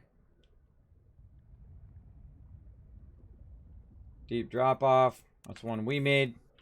Get in our ship. Look at our overall vehicle health. Everything's looking good for right now. And then we want to return back to the Tycoon HQ. So let's head back that way. It's interesting that's going over this kind of deeper area here. Oh, there's another node there. Should we stop and get that node? Could it cause us to die and lose all of our resources that we collected? Oh, there's another node over there too. It sure could, but we're going to do it anyway. Because you're watching the Kismet stream. Because we crazy up in here. All right, let's check all these boxes. See if there's any more space. We are filled to the gill. Man, I should have made more. I'm going to make more of these things. I'm going to have like four compartments for all this loot. That's all full. Nothing else there. Nothing else there. All right. All right. Whatever we can carry and whatever we can carry in our prawn suit is pretty much it. Now, here's a great little trick. Just go ahead and open up your prawn suit and fill up your inventory. And then it's going to be able to carry only so much. Right there. Oh.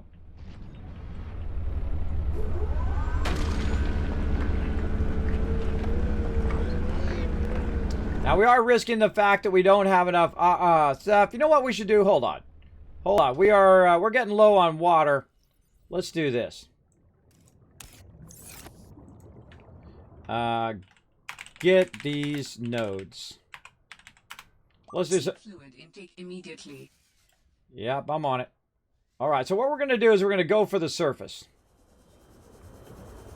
Or this guy right here. So we're going to go a little bit for the surface.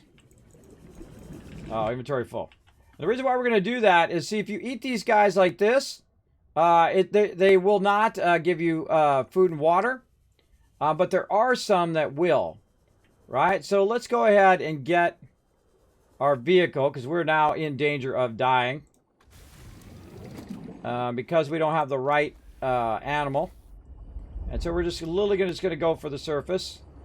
And try to see the correct fish that we need. Hopefully. There's some peeps right there. Let's go check the peeps. Actually, I don't remember. I know the other ones are good. Where'd them peeps go? Right here. Ah, darn peep. Come here. Oh, I don't have any inventory space. All right, hold on. Let's let this guy go again. That's why I can't grab him. Okay, so peeps. Do they have water? No, minus water. Uh-oh. Now we in trouble. Now we in trouble.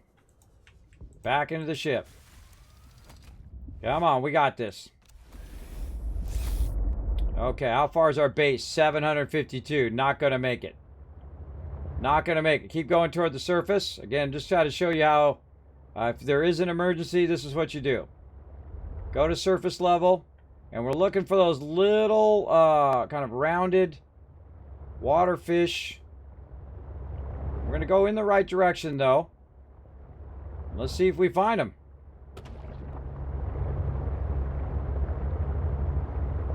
Sometimes they are hard to find.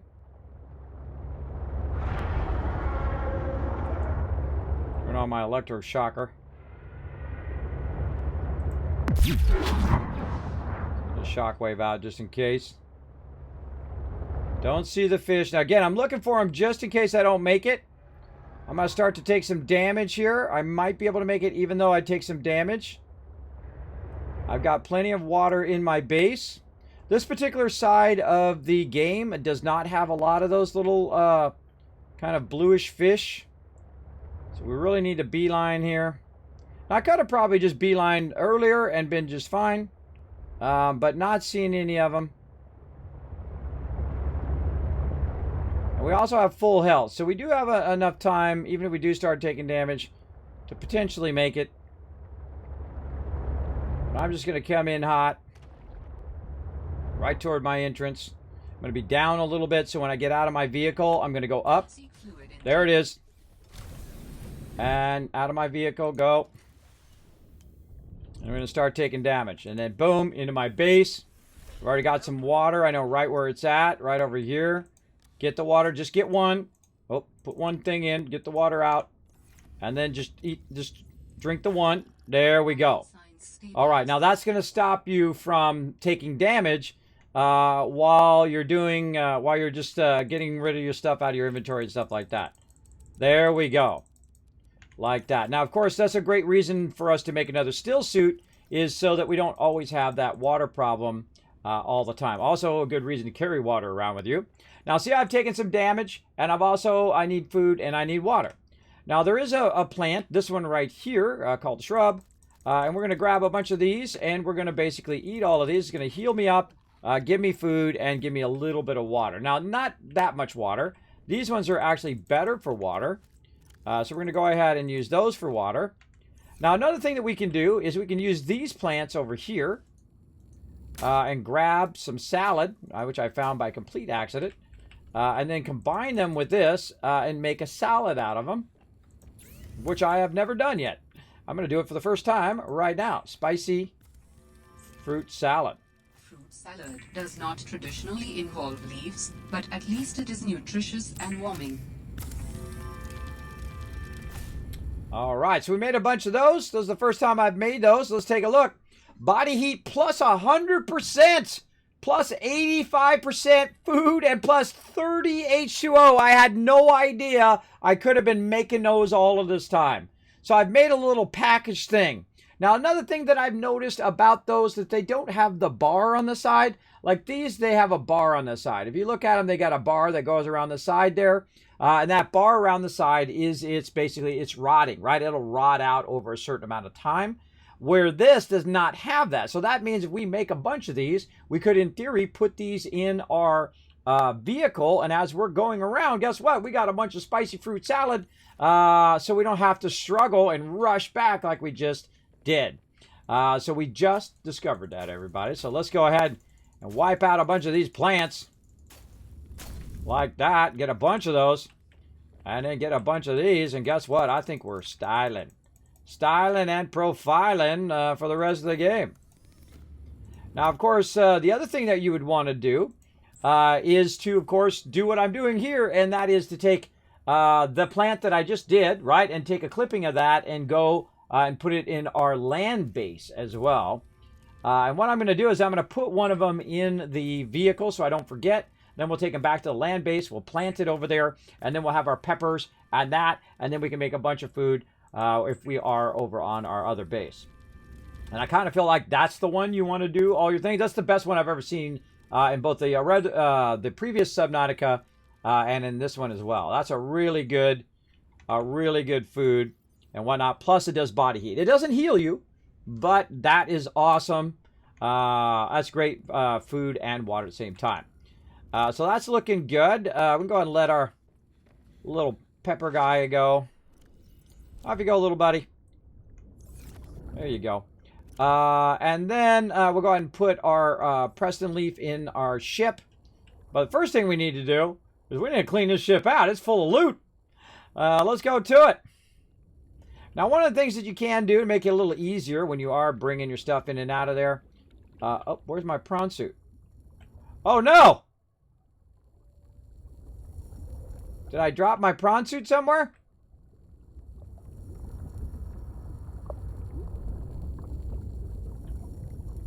Yeah, it's back there. I left the prawn suit. I forgot to put it on the thing. Oh, I put the beacon down. I got out of the prawn suit. I got in my vehicle and I rushed back. Probably a good idea though, because if I'd waited any longer, I probably would have died. But that's okay. We can go back and get it. Plus, we can use the prawn suit as a beacon to lead us back to those nodes that we need. But one of the things I was going to say was take your docking module and pull that off of your vehicle like this. And the reason why you want to do that is it's going to make it easier for you to go in and out of these storage modules right here. I'm going to show you a great little trick with storage modules because we're going to be going in and out so much. We're going to go ahead and get on our vehicle and we're going to go up a bit.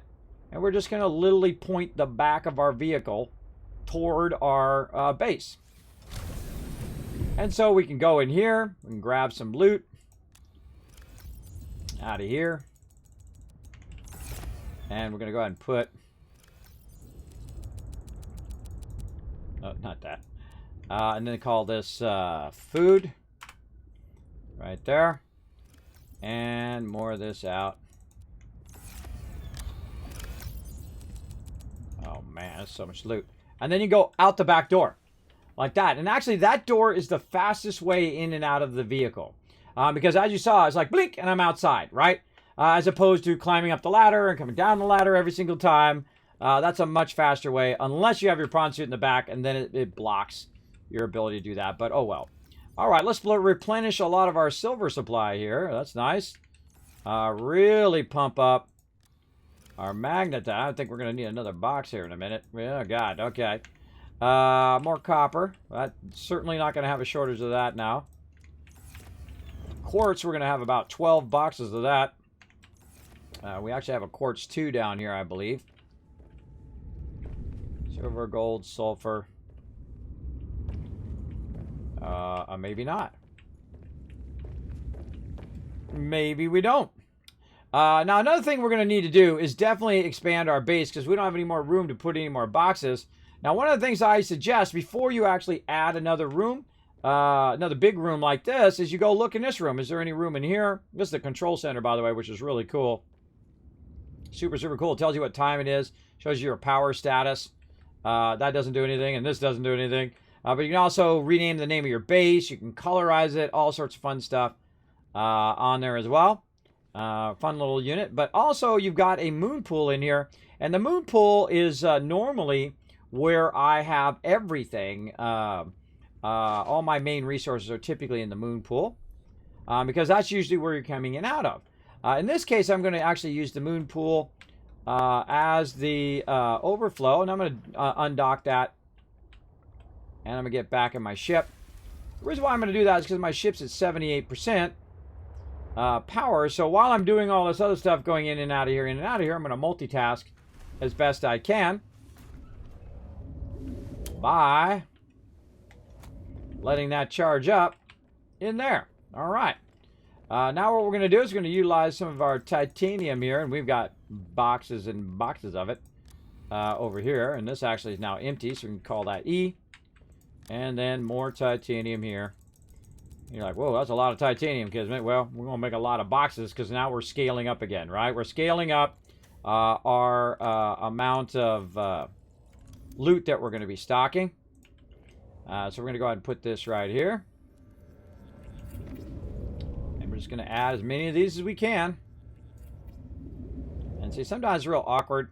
You can't get those in the corner, but if you do it just right, you can. I try to put them as close together as possible. And this is in my way.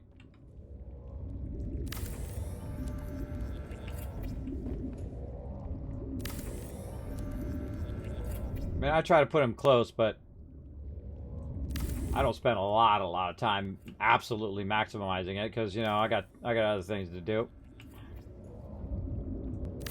But you could really, like, move it over a little bit and just get that one extra one in there. You'll have plenty of room for all of that.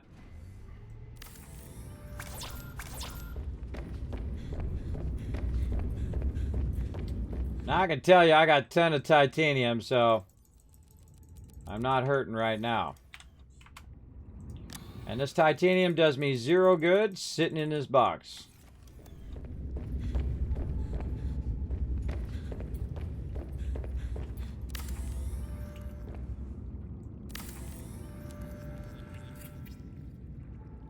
I like these ones in the corner, by the way. The ones in the corner are really great for stuff like equipment and food and things like that. They're kind of away from your regular resources. Just a great little tip for you on the ones in the corner. And it seems like this is a lot, but it's really not. You know, Kismet, why don't you use the bigger ones, the ones with the larger storage inside? The reason why I don't use those is because they don't have a label on the outside. You have to actually put a sign on them. But you could just, you know, use the larger ones and then put a sign on them and whatnot. They also sit on the floor as opposed to being attached to the wall. Having them floating up on the wall is awesome. Big time. Now, another cool thing is if I do run out of titanium, by the way, I can go ahead and just dismantle some of those and I get my titanium back, right? So I can go ahead and basically keep the titanium in box form and then take the boxes out when I do need that titanium for whatever reason. Though I don't think I'm going to be hurting for titanium for sure. Because you just get a crazy ton of it. That's the thing you get the most of out of anything. Because if you can't find the thing you're looking for, like lead, it gives you titanium instead. If you've already scanned that particular fragment, you get titanium instead, and so on. But then again, you use a tremendous amount of titanium in this game. I mean, probably the #1 resource that you use. You use thousands of it if you're a big base builder like me. We're just going to do this so that we don't have to really worry about our storage space when we're bringing our resources back.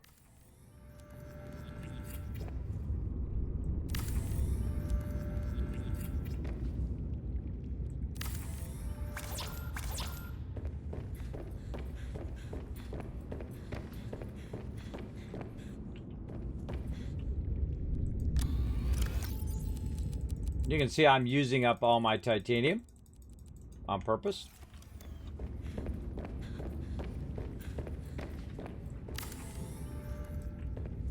And sometimes it makes you leave little odd gaps between them, like you saw over there, because it won't let you build.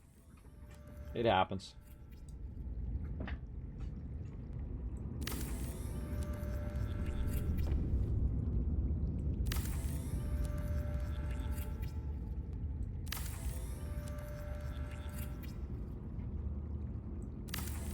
What I really want to illustrate here is why I use the moon pool. And you could probably guess just by what you just saw. But look how many of those you can get in the moon pool. I could probably sneak a few more in there. That's a lot. That's a lot of resources in your moon pool. In fact, I kind of feel like you could rival how many you can get in here in the moon pool itself. Right? So you just got a crazy, crazy ton. Even with my upgrader there, kind of blocking, and this is blocking, I'll probably add a few more there. But you get the general idea that you can do a crazy ton of those. Now's a good time to save, because that was a lot of work. And let's go ahead and do a battle.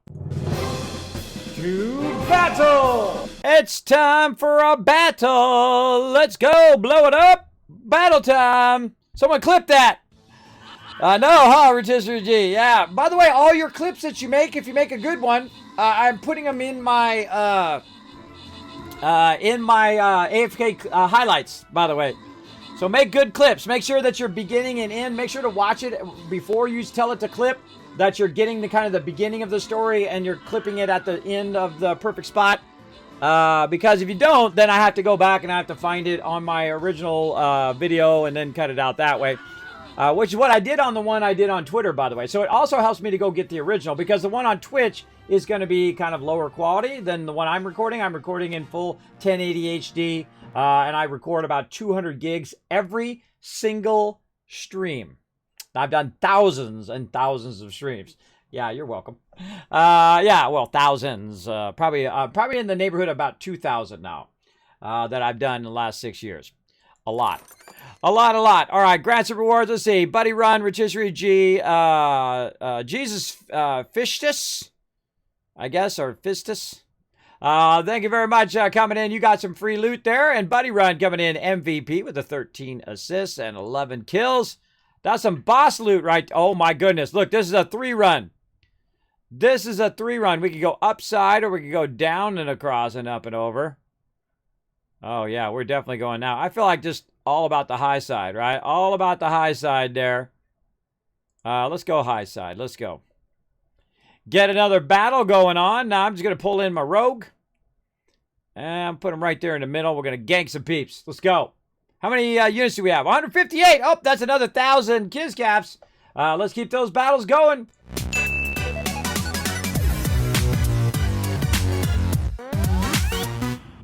Okay, so now we have some additional space in here. Now, what am I going to put in here? Well, this is actually going to become my overflow in here. So any overflow that I have, like titanium, I'll go ahead and flow it in there. But right now, of course, my main titaniums are over here. And I have titanium 1 and titanium 2. Right here, because I usually keep a couple boxes of it over here. And any overflow Like a great example, our Magnetite here, right? We've got overflow of that now. We'll go over here, and we'll go ahead and call this Mag 1. Or Mag 2, sorry, Mag 2. Because that means it's the second box of that. And then there we go. All right, looking good. Let's go to our quartz.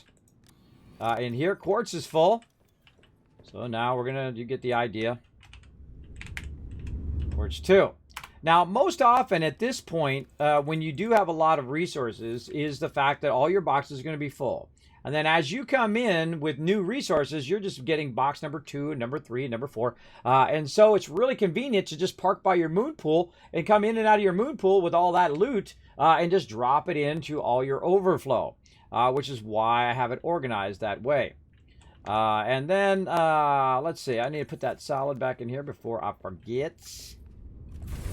Maybe I need to, actually, I think I need to get one of these. Welcome aboard, Captain. I think I need to get one of these thingies. There we go. Let's get one of those too, just in case that's what we have to use. Ah, these steps. Okay. Actually does it so fast, it's a little disorienting too. All right, let's put those in there. Those are things we want to keep in there, so when we go back to our land base, we'll have that. All right, let's start in the back here. Copper. Well, it could be the front. There is really no back or front on these. Lots of copper.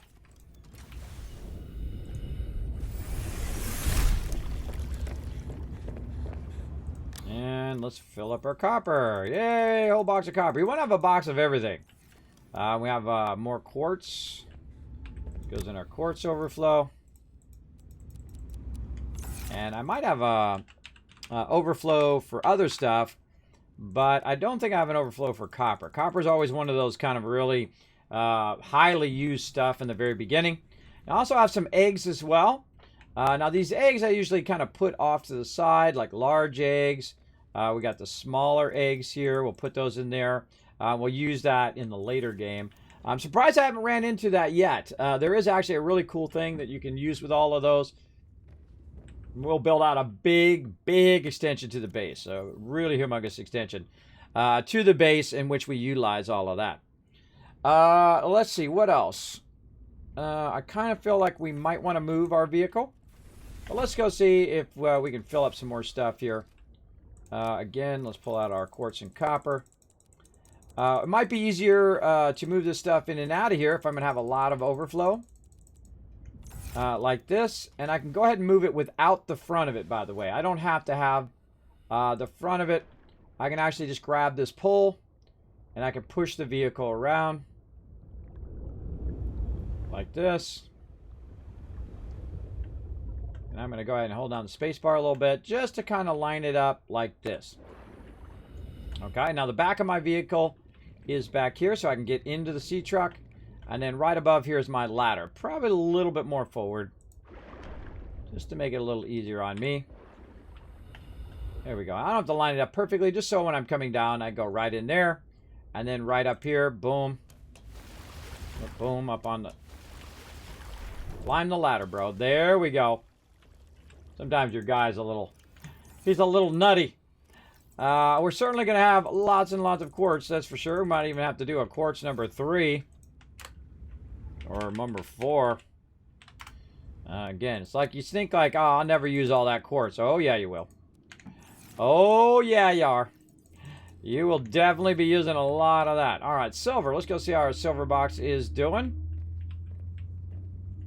Silver. Where'd you go, silver? Right there. All right, silver box is now full. I already have a silver 2 over here. That's sulfur. Silver 2, there you are. Oh, silver 2 is full. Really? Look at this. We got a silver 3 over here. Certainly not hurting for silver. Oh, I went out the wrong way. Out the wrong way. Let's go this way. Boom. And again, let's go ahead and grab whatever we can find. Food is empty. That's empty. This is empty. Equipment. That's good. Bunch of quartz there. Now, by the way, there's not an exit in the back. See, I can't go out there. but I can go out this side. There is a very specific side in which you can go in and out. All right, quartz number 3.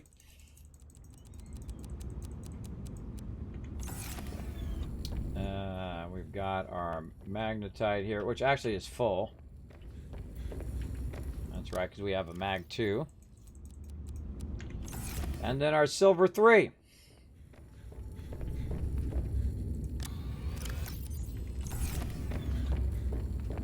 The reason why it's also great to go this way is you literally just drop out. Right? That's another great thing of the moon pool. You drop out, then boom, you're instantly into here. Now these say empty, but I don't believe it. I don't believe it, because I know I filled those up with stuff. Copper, we got that. We got more copper in here. That is like the loot run of a lifetime. That's still that. Again, I go and double and triple check stuff because I have a tendency to miss stuff. If I don't triple check it, then also it makes me wonder. Not wondering if that has more loot in it is a godsend. I don't have to keep going, okay, did I forget something? Did I forget to do something? It is very nice not to wonder. Oh man, we're gonna need a quartz. We need a quartz 4. Because we know we're gonna get more quartz. I saw some more back there while we were where we dropped our prawn suit. All right, that took a while, didn't it? That was a lot of loot. All right, now while we're here, by the way, let's go ahead and swap out some batteries for what we got. Let's go ahead and go to our thing here and actually take this off. Get our ion battery charging. I should have done that right when I came back, but I was a little worried about my character's health. Take our ion battery off right there, and we should have brought that cube back. I meant to do that to bring the cube back, so the cube can we can make it into an ion battery. Oh, stretch it out. Oh, stretch it out, everybody. Stretch it out. All right, I think we need a full stretch. Stand up stretch, everybody. All right, take a moment to stretch. Look at this. I'm using the Kismet Classic logo. Kismet Classic Twin Dragon. Time and Destiny. We need a full stretch. There we go. All right. There we go. Okay, full stretch. Full stretch in place there. Oh, this game is so good, everybody. It's so good. Makes you want to play it endlessly forever. All right, let's go ahead and swap out for our 100% batteries here. Let's get our laser cutter. If you notice, I've got an extra set of batteries in here for this specific reason. So I can just put those in, take the other ones out, and to use those. Hydrate! All right, I'm on it. I'm on it, Paul. I'm going to hydrate the rest of this. Let's go. Let's guzzle it.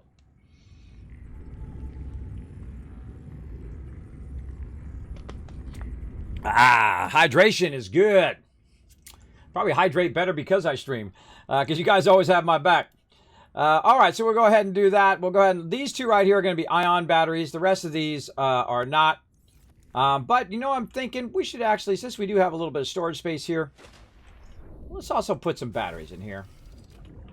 In our equipment as well. There we go. Just carry some extra batteries around with us, since we have so many in here. Now, what we're going to do is let those ion batteries charge up for a little bit. While we're doing other stuff, let's go ahead and get some more of these just for water and for food. There we go. Let's see what else we want to do. Okay, we probably want to get some plants and probably make another couple storages. Let's go ahead and make another couple storage units, storage cars right here. I wonder if we should bring our fabricator. That's a good question. Because, you know, we could have took those fishes, by the way, and used our fabricator to make food and water. Because when you cook them, there'll be a little bit of water. And that could have saved us as well. But I feel like these are just a waste of your time. That's just me. I feel like the thing I use the most would be the storage module. But I guess if you're going to do it, you might as well bring them all. I mean, we already have one of everything else. I wonder how many you can connect. I don't know. Don't tell me. Don't tell me. We're going to test it right now. Oh, God. We're going to need six lead. Lead is our #1 thing we have trouble with. But that's okay. Let's go ahead and get some Galena outcrops going. How's our power looking in here? Still 500, 500. Look at those guys still using that power there. So we'll turn that on, and eventually it's going to show us where all of those are. So we want to make 2 of those. But while we're waiting, let's go ahead and see how much titanium we put in here. A little bit. We might have to take some of those out to make some more plastisteel.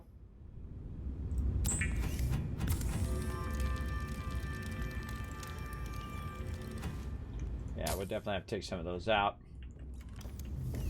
I'm talking about the storage lockers. I just wanted to show you how many you can sneak in. I usually add them as necessary, and not usually as many as I just did. Because you want to kind of add them when you have excess resources, not necessarily when you use up all your titanium and then you don't have the ability to make the stuff you need. Not good. Okay, and we need some silver. Certainly not hurting for that. Get 4 of those.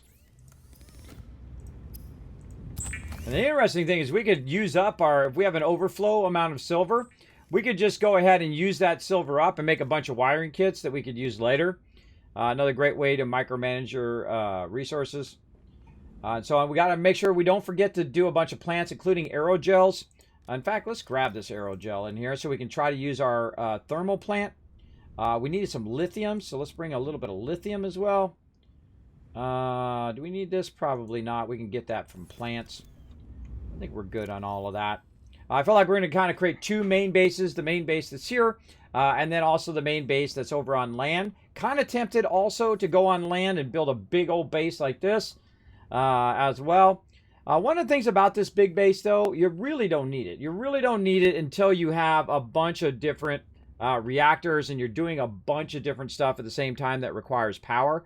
The only thing that I'm doing that requires power is my moon pool, which recharges my vehicle, and then the scanner room. And that's really it. That's not a lot. That's one of these biofuel reactors. You can see is just more than enough. Plus, I have some solar cells, a couple solar up on the roof, which is helping as well. But other than that, pretty much not that much. What else do we need to do? We need to go ahead and create our plastisteels with that lithium. We definitely need to remember to bring some lithium with us when we go.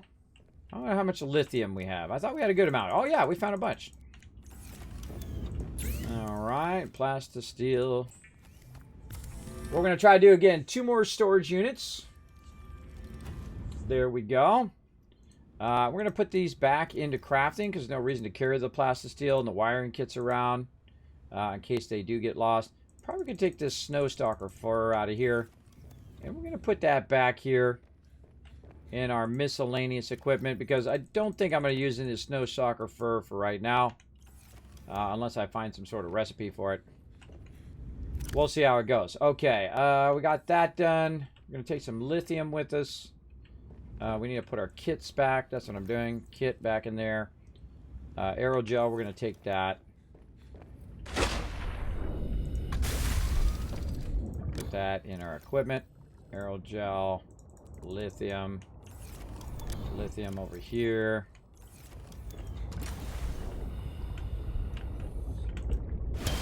Okie dokie. Welcome aboard. Now we put this plant in there. We put that plant in there. We need some of our sea plants, like our gel, right here. What other plants do we need? We need to keep going on these plants, too. Do we have room? Oh, yeah, plenty of room. We're taking our spiral plants out. Definitely need to keep those going. Maybe I'll take one with me, so I can also put the spiral plants on the other side. We'll take one of those. Definitely going to need a creep vine. Take one of those. And we'll grab seed cluster. Alright. Don't really need the red wart, but we definitely need a gel sack. Let's grab those. Grab a shroom. Okay. So we're just grabbing a bunch of sample of stuff that we have here. We're going to take that with us back to our other base. So we're going to put that under... Oops. Put that under random loot down here. Oh, thank you much for the follow. Who was that? Dr. Death Gaming X. It's Dr. Death. Thank you very much. I forget what movie that's from. Thank you so much for coming in, dropping that love on the channel, becoming the latest Teamwork Tycoon. Welcome, everybody. My name is Kismet. They call me the Wasteland Tycoon here in the chat. We have lots of fun playing lots of different games. Hey, hope you're all well, Kismet. I'm here from Discord. Wanted to show you some support. Whoa, look out! We got a brand new Teamwork Tycoon as well, bringing in the Kismet Love Train, getting their brand new sub badge as well. Yorksme's coming in, subscribing. Now, I want to see some love in the chat, or I'm not playing a second more. I'm just going to sit right here. I want to see you guys blow it up. Someone decided, says, hey, I like this Kismet guy. He's awesome. He's playing lots of stuff. He's streaming day and night, working 7 days a week on the stream. I'm going to show him just a little bit of love, and I want his emotes, and I want to get 3 times the Kiz Caps and 3 times the chance of winning those giveaways, maybe. And then press that button, and came in and subscribed to my channel. So the least you guys can do is just take a moment and say thanks in the chat. So go ahead while I crack open a new one. I want to see it. I'm just going to sit. You know I will. You know I'll just sit right here. I'll sit right here. Thank you again for the follow. Appreciate that. And thank you for the Prime sub love.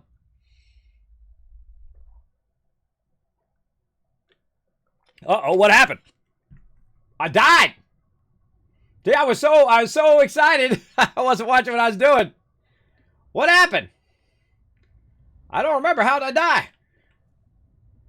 Oh, I'm way over here.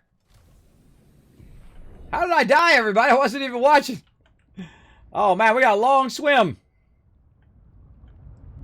Why did I not appear back at my my vehicle over there? See, normally it'll put you back where your vehicle was. I wasn't even... Oh, we were in the thing. There was no oxygen in there. Oh, I forgot. That's okay. We got a long swim without my Sea Glide. Because... oh, no. I do have the Sea Glide. I just don't have the thing on it. I need a battery. Oh, man, that was my bad. And we're going to drop some loot wherever I died, too. All right, I do have my Sea Glide. All right, awesome. At least it isn't so bad. Now, usually I, have multiple vehicles I can take from place to place. But, yeah, we got to go. Wait a minute. Why are we going under the thing here? We got to look out.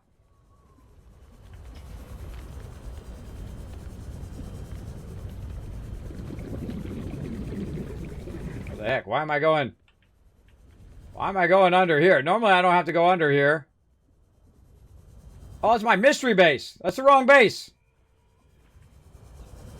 So that I was going the wrong way there. I got turned around too. Because normally I don't have to go under here. Normally it's an easy area that you go through at the surface level.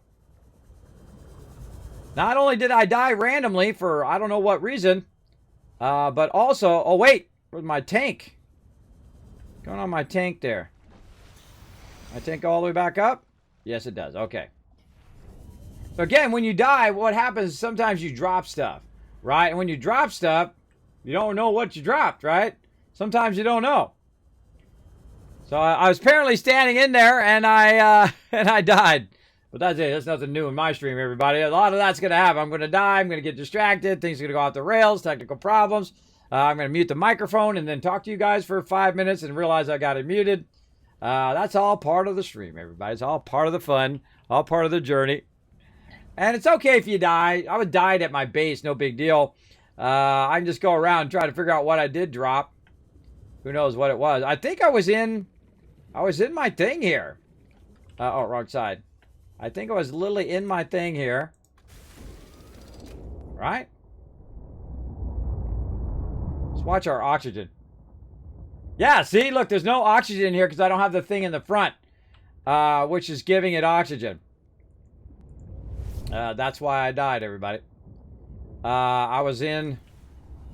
No oxygen there. And then if I'm in here... I was in here. This is where I was. I was in here. Let's watch the oxygen. Yep. I suffocated in my thing because I didn't have the stuff on the front. You got to watch out for that. I remember what I was doing now in here. Alright. Kismet foolishly was standing in there and not paying attention. Now, the reason why I don't have it attached is because it's charging up here. That's why I don't have it attached. We got to go find some lead as well. So we can make some more modules. We'll get into that in a bit. And I feel like we're going to attach all of our modules together. So, now that we died, a good idea to come over here. Actually, this one. Grab a bunch of these. Eat a bunch of these. I'm easily distracted. Now, you're going to see all this stuff in there, and it kind of throws you off with that much stuff going on at the same time. But we should be fine. Okay, so again, we left this stuff in here just in case. Look at all of our stuff. Do we have all of our various different tools? It does look like I do. I do have my cutting torch. I have this. I have my little penguin guy. Everything's looking good there. Let's go ahead and get our ion batteries back. Let's go ahead and put our Sea Glide back ion battery. And then our propulsion cannon. Also the ion battery. And then these other batteries, we'll go ahead and put that back in there to charge. And we're looking good. Our repair tools are down just a little bit, but we're okay. Okay, so that's what we wanted to do. And then we wanted to go get our stuff here. Again, how much? We got titanium on us. Let's get that. I got it. We want to get the actually, maybe bring... No, we got plenty of titanium at the other base. Let's leave this titanium here so we'll have it. Right over there. And we were trying to build... Want to bring our plants. That's what we were doing. Putting our plants in there. Did I drop any of our plants? Let's go see if I got all the plants in there. I got that. Random loot. Random loot. I did get all the plants in there. Okay, good. And then... we want to get our vehicle.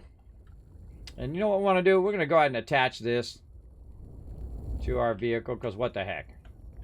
We're going to make a big old vehicle now. Alright, where's the back of this vehicle? Well, I'm going to call it the back anyway. There we go.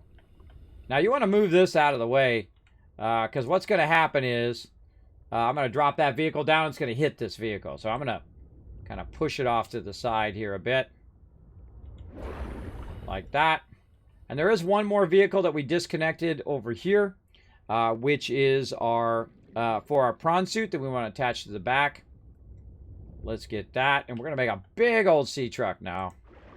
Going to get even bigger here once we get this lead. Whoa. Whoa, why am I going down like that? What the heck? That's awkward. I was like I was all of a sudden going down when I wasn't trying to.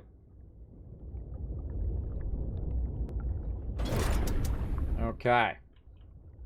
See, those ones I haven't changed the color of. And look, it changed the color of my entire vehicle. It changed the color of it. Oh, come on now. I like the color I had. All right. And let's go ahead and get back up here. I just found a little bit of a bug there, everybody. And then we want to have our repair tool on here. Repair that. That's good. All right. This is all charged up. We're ready to rock. Pull around the front. This one's going to be really fun to try to... I missed it. This one's going to be really fun to try to drive through that big area. And there we go. Look at the size of our truck now. Very, very humongous. Look at this. Isn't that awesome? Awesome modular vehicle. And again, we could put animals in here. We got our fabricator back here, some additional storage. We got our prawn connector back there. It's a huge like submarine slash truck thing that we can drive around. Now we're going to go ahead and drive around here and find ourselves hopefully some lead. We're going to add 2 more cars to it. Now again, I don't know how many is the maximum. Don't tell me. Again, part of the fun is trying to figure it out. Let's go down here and see what we're going to get. Now these can be really disorienting, by the way. Because they look like they're close and they're not. You have too many of them going at the same time. I can kind of tell after playing the game so long, both Subnautica and also Subnautica Below Zero here. What feels close and what doesn't, based on whether it's getting separated from other circles, like the circle kind of moves away from it. You'll see it as I get close to some, that they'll start to separate from the other ones. And of course, we want to get the surface ones as much as we can, and we want to get the ones. See how these over here, these ones down here are separating? That means they're on the other side of where we're going. And these ones, oh, look out. And these ones are right here because it's also separating from those other circles. So, good way to check that out. Now, again, look, it changed the color back to what I had before because I attached the thing on there. So now it's back to red. So that's good. That's good. I like my Sea Glide to be very, or my vehicle to be very unique. All right, more quartz. Like, we need more of that. And we'll just wander around a little bit without the vehicle. Don't do it, bro. Oh, it doesn't work. Doesn't work on them. I forgot. Okay. Feel like there's some on this side. Down here. You're watching for those guys. They like to sneak up on you. That's an easy one. See how they're separated? I'm also not so worried about running out of inventory space because I have my vehicle. Again, with all this stuff like this, it's easy to lose your vehicle. That's why I've got it in green. That really pops out, makes it easier to find.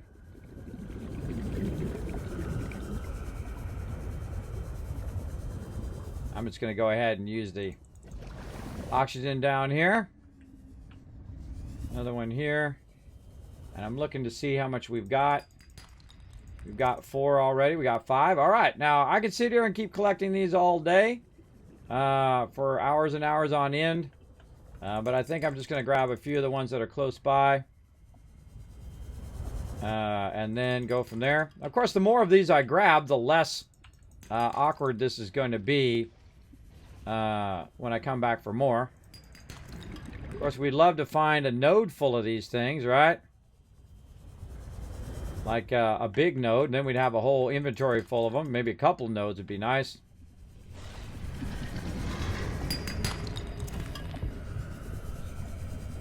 If you're going to be by these sharks, make sure you got your Sea Glide. 30 seconds of oxygen remaining. Yeah, thanks for letting me know. Make sure you got your Sea Glide so you can get away from them.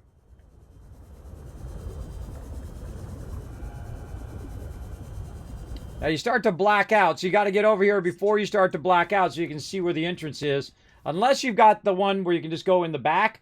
If you are about to go unconscious, go in the back if you can.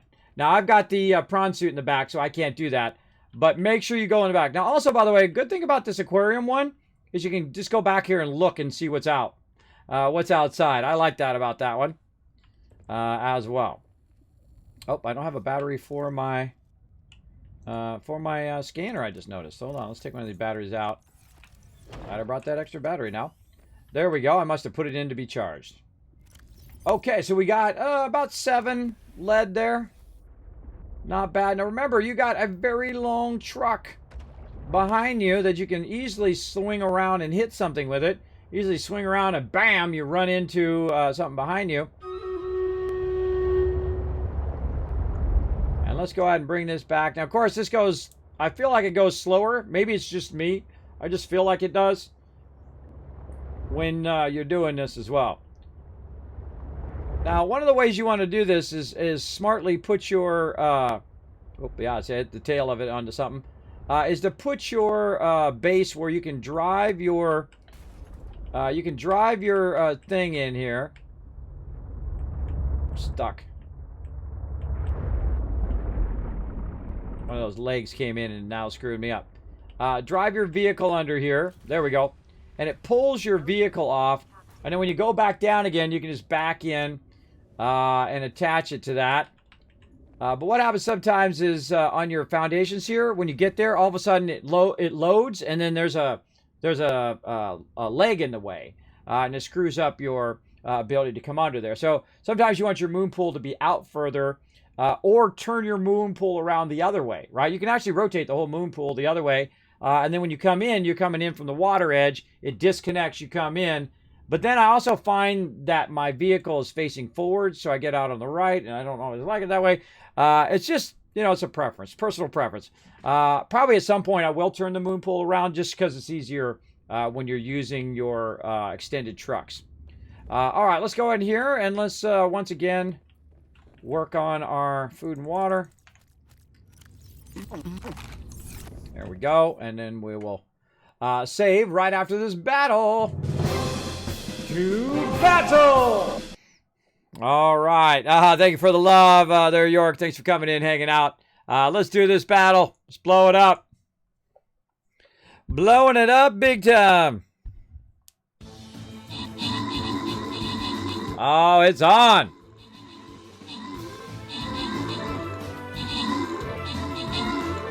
Look at my little rogue running around. Go get him, little rogue. There he goes. That's a win, man. We crushed that. Oh, 100 units there. There's another 1,000 KizCats for everybody in the chat. I do appreciate everybody coming in. Open the captain's chest. Grant some rewards. Let's see. Subi, Buddy Run, The Last Splash, and River Dog coming in. Overall MVP. And up here, Paul coming in, showing some love with a 7 assists as well. Appreciate that. Let's go ahead and get back to the map. Oh, my gosh. Another... Oh, we're doing a 3-run. That's right. We're doing a 3-run across there. Let's go up here. Why not? How are we doing on time? We're doing good. We're doing good. I think we'll do another battle here. Let's see. Another rogue action. Yeah, I go around gank some peeps. Get them scrolls.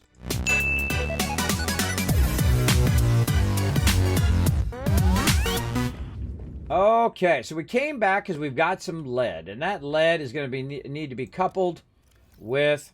our other items that we made here. We want to turn our scanner off so that stuff's not in our face the whole time while we're running around. Look how many nodes, though. Look at that. That's how much potential lead I can go pick up. But I'm going to be looking for the big lead nodes, too, so I don't have to go to each individual thing later on. You'll see it disappear here in a second. It takes a little bit of time for it to spin down. There we go.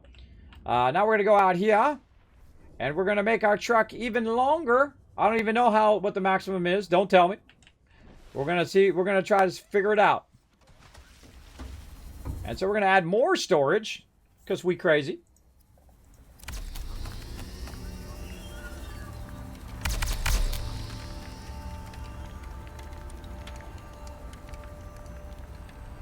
See my solar on top of my base there.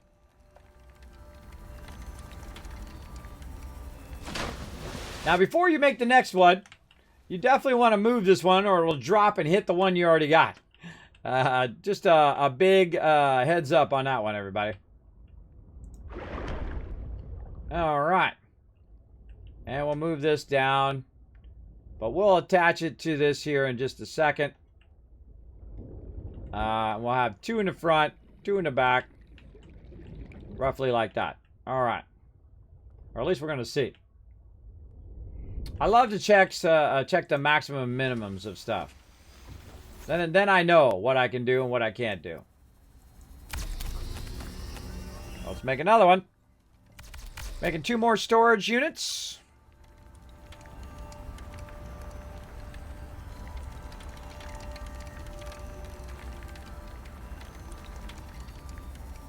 And there's number 2.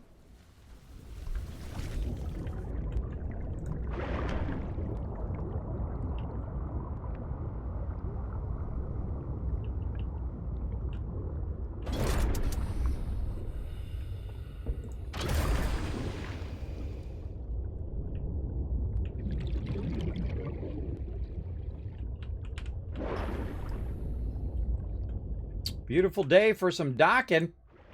All of a sudden, it's a nice day under sea here. Right. Now that is a sea truck.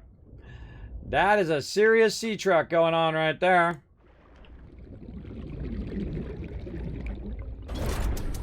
All right. Now that is going to be tough. That's going to be a tough one to drive through those caves, everybody. We'll get it going. Now let's go up here and get some oxygen. Boing. Boing. All right. Now, one of the things you want to do, go through and make sure that there's nothing has any damage. No. Nope. Nope. All right. No damage there. And now we're prepping for an adventure.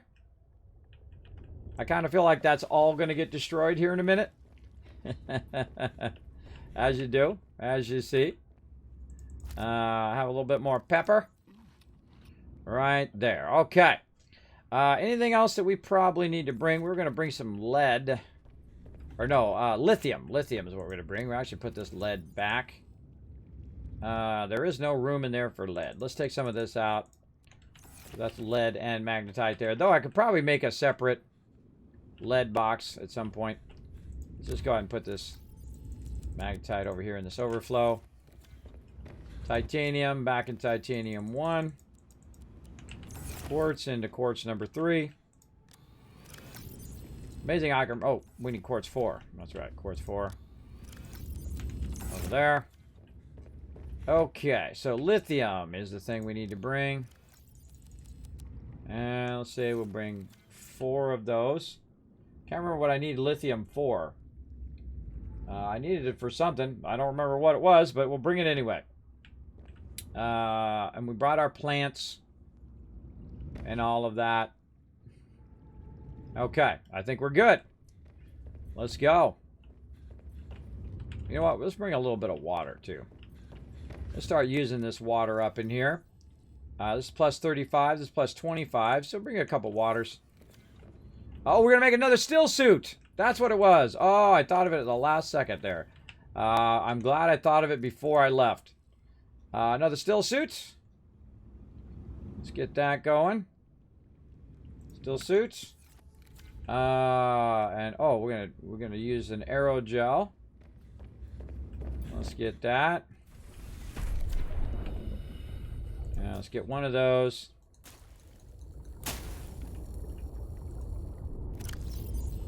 Oops.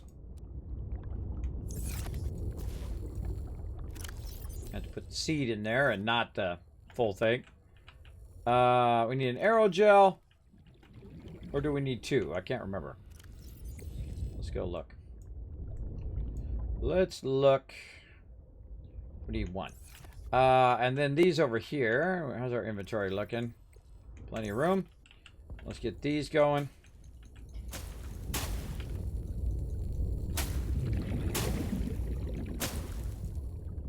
And put a bunch of those in there.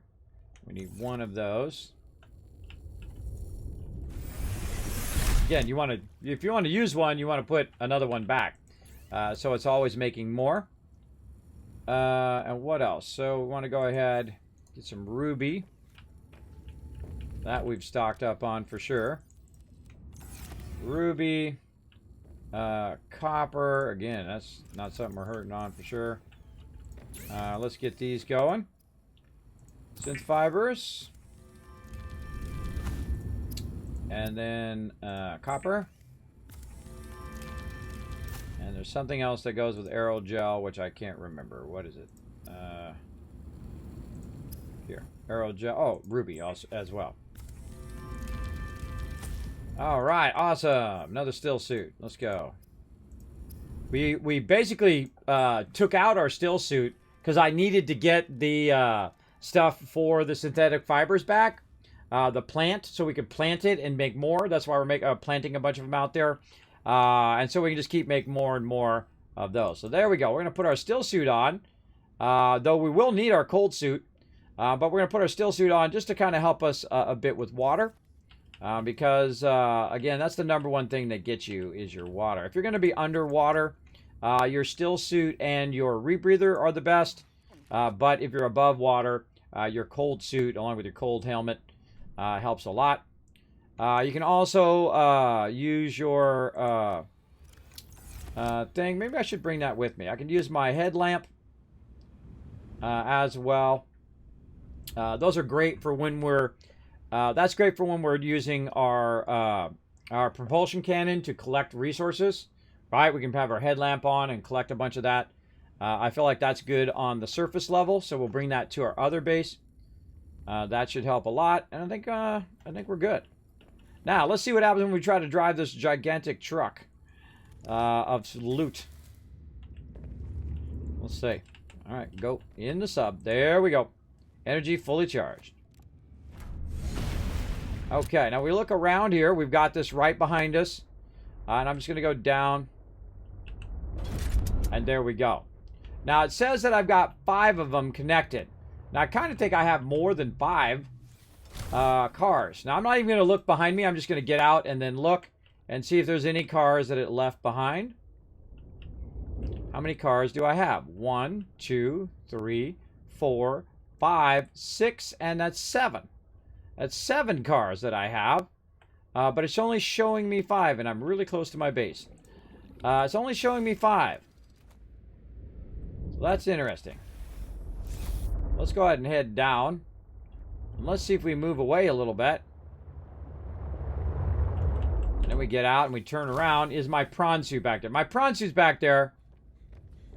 So cool. Yeah, my prawn connector, not my prawn suit. My prawn suit's off in the distance. But it's still there. So all of these do count. All of these do connect. So, again, actually, let's go count them again. How many have we got? We have got... Where did my... Oh, I dropped my light! That's what I dropped. I dropped my light. Who knows where it went? Oh, see, when I died, I dropped my light. Yeah, I don't see it. Unless I put it away somewhere. By mistake. Welcome aboard, Captain. Let's go see. First place I would have done it was accidentally over-clicking on doing this. Nope. And then crafting. Nope. In equipment. Nope. Pathfinder tool. You can do that on land. I guess I could use that. And my other base. Titanium. Nope. Water. Nope. Alright, I need a new light. I done screwed it up. I done dropped it when I died, probably. That's the highest chance at which I lost my light. Let's see. We already did still suit. We did this. We did that. Light. So we need a battery and we need glass. Glass is easy. That's just from quartz. Actually, we need 2 quartz.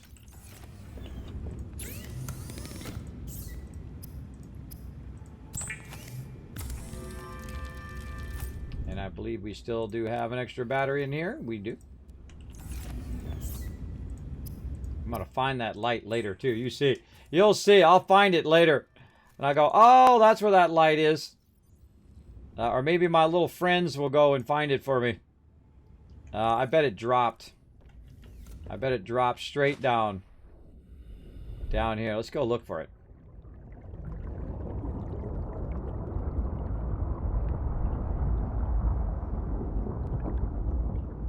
I don't see it anywhere. Or I could have put it away into a box. Like I was dragging something out and went into a box. But that's why I always check my equipment before I leave. To make sure I have all the things that I need. As well. And so I've got all of that. And I think we're good. Take it one more time. I've got my cutter. I've got my repair. Alright, we're good.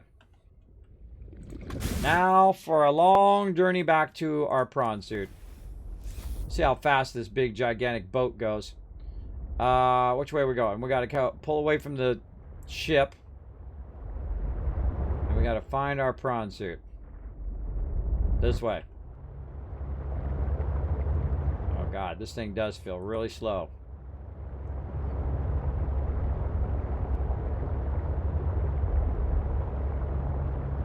Time to hit X. X allows it to auto run. See? Not holding any keys down.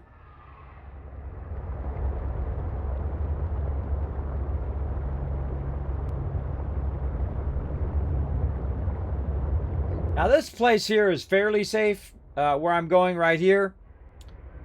There's some other mobs that might attack me along the way. I can also be looking up there to see if I'm taking damage.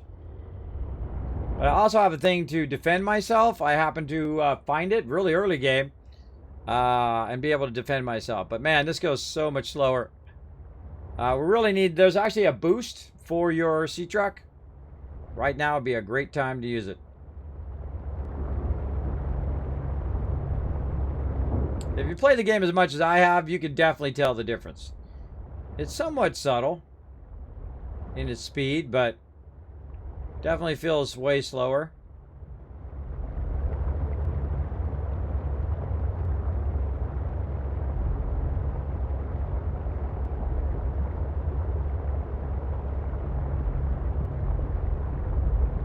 It's not autopiloting, by the way. I'm using the mouse to turn my way away from running into stuff.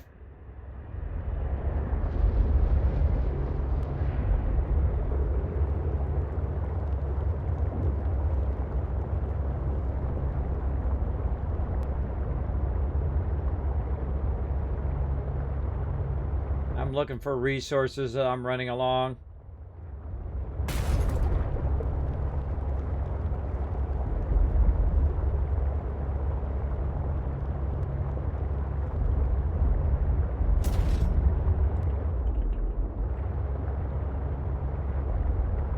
Get the tail of my vehicle up.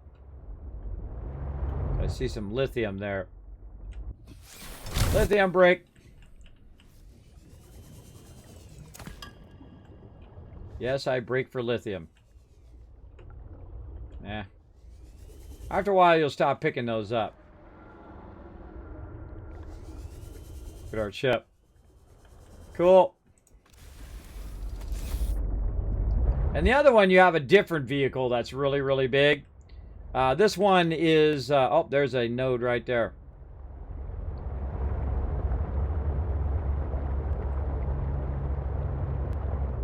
Go ahead and make a pit stop.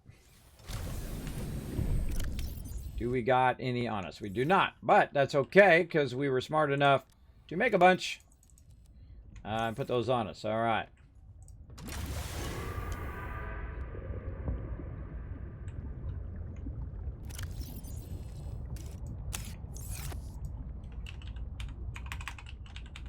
Yeah.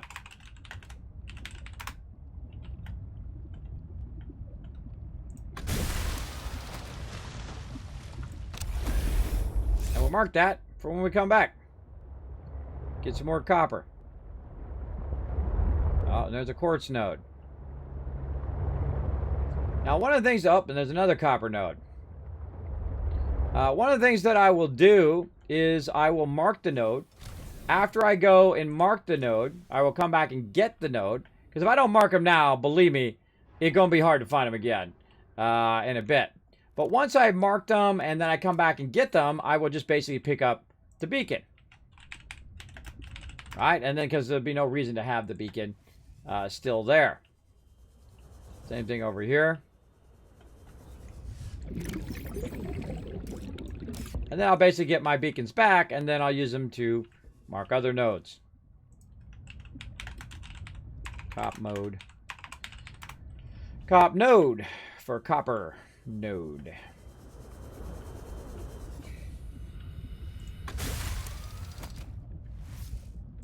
Now, if I do a lot of those beacons, I'll actually change their color to like blue. But we're getting close to our suit here. So we're going to go ahead and just go grab our suit. And all the loot that is by our suit. Now, I already have the upgrade for going beyond 150, so I'm not worried about that. But when you have a big truck like this, it goes a lot slower, as you can see, than if I had just 2 storages on it. And I feel like when I get back, I'm taking off all these extra cars and just having 2 storages with my prawn suit. Because it's too slow. It's way too slow, as a matter of fact. As you can see, I've got a note here that says, get these nodes. Which means there's probably another one nearby. I think it's up there. Or maybe it was the one we marked. Oh, there it is right over there. So let's go ahead and shoot our vehicle toward that direction to remind us that that is also another node. And we'll wander down to our prawn suit, which I totally forgot to bring with me, but it was an emergency because I was about to die. Take all those resources. Put them in here.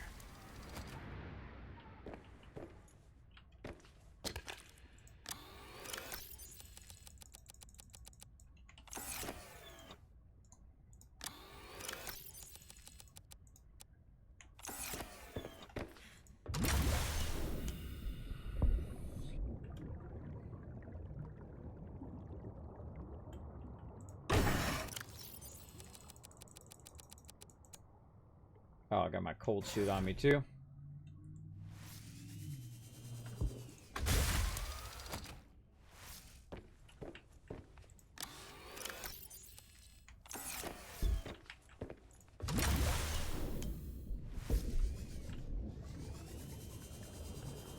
Welcome aboard, Captain. Back to work. Back to work to backlogging tons and tons of resources. Now, why am I collecting so much resources? Well, because I'm going to be making tons and tons of bases. So I'm going to be making a bunch of remote bases, and I've already built another remote base up on the land area. But what this is foreshadowing for making tons and tons of those bases. You need quartz for making entrances and exits and stuff like that. And so basically that's what I'm doing. Like that. Now it's also, see how I have it shining this direction? So it's basically telling me, hey, there's another node up this way.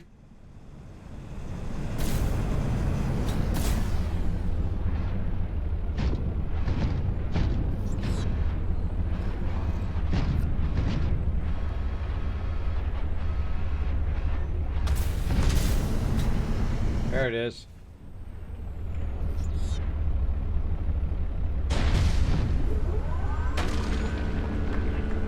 And this is the fastest way to get resources in the game underwater.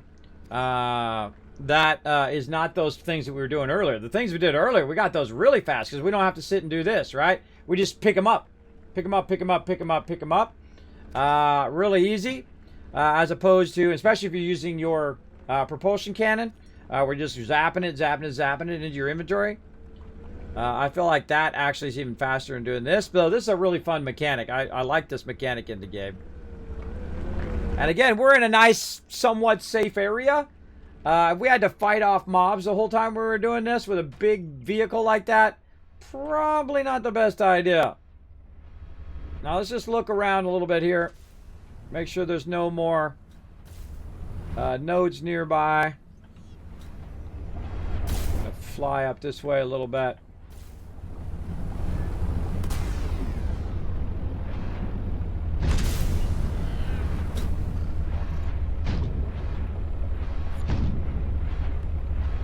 We got the bulk of the nodes over here.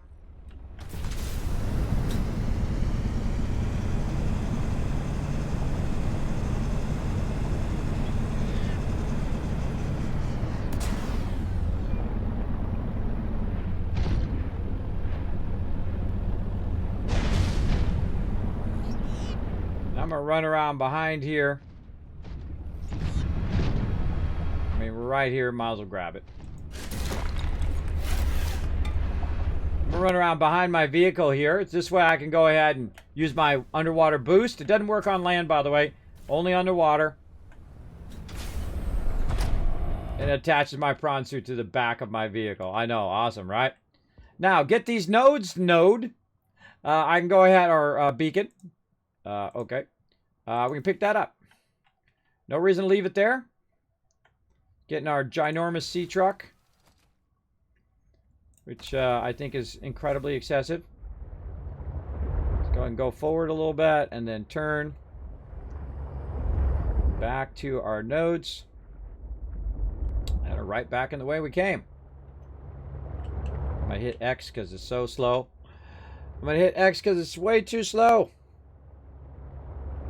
That's why most of the time, by the way, you'll see me just running around, especially in the beginning of the game.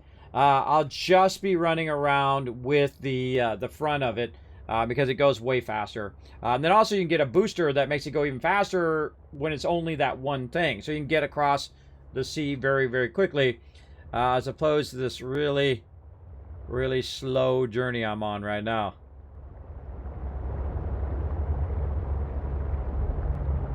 And again, I'm definitely dropping all these nodes and dropping all of these. Probably, I think what the 5 is trying to tell you is that kind of its optimum for a sea truck. I think that's what it's trying to tell me. I don't know. Don't tell me. Maybe for speed-wise. We'll see. All right. Oh, man. Prawn suit. Pretty close. But it is cool that you can do that. You can make a very humongous... A very huge, humongous thing there.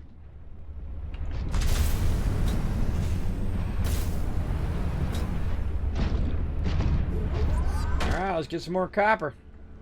Now, I've also expanded, you can see down there behind those avatars, I've also expanded the inventory of my prawn suit so I can carry as much as I can in my inventory. It just makes it go a lot faster if you're doing this. You can just collect a bunch, and then you can take it out, put it in your inventory, or put it in your ship's inventory, and then collect a bunch. Just much more efficient. You know what I've never tried? I'm going to try this here in a second. I wonder if you can pick up a buoy while you do that. WT says snack UWU or snack UWU, something like that. I don't know what WT stands for. Are you trying to tell me something in code? All right, pick up beacon. Oh, you can. Hey, look, I learned something new, everybody. I had no idea you could do that. Now, I know there's some more beacons up here. There's a quartz one. So, you know what? I'm just going to pick up the beacon. That's cool. I didn't know you could do that. Neato. I never tried. I never thought of it till right now.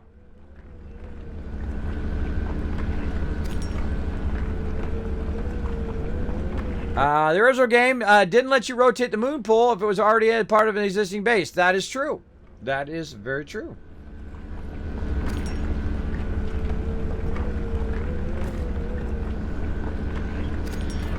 I have played almost through the entire first one. I got all the way to the end, by the way. I need to make one more thing. And then I'm like, ooh, shiny new game. And then I went and played off a different game. And I thought, well, I'll come back to it. Never did. I might go back to it and try to finish it, but I don't remember what I was doing. But of course, now I understand a lot more of the mechanics, right? If you went back and played it again, you know, you understand what you're doing and collecting, just like I'm in here, because you understand a lot more because you played Subnautica. You play this game, though it's not required. This game is totally separate from Subnautica. And if you want to get into the series just by starting with Subnautica Below Zero, I highly suggest it. You want to snatch it up for sure. A really fantastic game, whether you've played the previous one or not. I'm going to pop over here. Now, again, every now and again, you want to get out. You want to get into your vehicle like this, or into here and just like empty this out. Watch out for that guy way off in the distance. He's not going to bother me over here, usually. Got that beacon. Hit this node.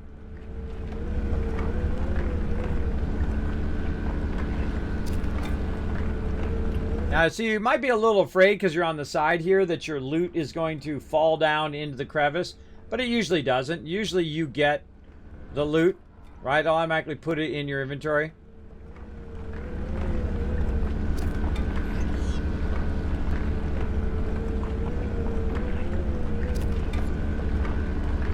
It's not like you have to chase it down the cliff or anything.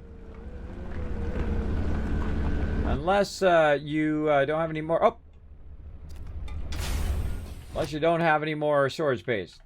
I just thought that I might have gotten full. Nope, not full yet. Get the node.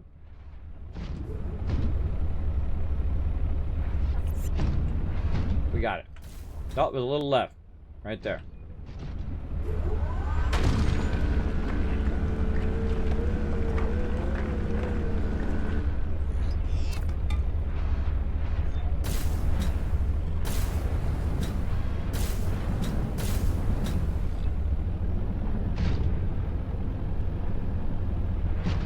when you walk, it builds up your boost. And when you hold down shift or you're gliding like that, it uses your boost. You just got to hold it there for a second. Usually you line it up, bam. It puts it in there for you automatically. You don't have to press any buttons or anything. Trying to get into the sea truck. There we go. Now's a good time to use all this massive amount of storage I've got. Put this in the empty. That's not empty. That's not empty now. Copper down there. Not necessarily. There we go. Now what I'm going to do is I'm also going to go back here and I'm going to go ahead and exit.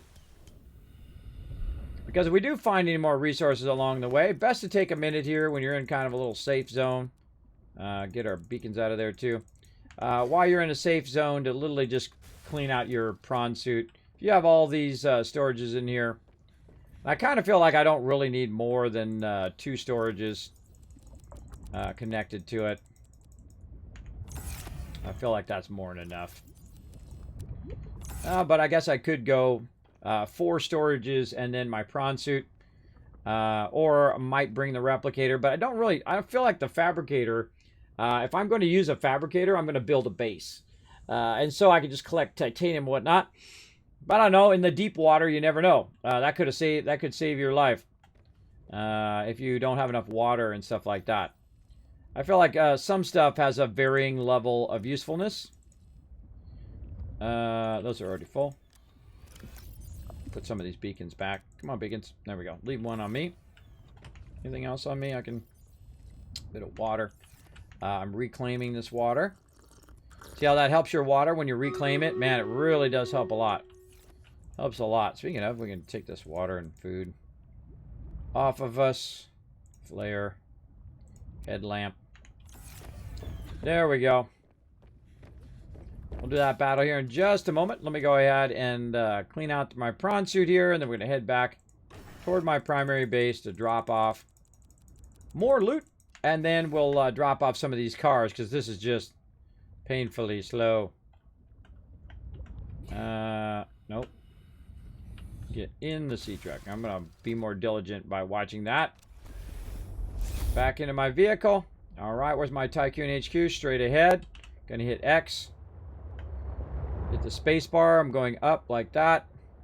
It's kind of like thrusters, right? Like VTOL takeoff, but underwater. Just to kind of raise me up toward the top of the sea. And then when I let go, boom, we'll just go straight. Now we got a baddie in our way. I say we zap him as we go by, and then we'll do a battle. Oh, God. Look out, we got a brand new Teamwork Tycoon in the chat. This one's for you. Bam! Take that, dude. Zap that guy. Thank you so much. Show some love in the chat. Alistair, giving some love. There we go. Subscribing. Tier 1 for 3 months in advance. Wow. You signed for 3 months out.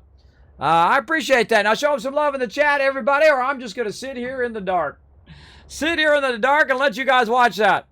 Let's do a battle, though, while you guys are thinking about it. Throw that love in the chat. Thank you, Alistair. To battle! Thank you, Alistair, for that love. Appreciate it big time. Let's go ahead and get this battle going on. I'm going to ram into a wall.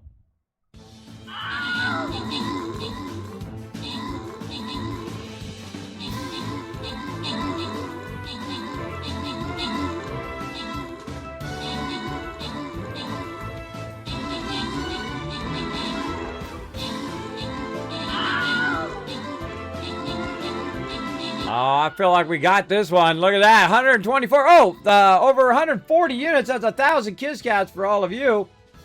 Right in there for working together as a team. I like to reward people working together. Let's see. Olaf getting some love. Buddy Run. Ooh, look, we got bonus item rewards there. Rotisserie G, Riverdog, Red Raven getting some love. And Rexmy coming in with 18 kills as MVP. All right, way to go. Now, back to the map, everybody. Oh, man, it makes me want to do another one. All right, one more. One more. You know how it goes, everybody. You know how it goes. I want you guys to get some more loot. Come on, let's do a little bit more. We'll play a little bit more Subnautica Below Zero here. Now, I'm going to call out the tank. Oh, this is a tough call right here. know what? I'm going to go down just a little bit. Just in case you guys want to throw some rogues there, and I can fast run you. I got to watch where I'm driving. Just about ran into something. This way I can try to fast run you through there. Maybe you can make it through here if enough of you try to go through there. These will be tough. Might be able to make it through there. It's really up to you. You make your choices.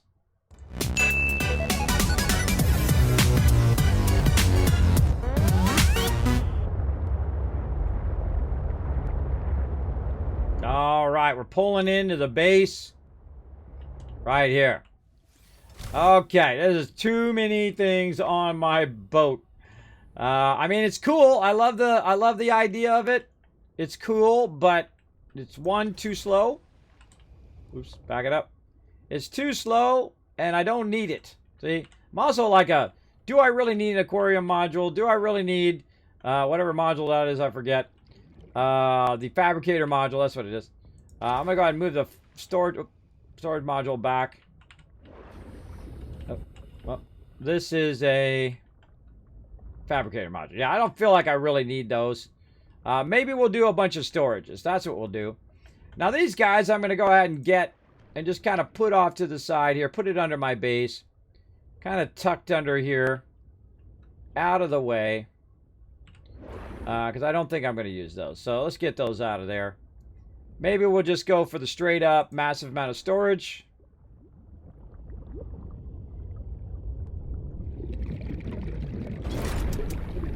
There we go. So say 4 trucks and a prawn suit. Car. Okay, so now we got those in there. Now we can see all of our cars at once. Let's see how that... Oh yeah, that's definitely a bit more responsive. And that's going to disconnect. Charge up my vehicle here, which I should take a second. When you get out of your vehicle, you should always turn around and just kind of give it some repair.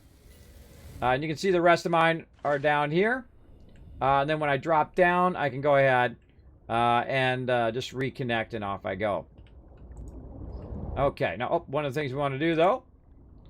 Let's go get what we have on us off of us first. Do I have any stuff on me? Oh yeah, lots of copper. Let's go ahead and put all the copper into there. And we're just, wow. Wow, wow, wow. Let's go with a copper 3. Copper 3. You think you're not going to use that much resources. You are. Absolutely. You're going to use it all. I'm going to back that out for a minute here. Just make this super easy on myself. Here's what I'm going to do. I'm going to take this. And I'm going to kind of just move it along the side here. And then I'm going to aim the back of it. Like this. What it's doing is aiming right where I'm coming in and out of the moon pool. And thus I can just go bloop and pop in there. Now I think these are empty. So I'm going to go ahead and just mark these as empty. And back here so I'll know when I fill them. Really what I do normally when I fill a locker is I will at least put something on there that tells me that there is loot in there. Maybe an R for random or something like that. That there's random loot in there. But if it's empty, you know, it does. When you roll over it, it actually tells you it's empty as well. But I am the type of person that I'm old school. So I like to, you know, just glance at it without having to roll over it and know that it's empty. Again, you can just roll over it like this without looking inside. It says empty. Or you can open it up. Look in, you'll obviously see it is empty. But you get the idea. So I don't like it just to say locker, though you could just use locker as a default. But you can also put stuff in the thing that says locker, right? Like this. So again, I'm trying to be real diligent with that as I clear stuff out. Only takes a second. Give yourself a little peace of mind there. It's a lot of loot.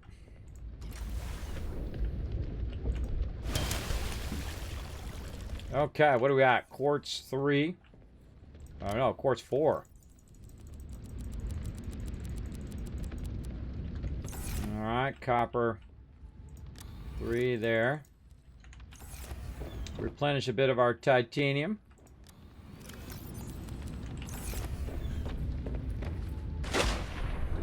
Now, don't be crazy like me and end up standing in here too long and then suffocating.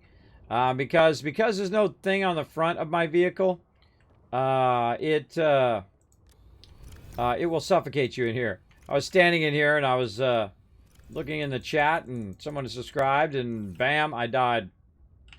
It happens. No biggie. No biggie, but a little warning. Little warning just in case. That's actually empty now.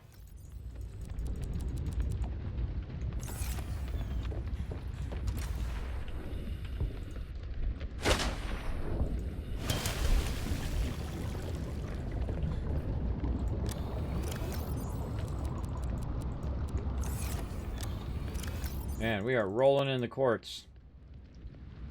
Oh, that lithium, actually, I wanted to keep that lithium.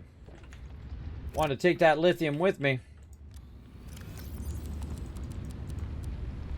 I got a ruby in there as well. I don't think I need to take that. I'll probably regret that later. I'll probably need that later for sure. Alright. I think I should have put that in equipment. Yeah, put the lithium under equipment. If I put it under... Oh, I already did. Okay. I already did put it under there. Man, I got more than enough lithium in there now. Another stretch. Oh, I gotta stretch in, everybody. I've been meaning to subscribe since I've been here. Oh, well, thank you so much, Alistair. I appreciate that. Look at all the love for you in the chat. Whoa, that made me... that was such a good stretch, it actually made me a little dizzy. Alright, food. We got our food there. Random loot. That is now empty. Down here, this is something that we want to keep. Those are our plants that we want to bring. You know what? Don't we have our... What do we do with our other stuff that we wanted to plant? I think it was in here. Yeah, this stuff. We're going to bring that as well. Those will be all our plants in one. Empty, empty, empty. These are all empty. All right, I don't trust it. Let's just double check. These ones here in the front. Yeah, I thought there were some of these I put stuff in that was already had an E on it. All right, I think we're good. That's all GG.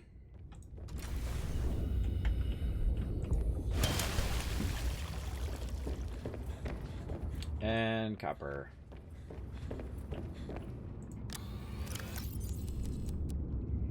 Okay, maybe put this other lithium back.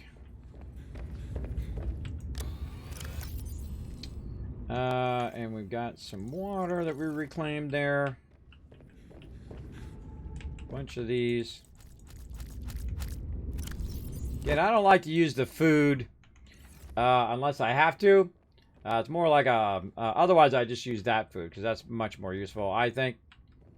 Let's make sure that's not going to drop and hit our vehicle here. Just in case. Let's go ahead and turn it away from the base a little bit. There we go. Alright, now we got to get our prawn suit attached back on there again.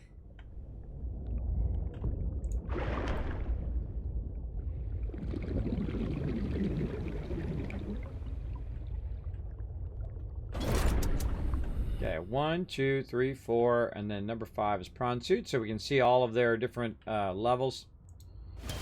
How are we looking on our batteries? Oh, we're looking rock solid. Batteries are all looking good. Do we have any extra batteries? On top of the batteries we used up. Let's take an extra one with us. Those are all charged. Yeah, let's go. Okay, now our goal is to get back to our land-based one that we did. And we were actually going back and forth between that land-based one. By the way, here's a little trick for docking your vehicle. Just go at it like you're going straight, like this, and then just rotate your camera like that in the opposite direction, then back up, and it should do it. There it goes, and then it should attach, and you're good.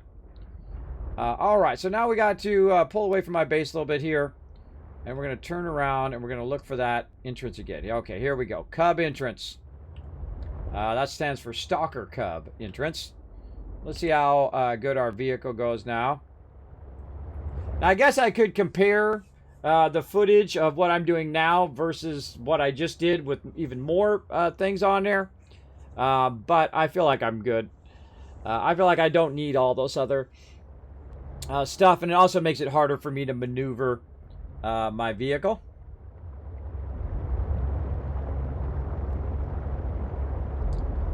Also, while we're at it, let's get down here.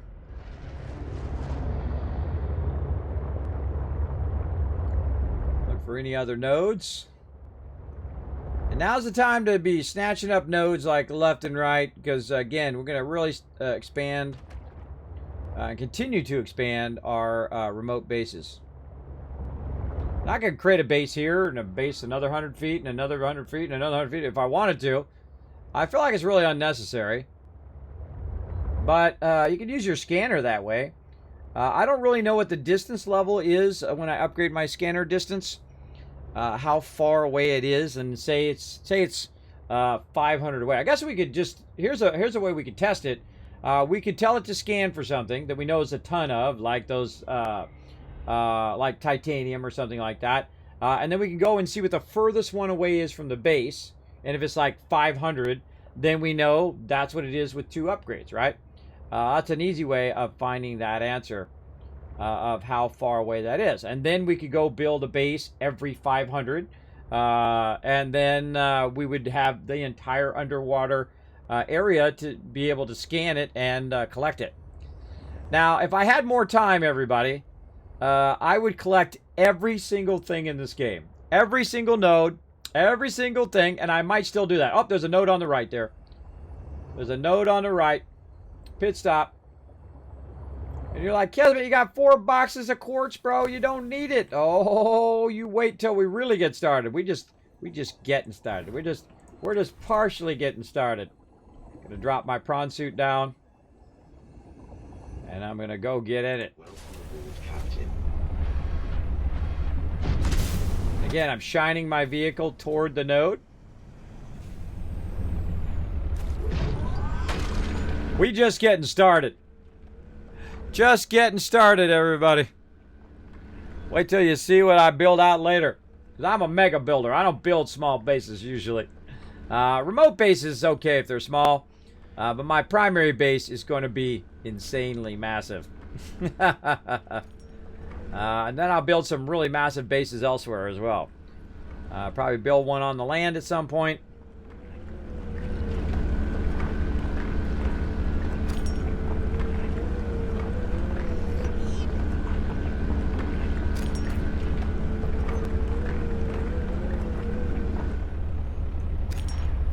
Okay. Now, since we found one that we hadn't found before, let's go ahead and just jump up. See if we can spot any more.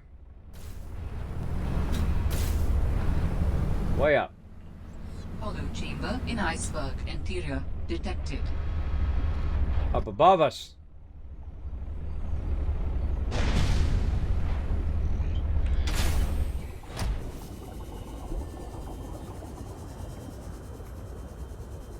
Because we got close to it and it said there was a hollow chamber. Look at this free loot, everybody. Free loot. All right, let's try this whole... oh, wait, I think I'm down. No, I'm not down too far. Okay, we're going to try our... oh, it's back in the vehicle. Hold on. What's that? There's nothing. All right, let's go back to our vehicle for a second. You jelly, stay away from my vehicle. I'm going to go back to my vehicle. And I'm going to try this whole combination thing here. All right, we're going to go ahead and do that. I'm going to get out of our vehicle. And we're going to go look at this hollow iceberg. Now, see, I'm using the light of my Sea Glide here. But there's also this light. So we're going to go and put that light on. Oh, no, we're going to drop it. Come here. We're going to put that light on. Left click it. There we go. And now we've got a light. And then we can go ahead and use our thing to see what we're doing. There we go. Any more? Now we also learned an amazing thing today. That you can actually remove rocks with this thing. And so that means you can go ahead and clear other resources or other items out of the way to get more resources, because you can move the rocks out of the way. Now, I need to be watching my oxygen. Oh, there was something. Oh, there's a animal there. But basically, I kind of feel like these are just like resource areas where you can go and grab just tons of resources. Now, look how easy this is, everybody. Now, what do you think is easier, prawn suit or doing that? I'm guessing this. That's for sure. Now, about half oxygen. Now, right here, see this? I can actually cut through here with my laser cutter. So we better... Oh, nope. Laser cutter down here. We better hurry up because we're going to run out of oxygen. Let's hope there's some oxygen in there.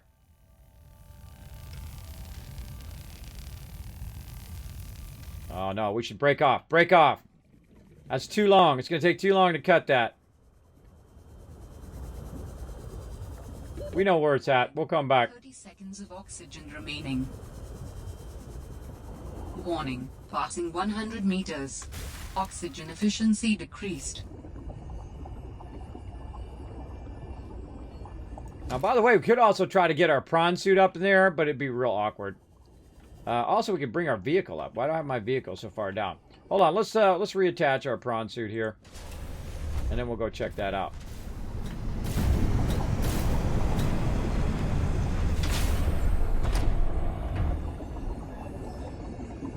This is really dangerous here with tons of jellies, and we're not able to see where the jellies are.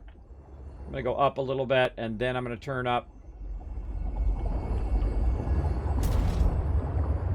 Let's just drive this baby right in there. And we also have the light from my vehicle helping us out. Bumping into the sides a little bit. Now, the hardest thing is going to be getting back out of here. That's going to be rough. All right, because look at that. Now I got to back that thing out, or I got to turn it around somehow. Turning around would be quite the undertaking. Though I think I could go down left and then back and then down again. I'll probably just try to back it out. I'll probably nose up and then go back. We'll see. All right, let's get back to cutting this. It actually remembers how much you've cut, by the way.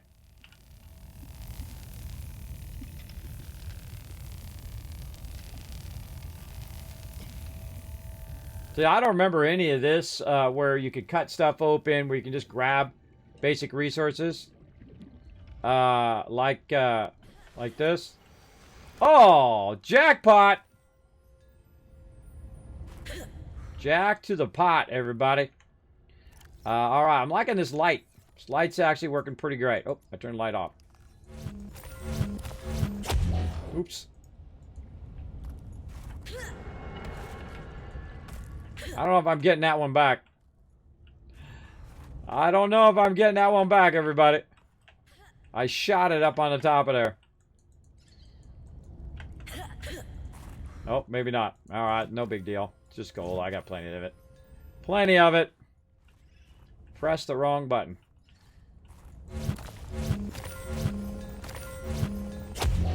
Ah, stop that. Oh, I know why I'm shooting that around, because my inventory is full.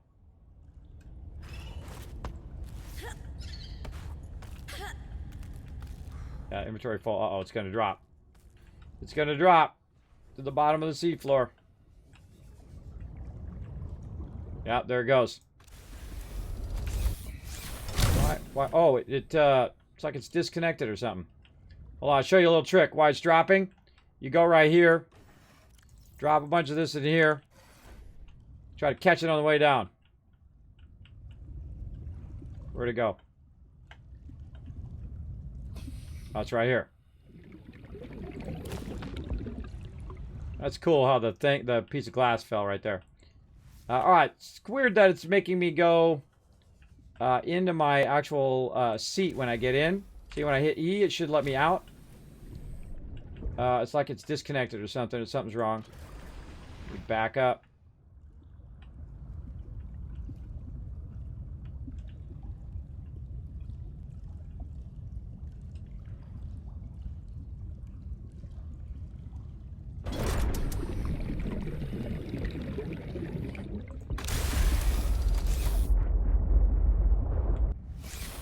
something screwed up with that. Oh well.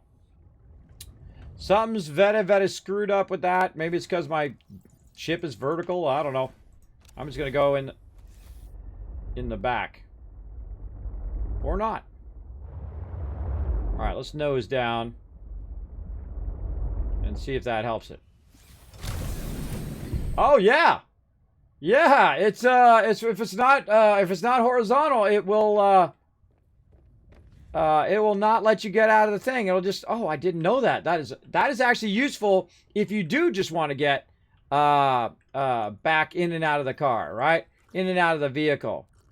If you just would do vertical, you get in and out of the vehicle without having to go inside and climbing up the ladder every time. And then if you don't want to do that, you can flatten it out. Ooh, man, we just learned some stuff. We just learned a cool technique there. All right, we're going to call this R for random. And we're just going to throw some random loot in there.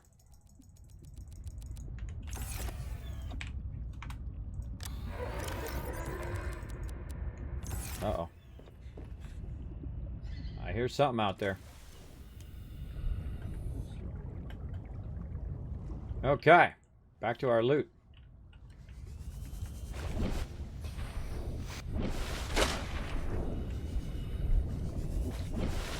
Again, you want to use your sea glide to jump out of there sometimes. Gets awkward. Okay. Any more loot? Again, I don't think we're climbing up there to get that loot. Oh! Oh!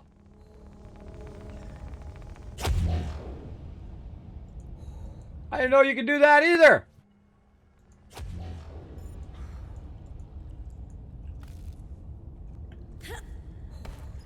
Look at us learning all sorts of new stuff today.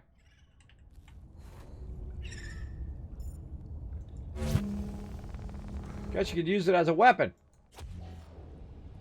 Shoot at somebody. Oh, we're pulling all these down.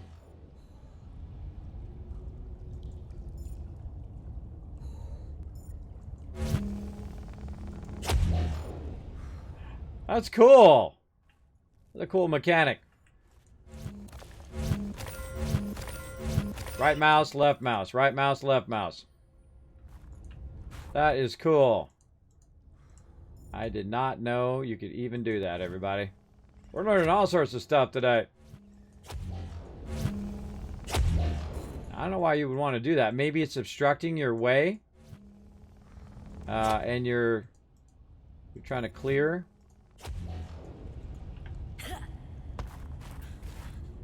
Again, notice it'll turn like that whenever you can grab something.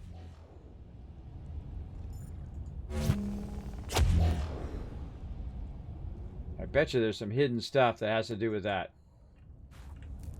Any resources up there?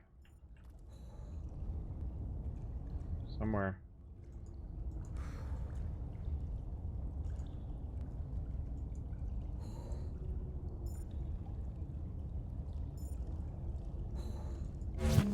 Yeah.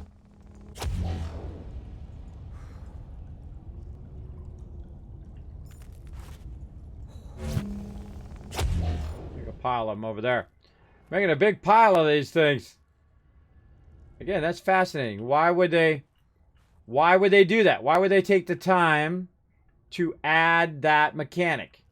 Right? That's the way I'm always thinking of everything. Why would they take the time to add that as a mechanic that you can actually pull those down? Unless they're like obscuring your path. Or you could use them as a weapon. Right? You could throw them at other mobs or whatnot and try to kill them with it. Alright, how hard is that thing gonna hit? I think it's pretty decent. So instead of you being able to pick up a mob, you could throw something at the mob and do damage to it. Right? So maybe you have big Leviathan on you and you're throwing stuff at it to try to save yourself. That's my guess. Don't tell me. Don't tell me. Part of the thing is me trying to figure it out. I'm just talking out loud to give you guys an idea what I'm thinking about. A little commentary.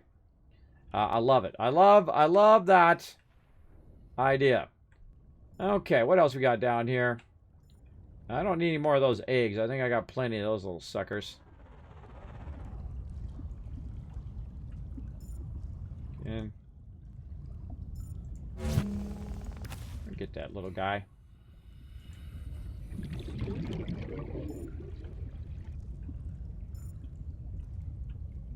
Huh. Again, anything else in here? I like this headlight. This headlight works great if you're at the higher elevations. But you get below 150, it's going to mess your oxygen up. Got that. My instincts are saying there's something more here. I'm missing something.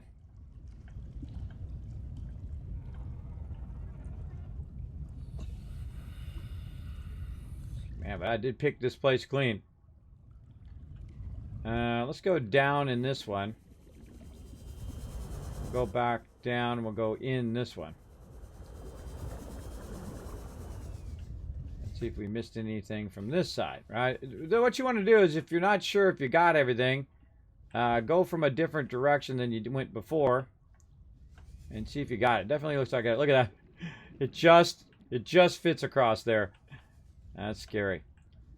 Now again, what I could do is grab the storage module and just face it downward manually, so I can see where the tail and the face is going to go, and then get on my sub, do my little sub trick. No, that's not where we want to go. We want to go this side. That's a much wider side. But let's go do our little sub trick.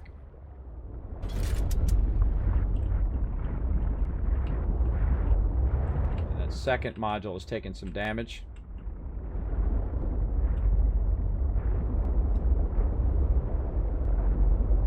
Oh god. Don't know which way's up now. Where is it? Oh, right here.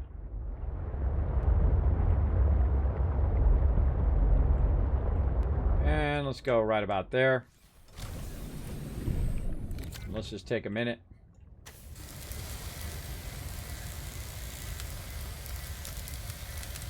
That's pretty low. I don't like them to be that low. I don't like it to be below 90%, into 80% sometimes, but definitely not. Let's go ahead and just see if anything else needs repair. Nope. Prawn suit needs repair. Cells are looking good. Okay. Looking good. Now it's probably a good idea. We don't have any on us. Probably a good idea to mark this. Mark this location. All right. Let's go out here.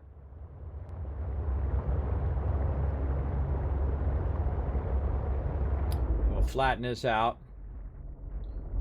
like that, so I can get out and go behind me. And then go to my equipment. Just so when we come over here at another time and say, hey, have we been in there already? We'll know by a couple ways. One way is we can go ahead and just pretend like we're going to make a base. Like so, which is my favorite way of doing this because you can see it from really far away. You can just go ahead and go. I use the rounded compartment.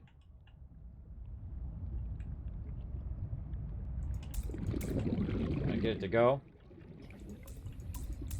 Acting all funky. Alright, put that in there. And then since we have two of them, right, we have one there and then one on the other side. We'll block both of them.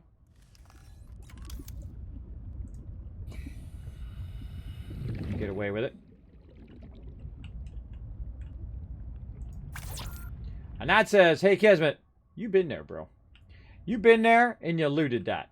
Alright, now if I wasn't able to do that, what I would do is I would go ahead and put in a beacon that says, I've already been there as well. You've looted this. Has been looted, right? Otherwise, you're going to go back in there again later on and you're going to be like, oh man, I already looted that. And you can go in and out of there like 50 times and realize that you already looted it. It'll drive you crazy. I surely did on the first Subnautica I played. And so I came up with that technique, and it has worked amazingly awesome. All right, so I'm going to turn around here and see if I can find my base. Back this way, Tycoon HQ. All right. As you can see, we're going... Oh, wait, no, we're not going to Tycoon HQ. Hold on. We are actually going this way, to the Cub entrance. That's right. All right, let's do this battle while I'm wandering along. To battle! While I'm wandering along there, we'll go ahead and move this way, and we'll do this battle, and I'll kind of try to watch where I'm going. Probably a good idea.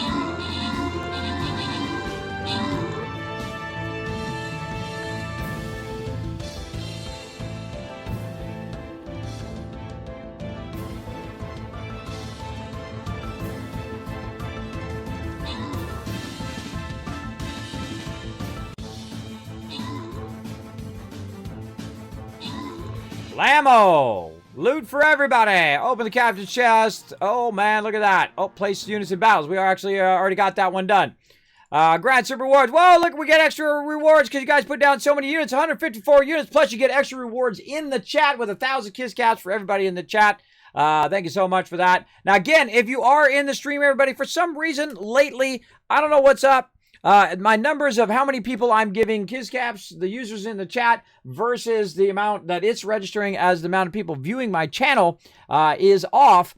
So if you do a favor for me right there, if you go ahead and click that link right there in the chat, it's actually going to register you as being in the stream.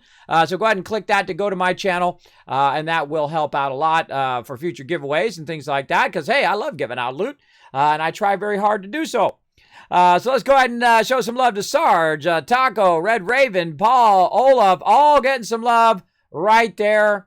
Some I still need to get around to register to Twitch. I don't know what it is. I think it's because I'm on the recommended tab, so people are seeing my stream, but they're not actually clicking on my stream, and they're looking through it another way. I don't know. There's something fishy about it, because all of my numbers are like weird, as opposed to the way they usually are. They're pretty consistent.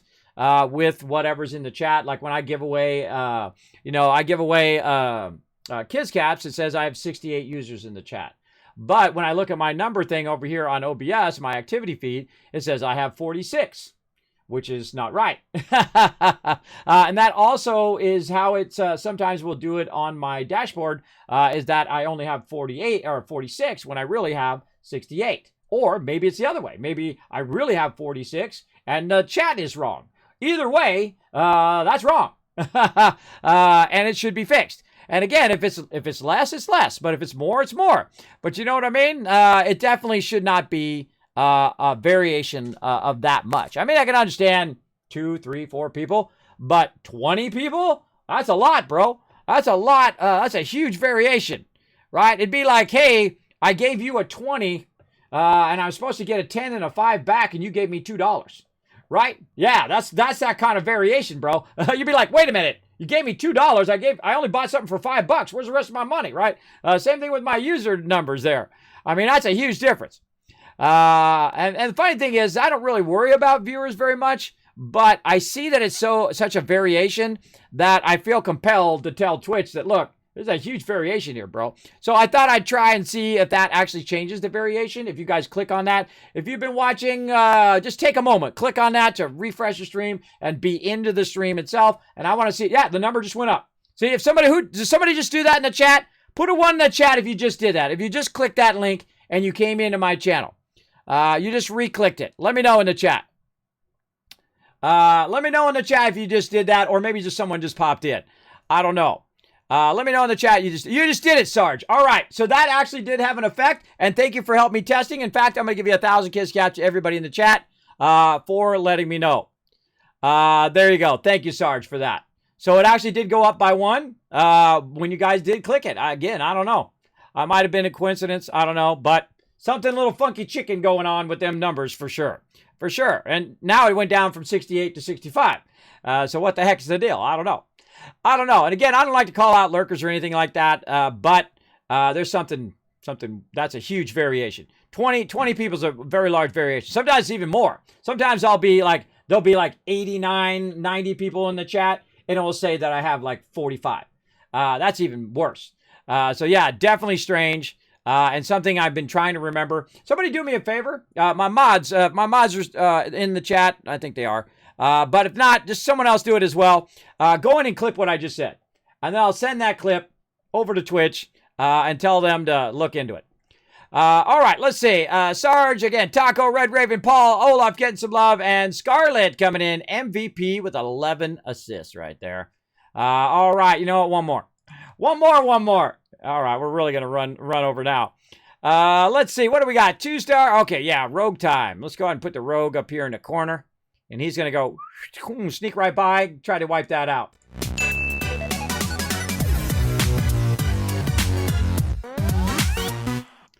Bob Odenkirk. That name sounds familiar. I forget who that is. I don't know. See, everybody assumes I know all these people. I don't know any of these people. Is that the Saul guy? Yeah, it's Saul Goodman. Yeah, again, I've never watched that show, so I don't know. But yeah, people have been saying that for 6 years. In fact, if you want to laugh, bell ringer, here you go. Watch this. I made this video like 2 years ago. Actually, I think it's going on 3 years now. Click that YouTube video. Go watch that video. It'll make you laugh in there because it talks about my channel and stuff like that. And in there, I mentioned that very thing. I said I look like Saul from Breaking Bad and so on. So go ahead and check it out. I think it'll make you laugh because that's what I'm here to do. I'm here to entertain you. All right. Now, I stopped right here for a reason. Did I save? I think I did. I stopped right here for a reason because there's a node nearby and we're going to go get it. Let's get that node. Let's drop our thing. Again, I mean, you can just get in your prawn suit, but I just love dropping the prawn suit. I don't know what it is. It's just cool. It's very fun and very awesome that you can actually even do that at all. Oxygen efficiency decreased. I know. Welcome aboard, Captain. Okay. There is a node around here. That's why I stopped. Right here. Yeah. Come to Papa. And again, I'm just hitting every node I randomly run into now. Because I got the prawn suit. So if you got the prawn suit and you're running around, you might as well take a minute to stop and grab all this loot and stock up. Because after we get this done, then we just build in bases all over the underworld here and all above on top as well. And we'll build bases here, there, and everywhere. We'll build a bunch of resources and a bunch of equipment that'll help us basically radar or use the scanner on the entire underworld and above world and everything. We can scan everywhere and anywhere. And I'm going to try that test too. Remind me if I forget. Next Tuesday, I think it is. Next Tuesday? Or Monday. One of those. It's Tuesday. Yeah, I don't stream on Monday. It's got to be Tuesday. In fact, I could just look right here. Hold on. I actually have my schedule right here. Yeah, next Tuesday, when we play Sub-Zero again, let's try that test where we start the scanner and we go see what the furthest thing is out that the scanner can see with 2 upgrades.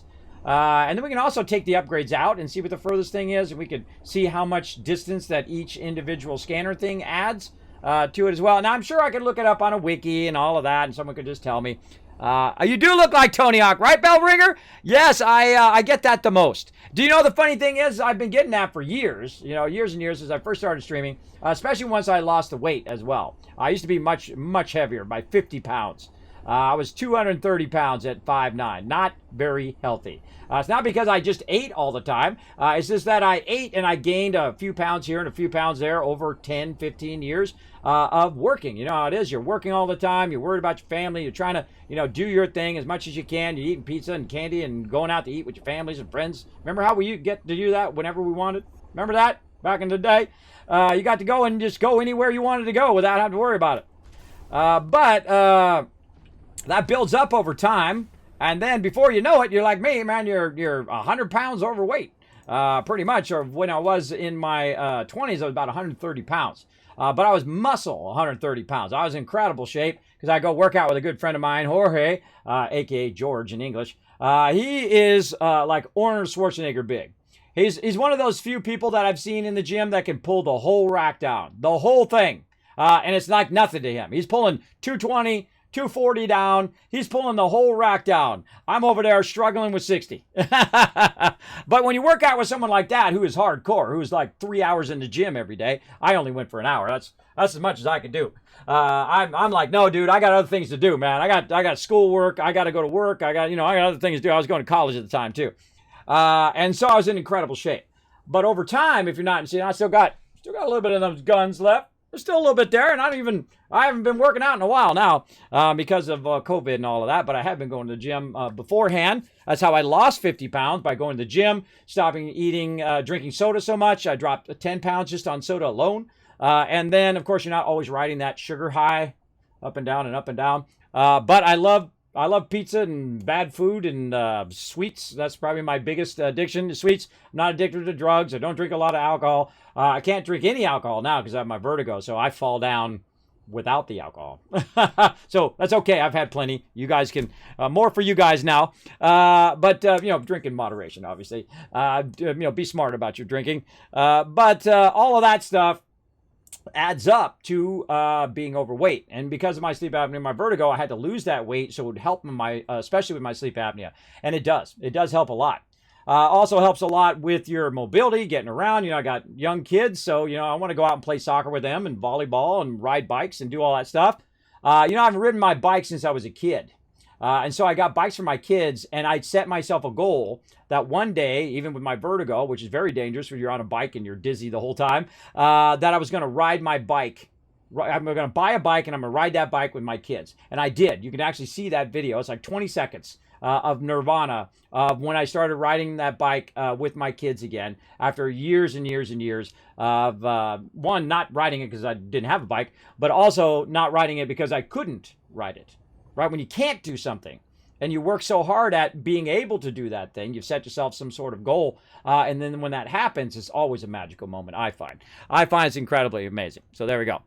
Those are a couple hot dudes. Yeah, so, the thing about Tony Hawk, by the way, so 3 years later, fast forward, 3 years later after people have been calling me Tony Hawk forever, Tony Hawk was at TwitchCon. He was at TwitchCon. He was right over there. I was standing right by him. He was over there. There was a guard. And there was like the back area behind the stage. He'd come off the stage. My mod had said, "Hey, come with me, Kismet. Come on, over here. We're gonna get you a picture with Tony Hawk," because people keep calling me Tony Hawk all the time. And I thought that was funny because he's about a year older than me, and he's out still doing what he loves to do. He's 51. I'm 50, going to be 51 this month. And I think maybe he's 52 now. I forget when his birthday is. But he's 1 year older than me, so I look like him. There's some people who people say I look like, but they're younger than me, so they look like me. See how that works? If you're older, then you look like the older person. But yeah, I actually saw him, and I was going to try to take a picture with him, but the guard's like, "No, he's busy." And I'm like, he's standing right there doing nothing. There's no one talking to him. There's nobody around him. He's literally just standing right there. He's like, "No, he's in a meeting." I'm like, dude, he's right there. I couldn't take a second to take a photo, and apparently no. So I was like, all right, I don't care. I'm not a big photo guy. I don't, when I see a celebrity or whatever, I don't go, "Hey, I got to get a selfie with so-and-so." I just go, "Hey, how you doing?" And they go, "I'm doing good." "Okay, cool." And then I just keep walking. It's not like a thrill for me, everybody. I grew up in LA. I grew up in Hollywood and all that stuff. I've seen hundreds of various different, movie stars and whatever. They're just like everybody else. They put their pants on like everybody else. You think because they're a movie star and they got millions of dollars that their life is a wonderful thing. It ain't. It ain't, because they have to put on all this air all the time. They live in a bubble, but they have their money to comfort them, though. So at least that part is good for them. But they see them all go crazy, drugs, alcohol, all that stuff, right down the tubes after all that success, right? You work all that time, and then down the tubes everything goes because you're not able to micromanage your life, and you realize that even if you have all that money and you have all that fame and you have all that stuff, if you're not enough with it, you're not enough without it. You're not going to be enough with it. It's not going to fill you up. It's a hollow thing. If you're empty inside, you're going to continue to be empty inside with those things. And you're like, "Kismet, how would you know? I've had lots of money. I haven't had lots of fame, but I've had lots of money, and I know what it's like to be able to pay your bills and feel comfortable, not have to worry about making that next mortgage payment like now, and have $10 in the bank like now." But I know what that's like, and I know what that feels like. It's really nice. But again, Don't feel like it's going to like solve all your problems in your life. It's really not. It really will not solve your problems. In fact, it usually complicates it because you want to keep that up, right? So you buy that fancy house and you buy that fancy car and you bought all this stuff. And now you're making payments on that stuff. And so you can't just say, you know what, I'm going to take a year off and go to Europe and travel because you know what? Otherwise, you're going to lose your house. You're going to lose your stuff. And maybe you got to pay for your kids and the braces and, you know, they've hurt themselves. You got to pay for the medical bills or maybe your medical bills or wife or family or whatever. And then you're stuck. Then you're stuck in that moment because now your stuff has become your burden. And I no longer buy lots of stuff, so I don't have that burden anymore. I buy stuff for my wife and for my kids, and very rarely myself. Occasionally for the stream, but I really don't think that's for me. That's just for the stream and allows me to do more fun stuff for the stream. But it's really not for me. I don't go, hey, man, I need this thing for me. I've had lots of nice things. Bought expensive TVs and cars and blah, blah, blah. Bought all that stuff, and guess what? After about 2 years, it's just a car. It's just a thing. It's just a no big deal, right? And nobody cares anyway, just so you know. Nobody cares about your fancy car. Nobody cares about your fancy house, all your stuff, your suits and all of that. Nobody really cares. Maybe there's a few people who do, who are close to you. Or the people who care don't really care. They're just putting on that they care so that they might get something out of you, right? They're fair weather friends, as I like to call them. Fair weather friends that are not going to be there. Look at this kind of navigation I got to do with this really long boat. And I'm flying through here. What the heck? Where's this exit? All right, we better get out. We better get out and find out where the heck this exit. I thought it was up. Did I go the wrong way? There's the entrance. This is the way out. Right here. Warning. Passing 200 meters. Oxygen efficiency greatly decreased. We're going this way. All right, I got turned around there. Yeah, we're going that way. Okay. I turned to the right when I should have turned to the left. I was talking. But you get the general idea. Oh my gosh, look, I'm jammed in there now. All right, we're going to have to back this beast out of here. You know what? Let's just do the smart thing. Let's do this.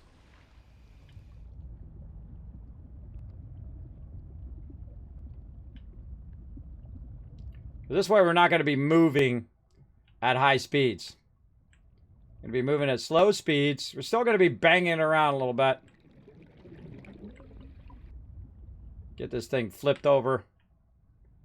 Going in the opposite direction. I need to watch my oxygen.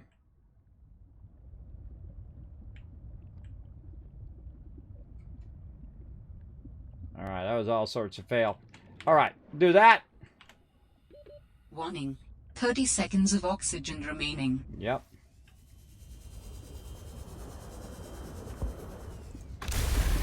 Alright, probably should put our helmet back on. There we go.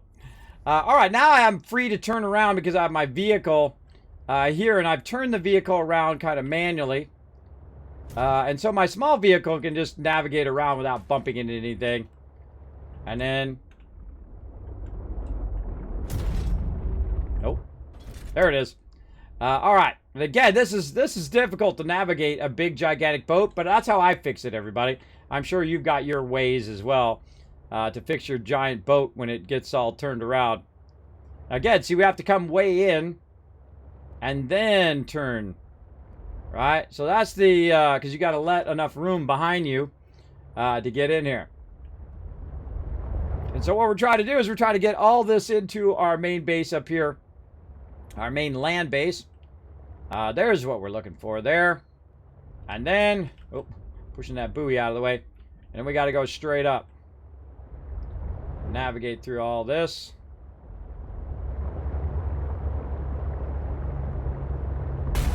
Oh. Bang my prawn suit into something.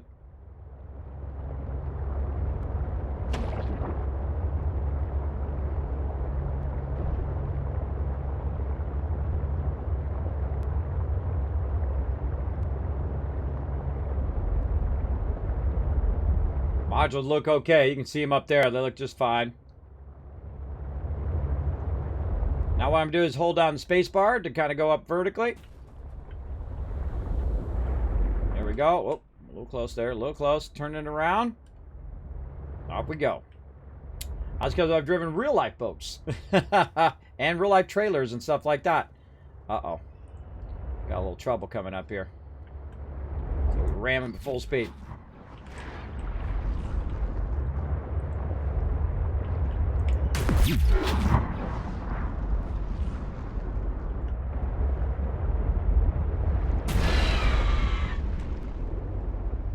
Bad, bad. Now you did. That's what you get for biting me. You get the death. Oh, look at that. Kind of glassy edge there. That's neat. I can't do anything with it, but I don't think you can do anything with it. Hold on, let's go check. Go see if we can cut our way in there. I'll be on in a minute. Don't rush me, lady. That'd be kind of cool if there was a secret cut. Let's see, that's what I would have done, everybody. If I made this game right there, I would have made a secret cut. You could cut through there and get stuff. Would have been awesome. All right, let's go ahead and seek some fluid intake because we brought ourselves some food because we're so smart. Right in here, I think I'm gonna try some. I don't think I've tried any yet. We made ourselves a bunch of extra food, which has stayed well. It's gonna be 85 food and 30 water. Let's do it. Boom. Signs stabilizing. That's awesome, man. You only want to eat one of those at a time, and then get water elsewhere. Now again, I'm also having these reclaimed waters drop on me because of my still suit. And then look at that. Eat one of those, and then use your reclaimed water. GG. You're good. And again, that's why the still suit is so awesome. Now I don't want to take this. I don't want to take this one with me. That I want to get, and actually I want to get the cube out of there so I can go back and make that. I think that I was going to make something out of the cube. Oh, the battery. That's what I was going to do. I should have left that on my bar like that. That's why we needed lithium. That's why we needed lithium there. I think I have some gold on me, so I guess we could still make them. We can make them. Yeah, let's get that back out of there. There we go. I don't know how much more. I think I have enough gold. Plenty of lithium. We have our aerogel, which we need. Let's put that back in. We have our cold suit, which we're going to take out and put in this base. You know what? Actually, let's take this out and put in the base too. Leave batteries? No, we'll take the batteries. We can charge the battery. What else? Flare we'll take out in a bit. We're too overburdened now. Let's go ahead and get out of here.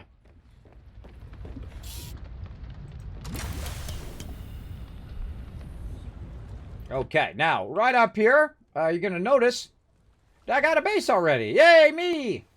So I've already got a base already up here. We had built it earlier today. I got this rocking and rolling. Yeah. Those days are long gone. Yeah. I don't much care for drinking. Other people can do that. Well, hey, it's not your thing. It's not your thing. More power to you. There are more things in life than money, so I agree with that statement. Oh, absolutely. And again, when you have all the money and then you realize that you gave up all the stuff that was worth why you started getting the money in the first place, like your family and your kids and all of that stuff, right? All your relationships, you gave all that up because you were working 24/7. A good friend of mine not only told me, Kismet, you'd be a great guy if you weren't such an a-hole. He also told me, same guy, by the way, told me that, hey, Kismet, when you're on your deathbed, you won't wish you worked more. That you won't wish for. You say, oh man, if I only worked harder, if I only had more work to get done in my lifetime, you won't be wishing for that. You'll be wishing for all the other stuff that you gave up to work 24/7 instead. So yeah, and he was right again. He was right yet again. Very smart guy. He was a millionaire, by the way, but still is. He still is to this day. I haven't talked to him in a while, though. I'm sure he's doing well. Sometimes he drops me an email from time to time. How long have you been playing this game? I don't know. 4 or 5 days? Not a lot? I don't know. I did play it in early access, by the way. Played in early access, played about maybe a quarter of it. I don't know. I haven't played it all the way through yet. But we are having the greatest playthrough of Subnautica of all time. Now, I have played the first one also. and we are just finding everything. We found all the stuff early on. I decided not to put my base in the easy area. I decided to move it off in a little bit more advanced area where the quest was, and I did that. And all of a sudden, we started finding diamonds. We started finding rubies. We started finding patterns. We found all this stuff, and then all of a sudden, we started finding our indoor stuff and our exterior plants and all of that. And then all of a sudden, we started finding our biofuels, and we found our sea trucks, and we found our rewards, and we were finding all this stuff. It's just like one thing after another, like the greatest, luckiest playthrough of all time. Because sometimes, like you're looking, say, for your battery charger over here, right? You're looking for the battery charger, you cannot find the darn thing, or you don't find the thing that unlocks it, and you're just looking and looking and looking. Like a great example was our storage unit for our sea truck. In this particular playthrough, it was tough to find that storage, and then eventually, all of a sudden, it was like I found 50 patterns for it in a certain area where we found a bunch of diamonds as well, and then all of a sudden, you found all the stuff that you need, and I find that's the way this game goes. Right? I could play through it again a second time, and probably find it different stuff in different places, though it is relatively in the same place, right? Because I don't really remember playing it in early access. I don't remember where stuff was or where I run into it. Sometimes I'll run into a location, like the one where the radar is in the very beginning, beginning storyline, and I'll go, oh, okay, I know I've been here. And then also I ran into another location the other day, which was up on the land that I was like, okay, I remember being there. But all the other places I don't remember. And then there was a whole bunch of stuff that they hadn't finished. So that's why I stopped playing the game. I stopped playing and said, you know what, let's let them finish it. We got a little taste of the game, looking awesome. We'll come back to it when it's in full release.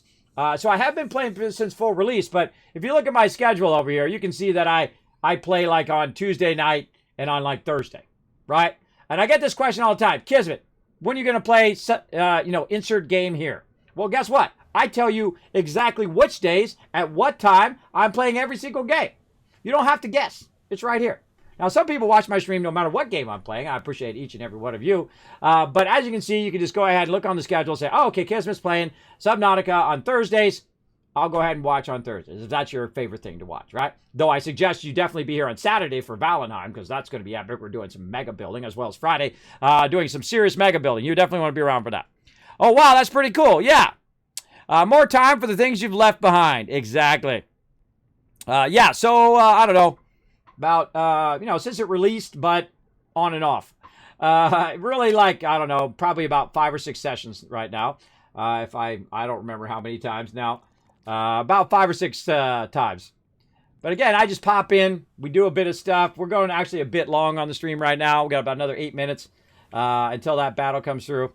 But what we want to do is, of course, get our stuff established here. Let's get that going before we call it a day here.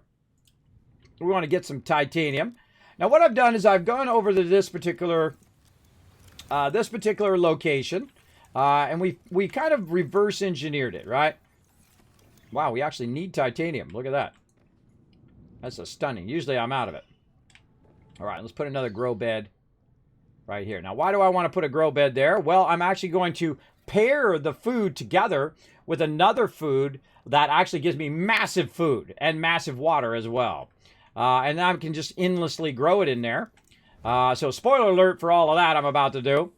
If you don't want to know, now's a good time to, grab a sandwich or something. Grab a soda.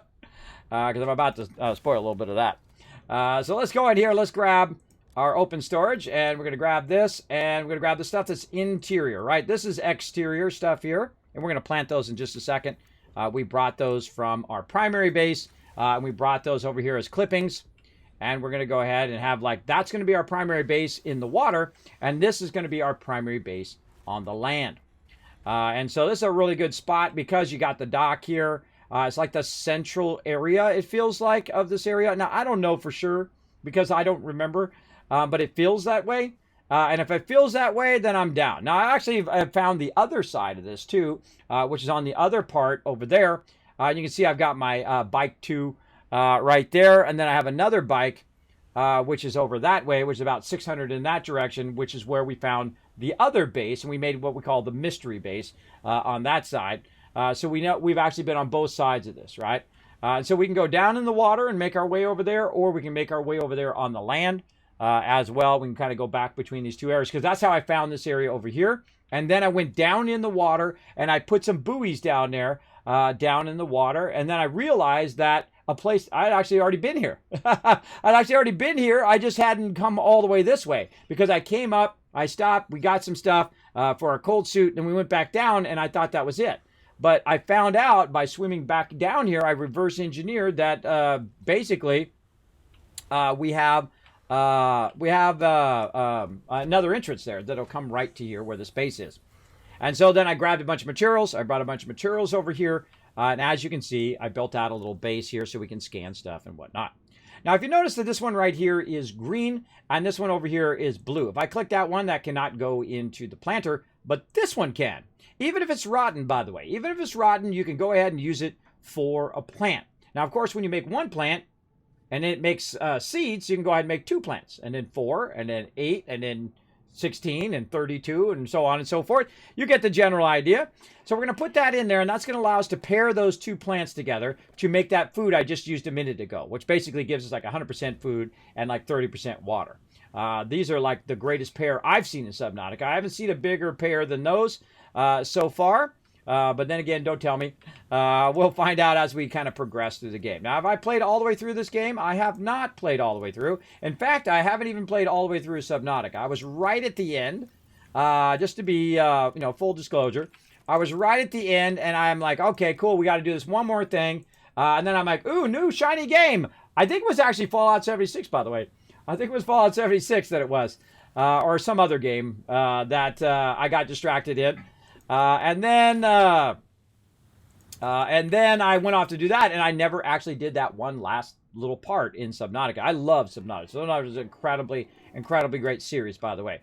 And this is Subnautica Below Zero, which is actually a different game. This is not a DLC for Subnautica. You don't have to buy Subnautica to play this game. This is a completely separate game. So that's awesome, too. And it's a good deal for the game as well.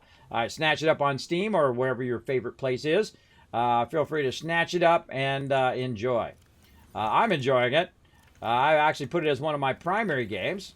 When I'm playing my primary games, too, I do ask that please do not spoil the game. You know, don't go say, Kismet, go here and go there and do this. There is a time in which you can do that, by the way. We call those Learn to Play. And actually, you can see we have one on the schedule. Right down here, it's on Wednesday there. You see it says Learn to Play there, or it's hard to see for you guys probably in the chat, but it says Learn to Play there, Elite Dangerous Odyssey. So if you were an Elite Dangerous Pro, and I was playing the game, and I'm doing it Learn to Play, I will let you know, and you say, Kismet, you should try this, Kismet, go do this, Kismet does, gets it out of your system. And then you can tell me all you want about the game, and that's just so, because we're only going to play it for about an hour or two, and then this way everybody gets kind of a general idea of the game. And then I probably not going to play it for a little while, or maybe I will. Maybe I like it so much, like Valheim, that I'll put it as one of my primary games. Or maybe when I finish one of these games, which I rarely ever get to 100% complete in any game. There's only 2 games I've done 100% complete in a while, and that is Spider-Man on the PS4. 100% complete, but not 100% done every single thing in the game. Very close, though. I think it was like 95% or something like that. And then 2 Point Hospital recently, that I've done that one all the way through. I actually bought all the DLC, did every single DLC, every single thing, all over again from scratch. Because I suddenly, all of a sudden, clicked with that game. I was playing it on the Luna. And all of a sudden, I was like, man, I actually understand this game now. Because before, I didn't quite understand what the mechanics were, and my people were always doing the wrong thing at the wrong time, and I was like, driving me crazy. I was like, these people will not do what I'm telling them to do. And then I found out there's like a whole thing where you tell your staff, you are in this room. You are the general practitioner, and you are the person who's doing the diagnosis, and you are the person who's doing the psychiatry. And the second I learned that, oh my gosh, the game was so much easier and so much more understandable that I literally played through every single thing in the game without failing once. Without any fail in any level in the game. Yeah, that kind of revelation, right? That kind of, oh man, we've mastered this game. And so I played all the way through. I recorded it all. Eventually it'll roll out onto my YouTube channel as a Learn to Play or a whatever I call it over there, playthrough, as a playthrough, yeah. I would like to play with you guys, but I work on Friday to Sunday. Well, no worry, Alistair. We're also going to play on Wednesday. You can come back and join us on then, too. All right, let's get back to it. How are we doing on this battle? One more minute on the battle. We got that growing. We got that going there. And now we want to... Man, we need more titanium. Oh, no worries. Here's what we do. We go in here. We say titanium. Bam. Let that thing start to scan. Now, also what we can do over here, by the way, everybody, is we can just grab this. This is one of the best foods in the game, I find, because it boosts your water. Your water, you have constantly running out of water. And that's why I've got my still suit here, so I can use that for water as well. It really does give you a lot of water, by the way, your still suit. Your still suit is like a godsend in this game, because the water is the number one thing that you're constantly running out of all the time.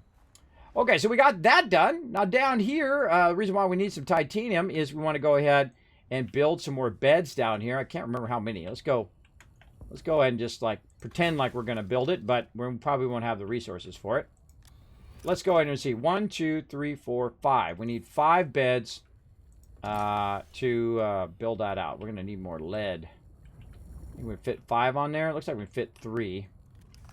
We could do smaller ones, by the way, but I rarely ever do. I rarely ever do. All right, looks like we can probably get 2 of them in here. Oh, no, we need 2. All right, there we go. That one there. This one here. Again, you can actually build them ahead of time to kind of, you know, get an idea of what you want. So we need about 6 right there. 6 titanium. We'll come back to that in a second. Let's go ahead and run up here. We'll go ahead and save. And we'll look at our inventory. We got way too much stuff on us. And there's a big storm going on right now. So let's go into here before it gets too frosty. Welcome aboard, Captain. And then let's pause for a second. We'll do a battle. We'll come back.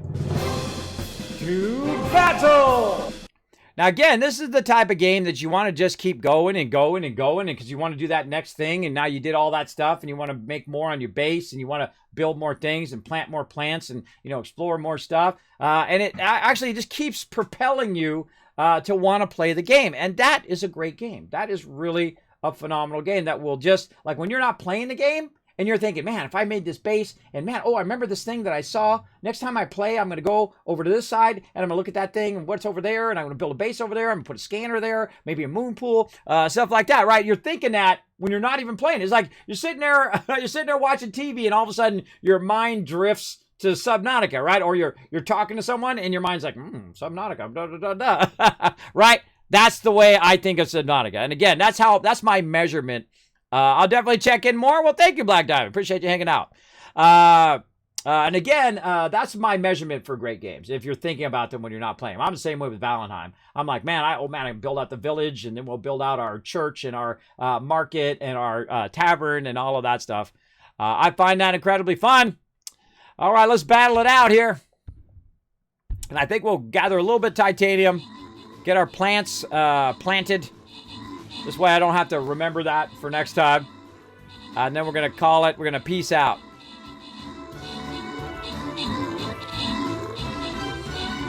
Because I will be back tonight playing some Fallout 76. So if you want to join me for that, by the way, everybody, get your 76 loaded up. If you haven't played in a while, I would go ahead and get it going. We'll be playing on PC. So get it updated, get it ready, and then we'll be back around 9 p.m. Eastern Standard Time. And I do need to go and, deal with the family and all that stuff, and then rest up, and then I'll be back. Alistair, Paul, Rotisserie G, Olaf, and Blam coming in, showing some love. And Beer Bear, overall MVP with a 35 kills. Way to blow it up. All right, we're going to come back for that goal later on tonight, for sure.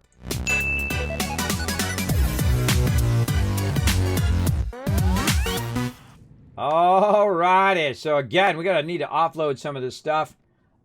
We need to make that other ion battery that we were going to make. Again, I feel like the best use of those cubes are ion batteries, especially in the early game. This way we can go ahead and have an ion battery in this one, which it already has. And then also in our builder. There we go. And then also our scanner. So these are like the 4 things that I use the most, right? The Sea Glide, the scanner, the builder tool, and of course the propulsion gun, the propulsion cannon. So the Sea Glide, the propulsion cannon, again, they go 500, 5 times the amount of time it can go before it needs to charge. And then the scanner, and then the builder. Now, what would be the next thing? I would probably say either the flashlight or the repair tool. Probably flashlight first. If I'm using the flashlight a lot, definitely that over there. Now, I have a bunch of extra batteries and whatnot that I can just put away in here. Now that I made those extra ion batteries, and just keep them in there so they just stay fully charged. Now, a smarter thing for me to do is to go into my other things, right? Like my, say, my laser cutter and my light, like this. And go into those. And even though it's 97%, I'll just go ahead and put it at 100%. This right here, 100%. And then you take the ones that are need to be charged a little bit. You put them away in there, right? Why not? Why not just have them in there, charge them while you're not around? Good use of your base when you're not even there. Now, the other ones, those take a little bit longer to charge. And eventually you'll see that I have ion ones that are just charging all the time. I'm just switching out the ions and not the smaller ones. That happened later. And then you'll also see that I'm saving the bigger ones as well that are used in your vehicle and your prawn suit and all of that stuff. You'll see I'm charging those up as well because we're going to be using a lot of those later on. But you get the general idea. It's always good to have those charging up so you can just swap those out instead of waiting for them to charge.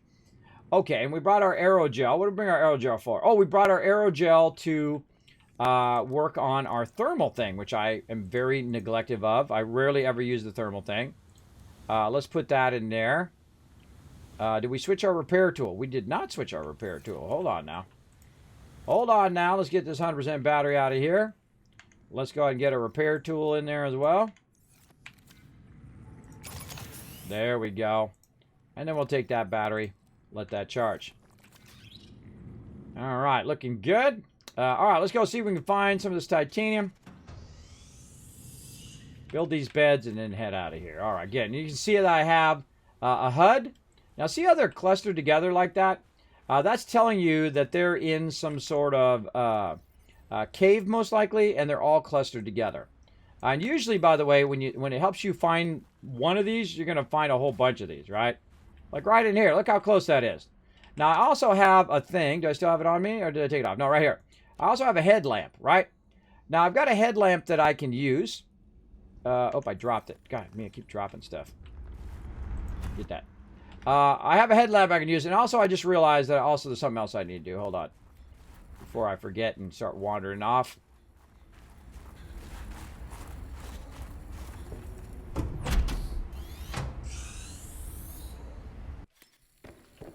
Okay. I need to go into this locker right here. I need to take this out. This is my cold suit right here. I'm going to go ahead and put my cold suit on instead of my still suit. I'm going to put the still suit away. And I'm going to keep the cold resistance, 20%. Here, I've got other items here. I've got the cold suit, cold gloves there, as well as I could use the helmet. Now, I've got the rebreather. I actually don't need the rebreather, right? I can go ahead and put on my cold suit instead, like that, and then put the rebreather away. There's no reason for me to carry it around. Now, I've also got a headlamp that I can use as well, which I left-click, not right-click, because I right-click it, you drop it. So now I've got a headlamp that I can use to light stuff up. So a great use of the headlamp, by the way, out here, is what we were just doing. And that's why I just did all of that. So when I'm out in the cold, I'm not freezing and whatnot. But while I'm here, instead of it being like this, and you're running up and you're trying to see what you're doing, you go ahead and left-click that on, and now you can actually see what you're grabbing and if you got them all or not. Now I'm going to use my propulsion cannon here to right-click and then left-click to literally pick that up like it was easy mode. Again, I wonder if I can grab some of these up there. Now, this thing will spin, by the way. It spins when you can pick something up. So watch for it. I did learn that some of these things I can grab and shoot. I can also grab little penguins. That's not nice. I'm not going to do that, little penguin. Excuse me, bro. I'm just here for the loot. But you can't do it. It's up to you. It's your thing. It's your game. You play it however you want. I have accidentally sent a penguin flying earlier, by the way. I didn't mean to. I didn't mean to do it. My bad. It was my bad. Again, I feel like there's going to be an instance in which I can take these things out for a reason. All right, let's go ahead and go this way. Kind of feel like we're going to turn right here at some point. Nope. Some this way. Well, look, see, the thing's flipping around. Oh, I forgot you can move those cars. That's in the original game, by the way. You can move those cargo containers. I forgot you can move those. I don't know why you would want to move them.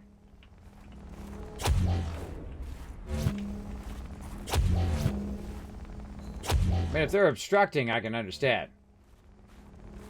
Or you can use them as like a ladder.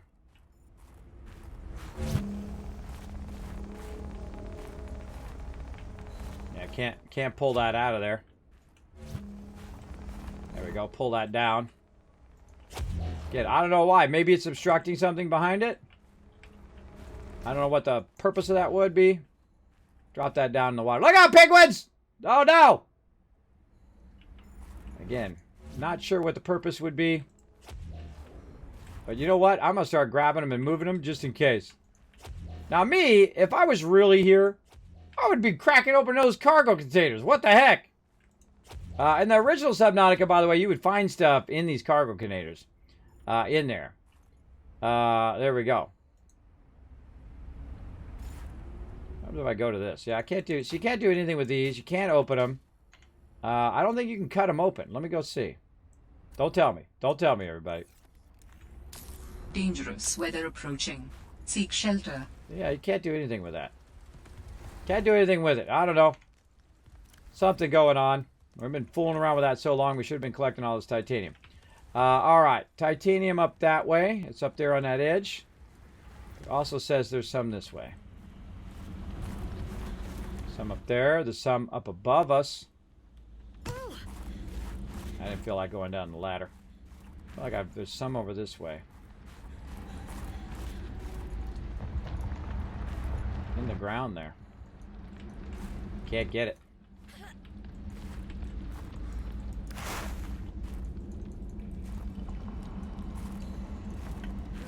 Oh, that's frustrating.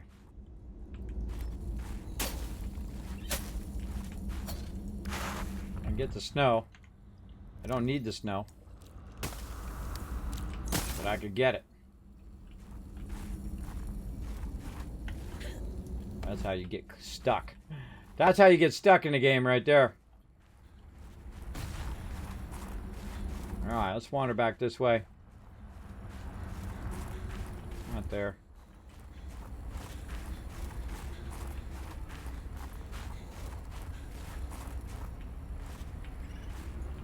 Over that way. Alright, let's climb up here. Yeah, now I'm just going to move every one of these now. Just to see if there's something behind it. Doesn't look like nothing. Drop them in the water. Just drop them in the water. Screw them. I'm going to find out those are actually useful later. That's how it always is, everybody. When you start to get to a point... Oh, what's this?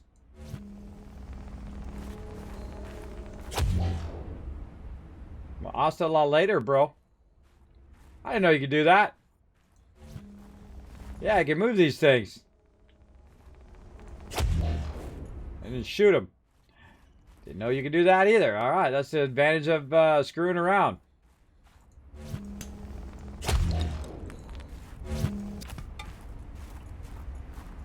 Yeah, man, this is leading me around by where the loot is.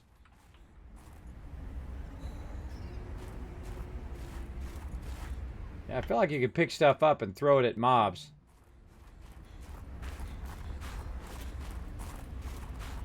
This is underwater for sure. That's... Oh, I hear a scary noise.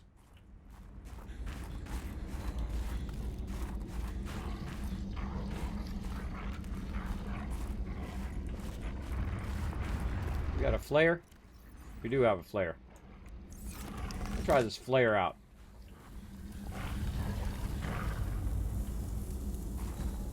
Does work. Ah, we could have just been using flares. But Look out when you back an animal into a corner, though. Yep.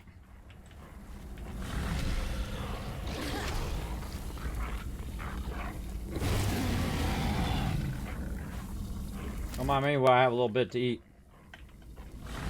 So it does startle them, but they do come back for you. Got something I can throw at them. Oh, resources. I wasn't even looking for them. They're right there.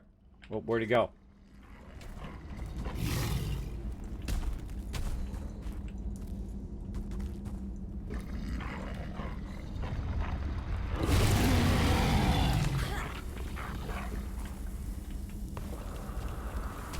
There he goes. All right, he runs away.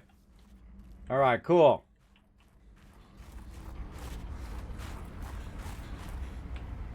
Right here. Oh, wrong thing.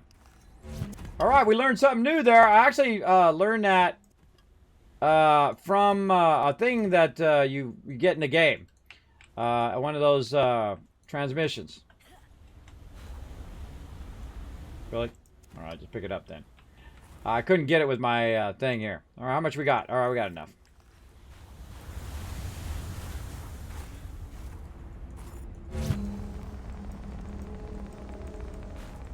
Can't pick it up.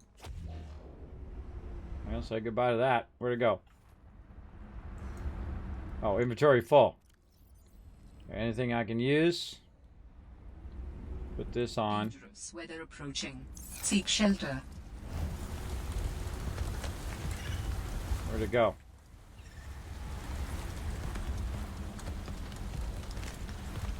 I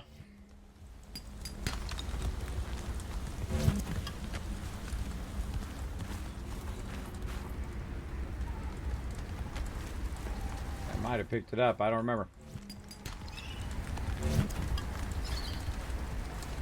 Anything else we can move over here?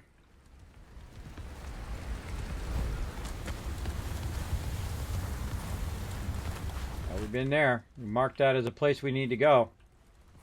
Or no, a place we already looted. See how it's rounded? The rounded ones means I've already looted it.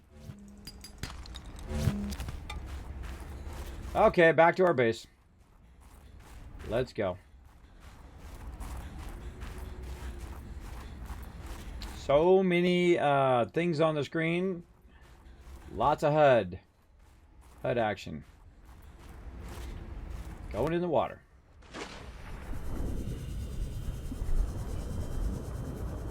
Hey, look, there's our prawn suit and our very long sea truck. Okay, we're going down here. All right. I'm going to build this because that's what we're going to do.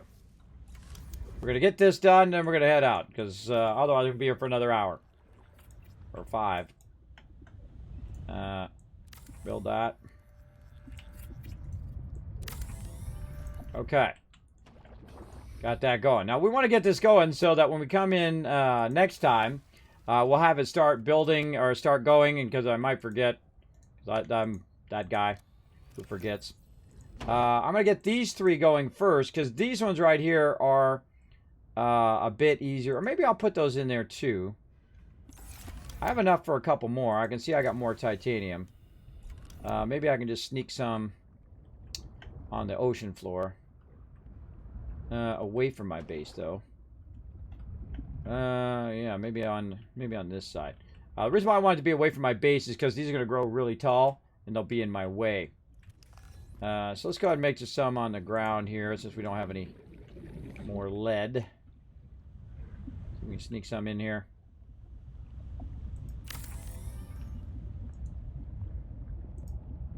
Come on. I don't want it to sink into the ground if I can avoid it. Alright, let's go with that. That's going to be kind of in the way when I'm driving around the corner there. But oh well. Alright. That's not where I want to put those. These I want to put up here. This one's going to go there. And this one's going to go there. And this one is going to go there. Alright. And that'll grow all those up, and we'll have some of those. Then we need our other two. We'll start those. And then we're going to peace out of here.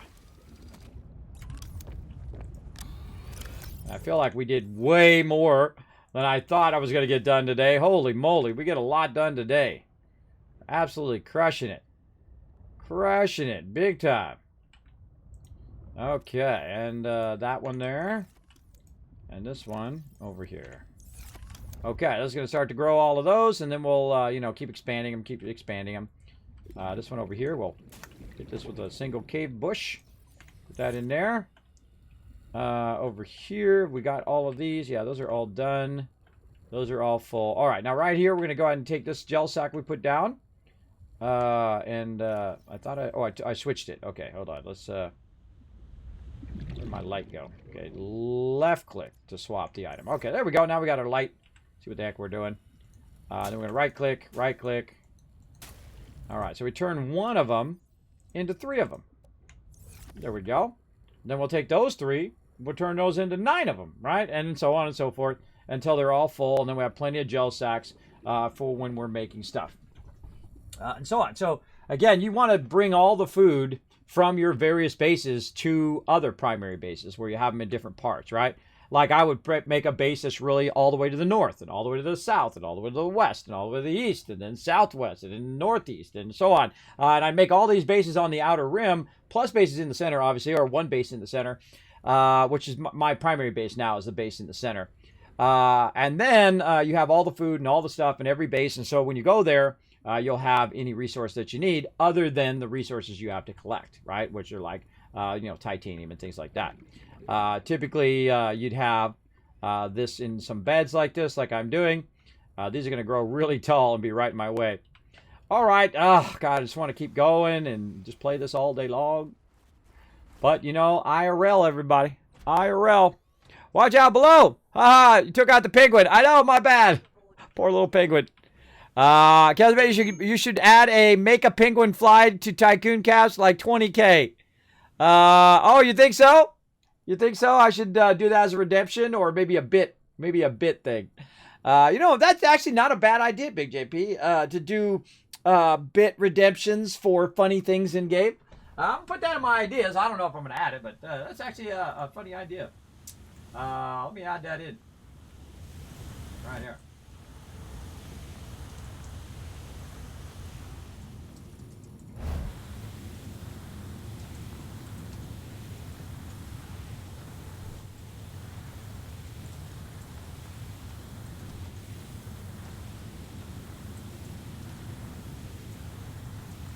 Yeah, or like channel redemptions. Yeah, channel redemptions or bit donations, things like that. That's funny, Big JP. That is a funny thing.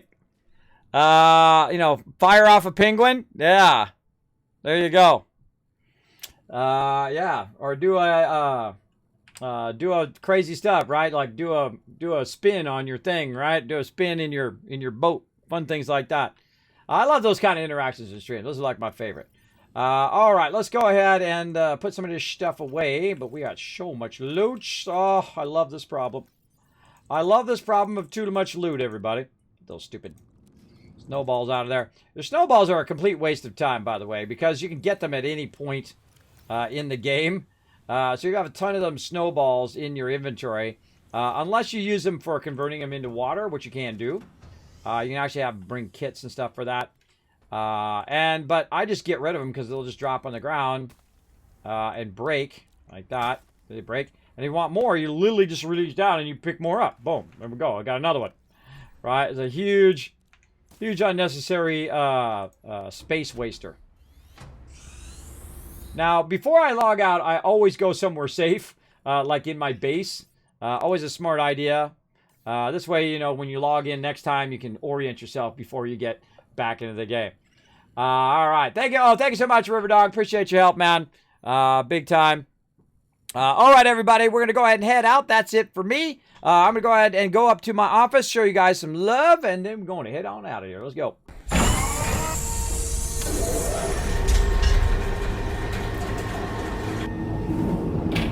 All right, just like I was talking about earlier, here's my schedule right here. And look, I even updated it and everything. We obviously played Astroneer yesterday and some Subnautica. We played some Subnautica today on Thursday. Or, no, we played on Tuesday. You get the idea.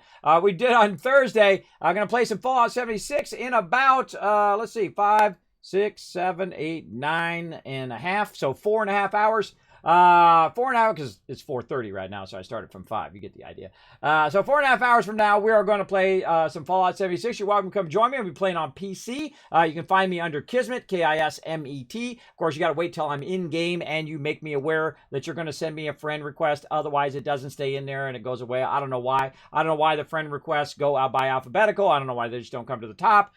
There's another thing I don't know why. But oh well, I don't make the games. I just play them. And then, of course, Valheim, and then more Valheim on Saturday, and then some team-up stuff on Sunday where I'll be offline, but I'll be recording as we play some Valheim and collect loot and get everything ready for Tuesday or Wednesday of the next week and Friday and Saturday of the next week. So we'll collect tons of stone and tons of wood, and we're just going to grind and grab a ton of stuff so we can do all this awesome mega building that we're doing. That you don't have to do. You don't have to do it at the level we're doing it. But it's super fun, so I highly suggest it.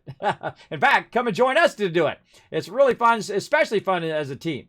All right, everybody, that's my schedule. Now I'm going to go ahead and give you guys some love for making it all the way to the end of the stream. Here we go. 1,000, 2,000, 3,000, 4,000, 5,000 caps right there. Again, I don't know why it's 60 in my chat. See over there? It's 60 in my chat that I'm giving to users, but it tells me it's 37.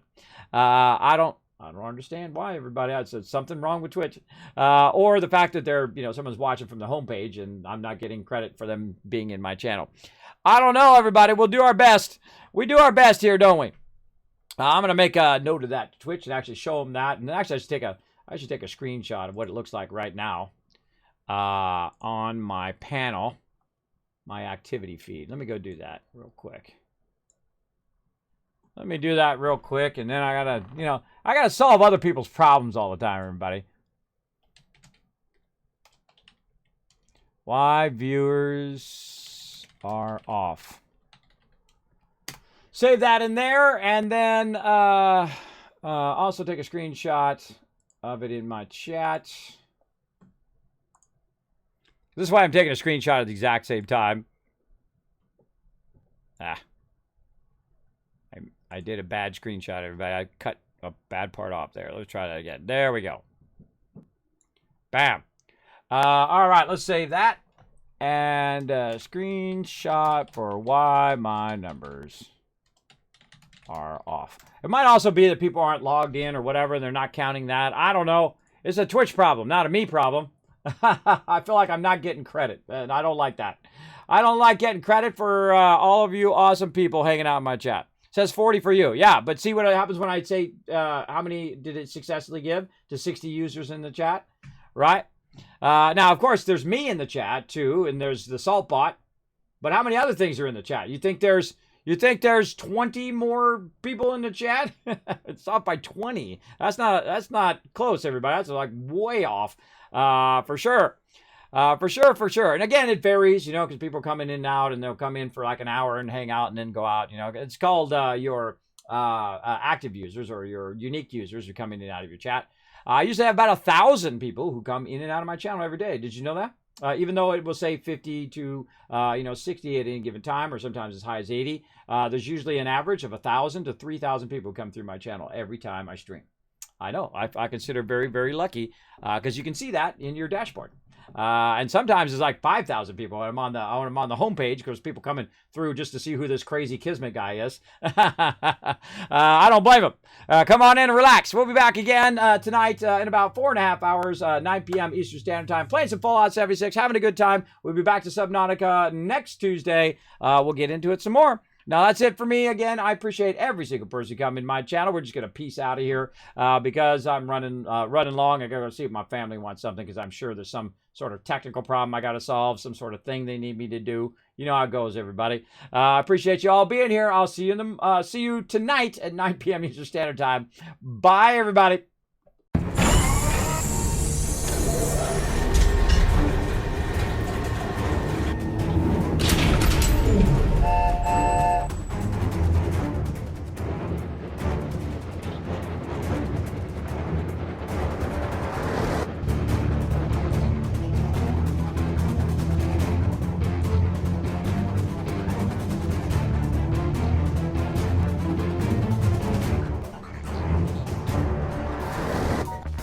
Hey everybody, Kismet here. Thank you so much for watching this video. Make sure to hit that subscribe button right in the center of the screen. Also check me out live on twitch.tv/Kismet. I'll see you all next time.